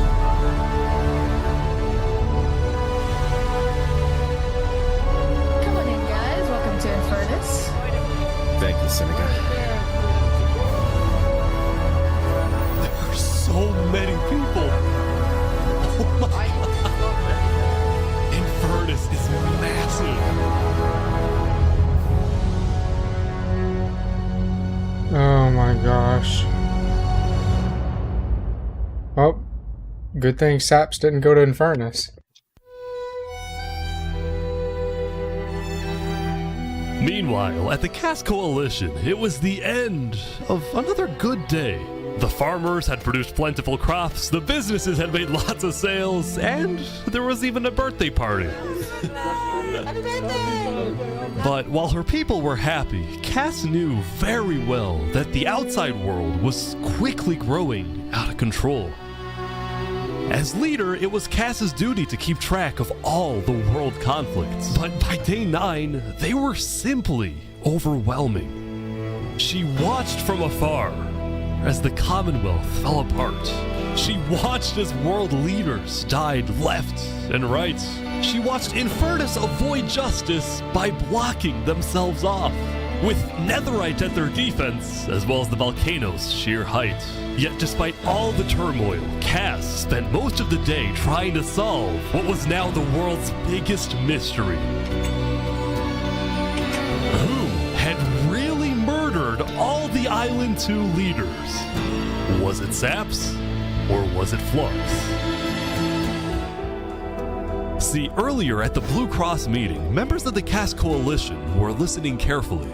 Covenant was propagating anti-Island 2 propaganda, which is ridiculous. Yeah, we didn't agree with that. Island 1 never had beef with you guys. It was really just a covenant. They can see that Island 1 is gearing up to invade us. Then at least they'll know I tried to warn them when Island 1 comes and kills us all. But the Covenant was going to invade us, right? Honestly, probably not. I think they were just trying to scare you guys. Flux had fully believed that Island 1 was going to invade and even yelled at the other leaders for doing nothing, which made Cass think, what if that's the reason he killed them? Besides, what would be Saps' motive? There wasn't even a motive alleged during his trial, yet he was still found guilty. In fact, thinking back, the trial itself was suspiciously short, and the judge made a decision very quickly. Well, on day 9, one of Cass's citizens was scouting the Commonwealth and figured out why.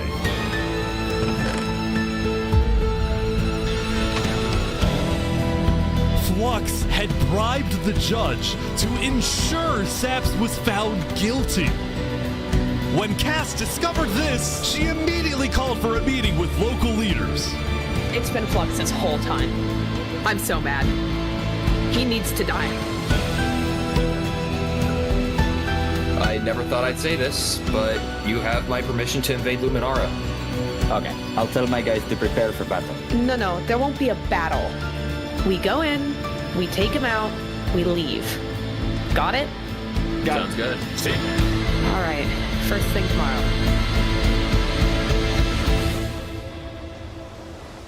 Oh man. Oh, why? Ooh. Welcome, everyone. Welcome. We gather here today because, well, We never got the opportunity to properly mourn our previous leader, Three Below. What's going on here? He was more than just a Luminaran, he was a friend. And I'm very much excited that we can continue his legacy and complete the bridge which he would have wanted.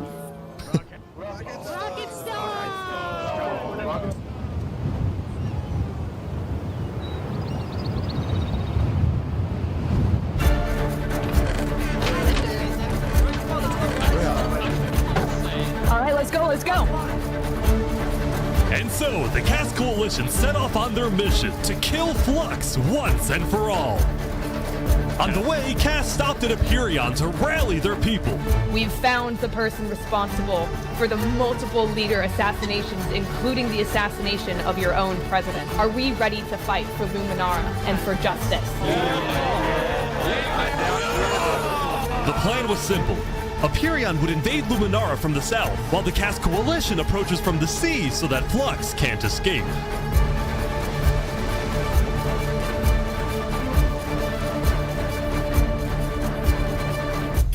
And I just, Oh, they're here! They're here!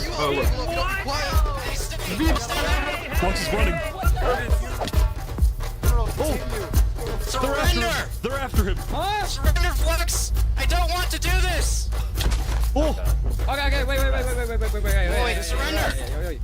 Okay, surrender. Surrender. I'm not moving. Actually stopped. Flux, you are under arrest, killing Jag, Alki, members of Tricolor, and leader of Commonwealth. This is an outrage! And attempting my assassination. Hey, stop! Flux had stopped and surrendered, but there was a bit of confusion. He's entitled to a fair trial. Wait, I thought it was He's our president. Going in, Cass had been under the impression that the people of Luminara wanted Flux to be overthrown, when in reality most Luminarans knew nothing about his crimes. You are speaking to a mass murderer right now. Don't let him get through the crowds, guys. Where's Legacy? Luminarans, do you want this man alive? Yeah, entitled to a fair trial. Oh, come on. Yes. All of a sudden, Cass wasn't sure about what to do. Until... He's running! He's running!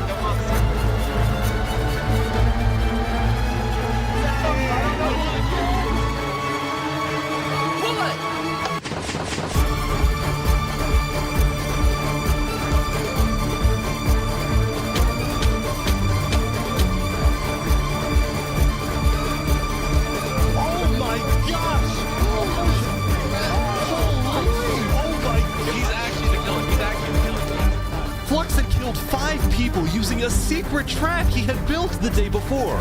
This bought him just enough time to escape. You block up behind. That said, Flux knew there'd be a lot of people after him, so when he dug to the surface, he ran straight to the ocean and fled Island 2.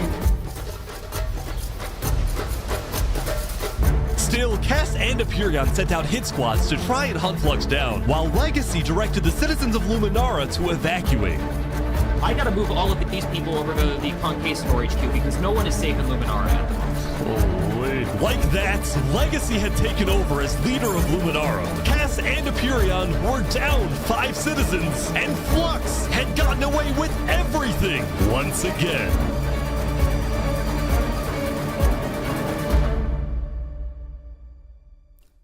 Or so he thought.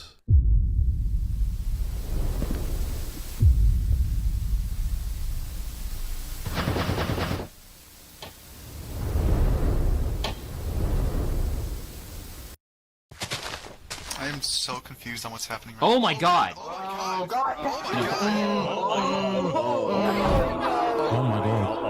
my god! When Flux's trap went off, the rest of the world had a lot of questions. Was that in Luminara? That was Flux? Wait, Flux killed those people? Yeah. On day 10, word began to spread about what had happened. That was Flux's trap? Yeah, Flux built that trap. Which made people think, was Flux behind the murders of the Island 2 leaders after all? Dude, I think Flux was behind everything. Shaps was right. Suddenly, the world realized that Saps had been telling the truth.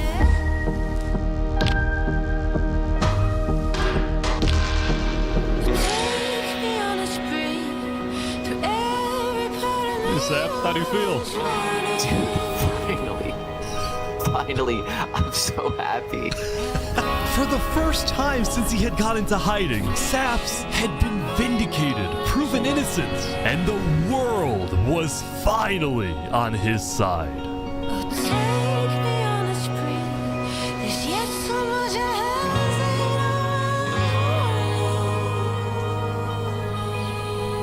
And now, instead of hunting for Saps, all of Island 2 was determined to find Flux. Bro, this is what happens when people want trials. We should have just started killing him. I don't know why anyone stopped in the first place. I would have been the bad guy if I killed him right then and there with everyone yelling, trial, trial. But the search for Flux didn't take long. Someone just saw Flux going up the volcano. Oh, you're kidding.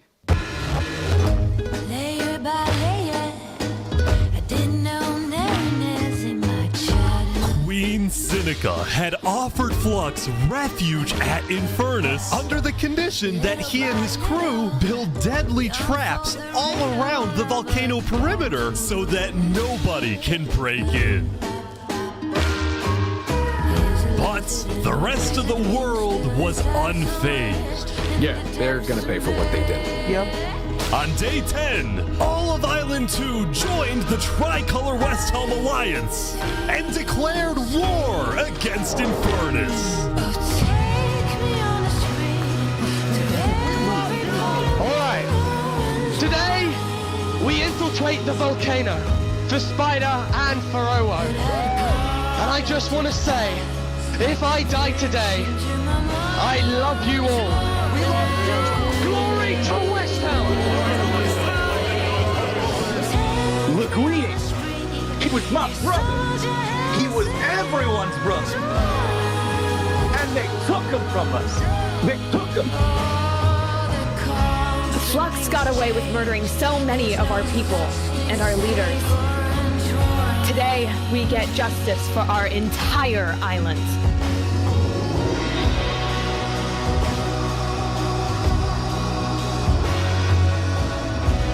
Okay, vamos, amigos, vamos. All right, everyone in. I'll meet you at the Coliseum.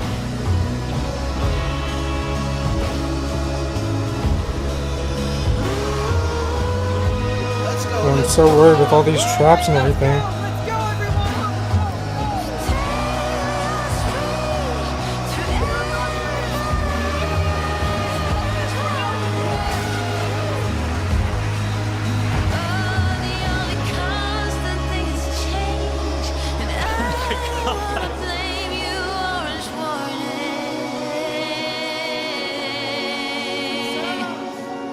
A few days ago, my home was turned into a death trap behind my back. I was framed and then forced to go through a rigged trial. Guilty on all counts. Yes! A few days ago, every single person in the world wanted me dead. But today, you all know the truth about who really killed our leaders and our friends. Today, we walk ahead, we storm the volcano, and we get justice!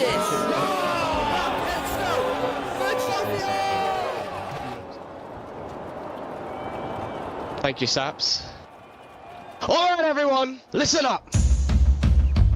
There's a lot of things to watch out for. There's gonna be lava, boiling water, dripstone traps, their entire army. They have the height advantage and netherite armor, but we have numbers. So let's stick together and let's win this thing! Come on! Alright, here we go!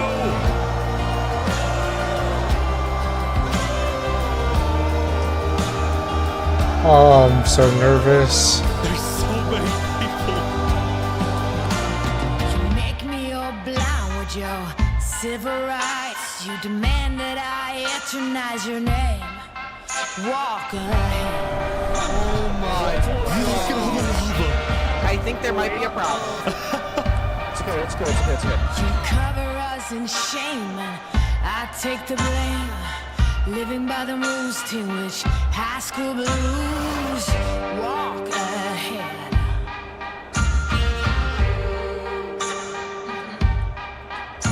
Beginners keep provoking. Blood red sun starts choking. Can anyone stand this nonsense? I'm trying to find my charger. Telling us to stop and obey. To stop and obey.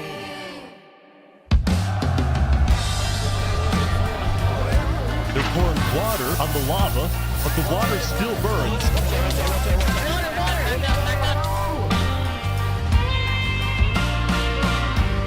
Okay, send out the covenant now, right now.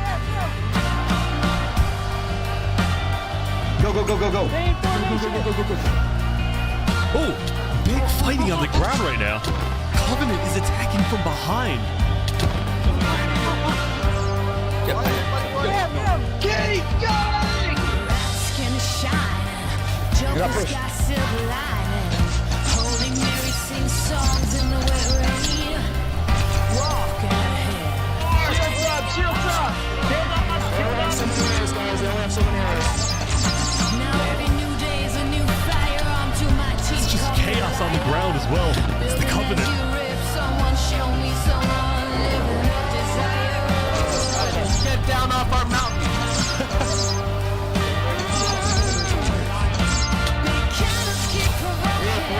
They got it, they got it. Everyone retreat, retreat, retreat! Back to the castle! Anyone stand this nonsense? Oh, Remy. Telling us to stop and obey. The final push, here we go. When this goes wrong, do you know what you wish for?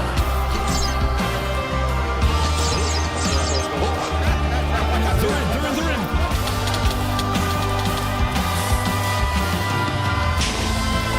Oh my gosh. Whoa. Look out for the hole! I'll jump in the hole with you guys. Get to the top. Let's throw away up.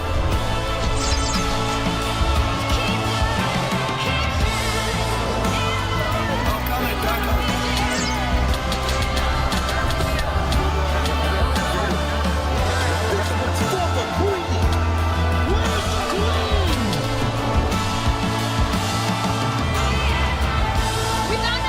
Here!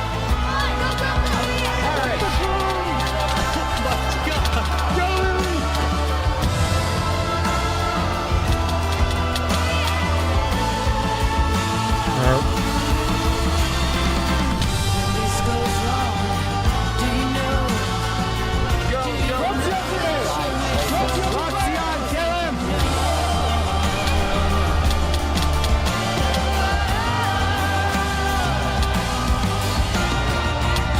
This goes wrong, let me know. Just let me know what you wish for. Let me know what you wish for.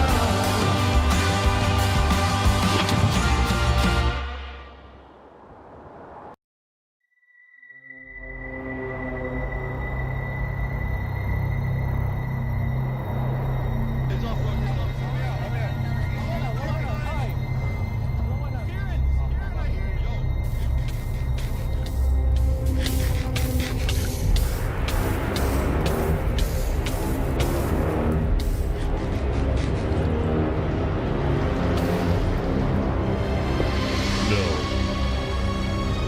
Surely not.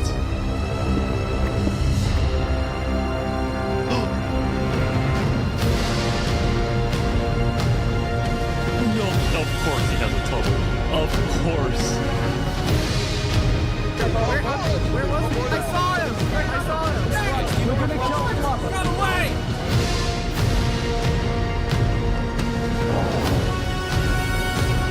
anything? Hold on.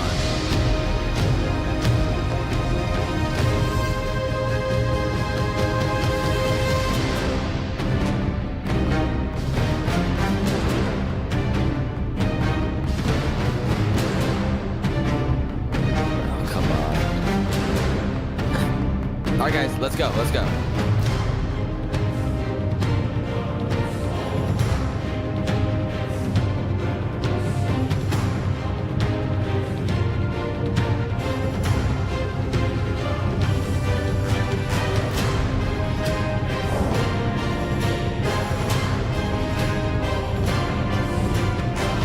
What? No way.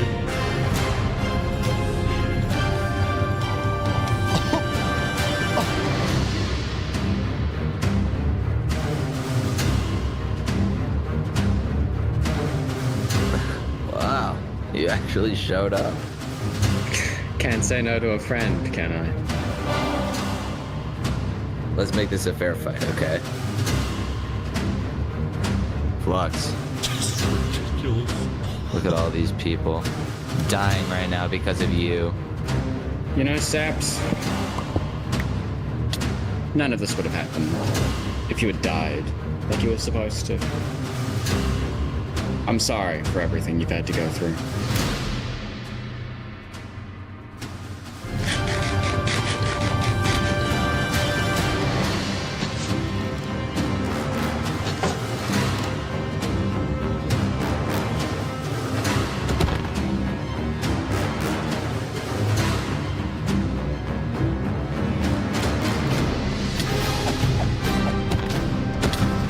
I can't watch this.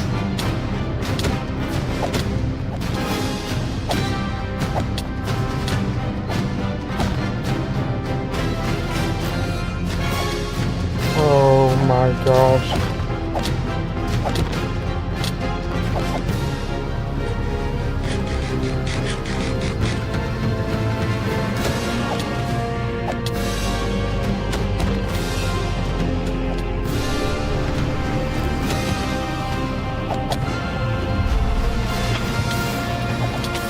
Oh my gosh!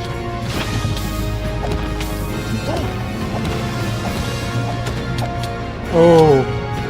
The Flux cooked himself. Wait, Flux is actually cooked.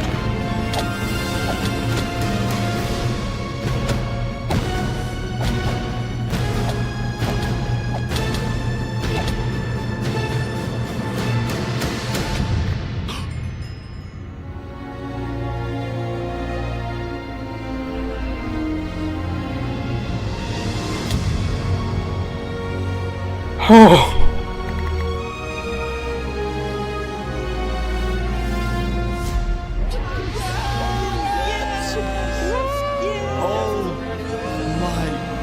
Good job, Sam. Good job.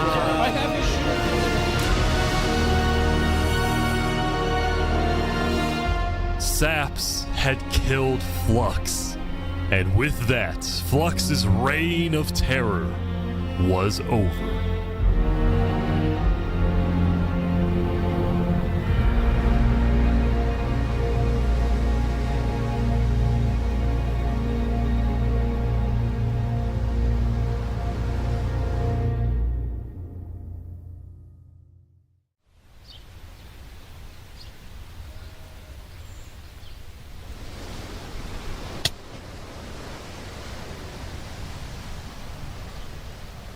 Today, we gather to honor the lives lost in the Battle of Infernus. Since then, I think we haven't felt the same. I know I certainly don't. The Island 2 West Helm Alliance had defeated the Infernus forces, but winning had come at a high cost.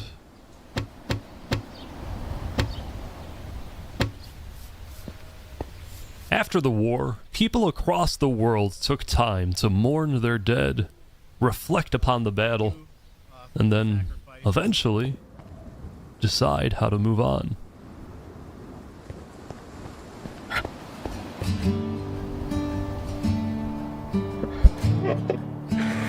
Now that Infernus, the Covenant, and the Commonwealth were off the map, there were talks of creating a new world government.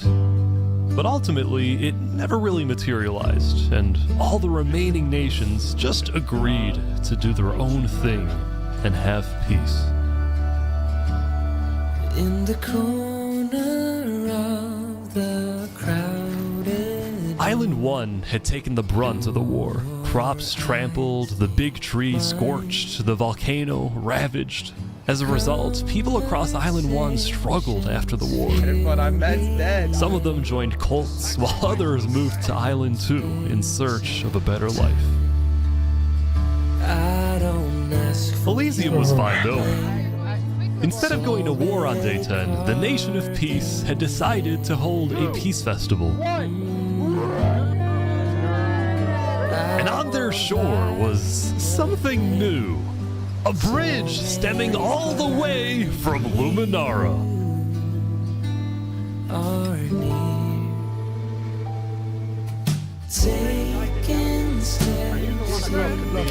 And so everybody lived on in peace, including Saps, who at long last had returned to Island 2. Am I strong enough?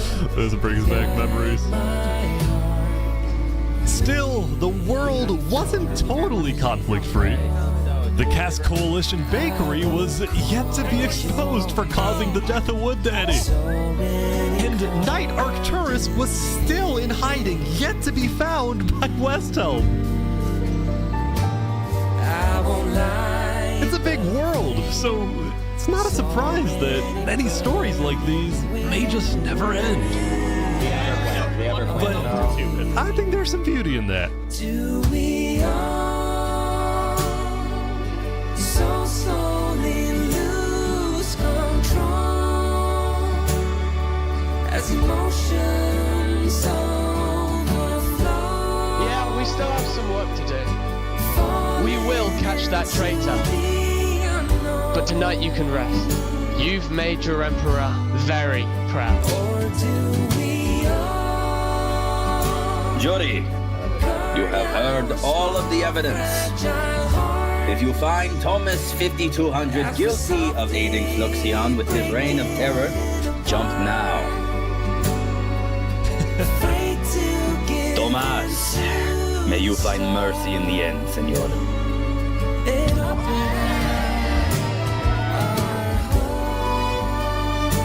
When we first met, I ran away screaming from you because I thought you were gonna blow up my nation and kill all my citizens. But after we talked a little bit for like 5 minutes, I realized you could blow up my nation and kill all my citizens. But that doesn't mean you will. Barbie, do you take Oppenheimer to be your one and only candidate? I do. Oppenheimer, same thing. I do. Now, at this time, Barbie and Oppenheimer have requested that instead of rings, they will both exchange something slightly different.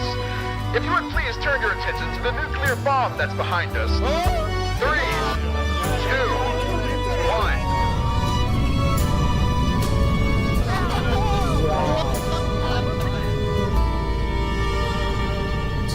And they'll never be seen again.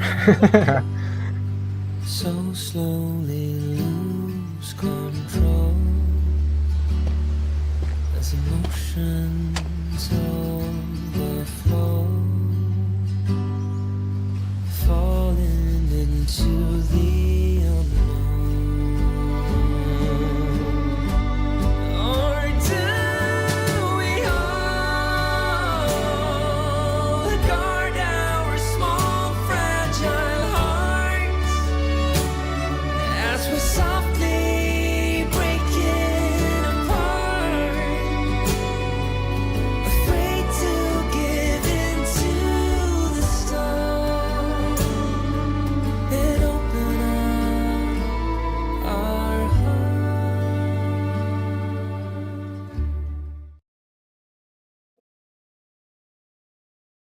Excuse me, I didn't get to sit there and stew.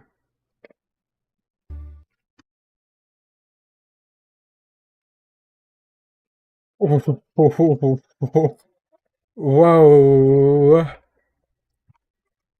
Whoa.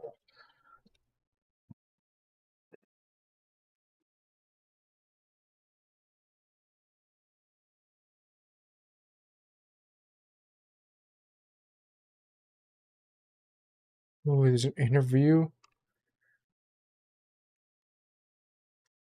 Some guy on Instagram said, "You must watch this video, just trust me." So here I am. The difference.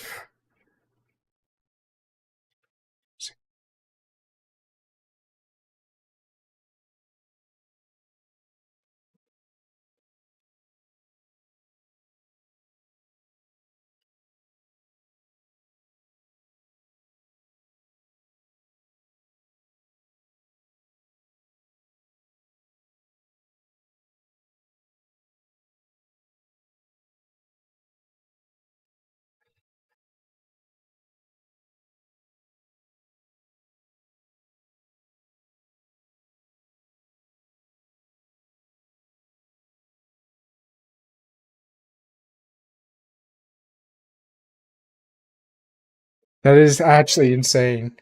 Saps did what he did in the beginning of building that originally was supposed to be like a vacation home, and it turned into a meeting place. It's so crazy that he originally did that just to stay away from politics and he genuinely became one of the biggest important things across the entire story.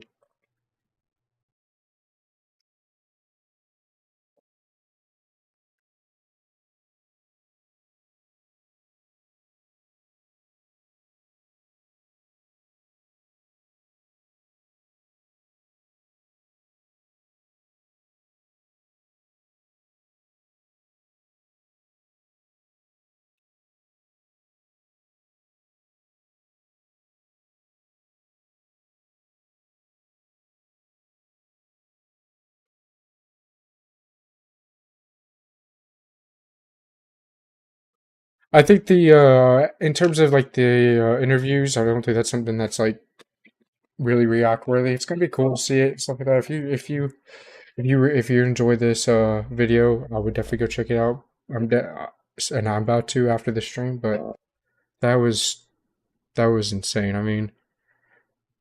In the beginning you think something's going to go awry, something's going to go crazy, and when you see the guy go to kill world leaders, you're like, okay, that's the crazy thing, and now things are going to spiral because of it. And it's like, that's not even the craziest thing that really happened the entire time. There's and to think that I was on Infernus's side for a little bit there. I was like, you don't have to share. Oh my gosh. Ladies and gentlemen, You don't have to share your wealth with them. And I was like, you don't have to, or sorry, you don't have to share your netherite with them, but to trade is one thing, and you already let the I forget what they called them, the covenant. You already let the covenant start doing it, but that's a completely different thing. And the changes that happen throughout the story of first, this is just a story about one side versus another, and then this becomes a story about one side getting their world leaders murdered, and the entire world turns against this guy because you were killing world leaders. And eventually it becomes a story of, wait, while that story is going on, overarching story, there's these small stories of, this guy's corrupt, this guy's not doing the things I want to. You see the covenant break apart because the leader believes Saps, and the leader knows that Sap's story is true. And all kinds of small stuff like that, like how people from the Commonwealth that let Saps go away moved over to Cass's coalition because they were like, the Commonwealth failed in a moment that should have been great victory. And blessed they did fail, because we may have never seen the ending we did with Saps getting his final victory against Lux, if that had happened the way they wanted to. And it was just really, really good. I saw something that said that these are guided but not scripted, and I think that may be true, but either way, this was still really good and really, really worth watching, and I definitely recommend anybody who enjoyed this video or or enjoyed anything from it, to go check out other videos that I'm gonna go watch, like this one right here. 1,000 players build massive civilization. So it's all gonna be one island, I assume. I might check out another couple of videos. It says, I can't believe that was 2.5 hours. It is 2 a.m. and I did not plan on being or streaming this late. I've been streaming for almost 5 hours, and my whole plan was like at 3 hours I'm gonna cut it. I've been streaming for 5 hours now, so it's insane. I really do appreciate y'all for stopping by. I'm really happy we watched today. Maybe we'll have to do more reaction content. We'll see. TikTok doesn't like it, but screw TikTok. I was gonna end the stream with them earlier, but I was like, might as well not. It doesn't matter. Stream off or lower visibility, it generally doesn't change anything. So thank you guys so much for stopping by. I appreciate you so much for every day, every single those days. This was genuinely like peak. And I'm gonna go ahead and TikTok. So thank you, TikTok, for stopping by. Remember, love everyone. Thank you guys. But as for my Twitch and my YouTube viewers, you get to stay here next, or you get ended together.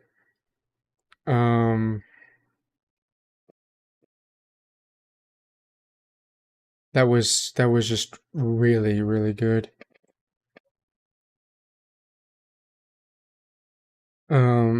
Sorry, the TikTok closed obviously because the TikTok stream ended. Oh man, maybe next time we'll watch another thing on YouTube. Maybe not as long. Maybe just this one that's like an hour-ish long. It's like what, like an hour some change long. Yeah, an hour and 13 minutes, not 2.5, almost 2 hours and 40 minutes. At some point, I was like, when I reached around day 7, we were only an hour in around day 7. I was like, around here, I was like, is this gonna keep going on? Like, and it wasn't like a negative thing. I was like, I expected it to end. It's still going, and I was like, oh my gosh, what else can happen?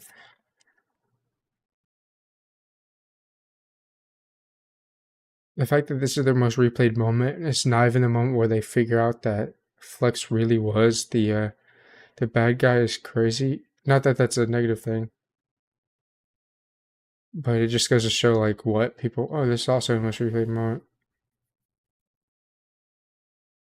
That makes sense. That was only that was 15 minutes in, and the grand scheme of things, it does not feel like it's 50 minutes in. It feels like it was like 10 minutes in. Like it happened so long ago. Either way, I'm gonna stop rambling. Thank you guys so much for stopping by. I appreciate you so much for listening and everything. So these days, I really do appreciate.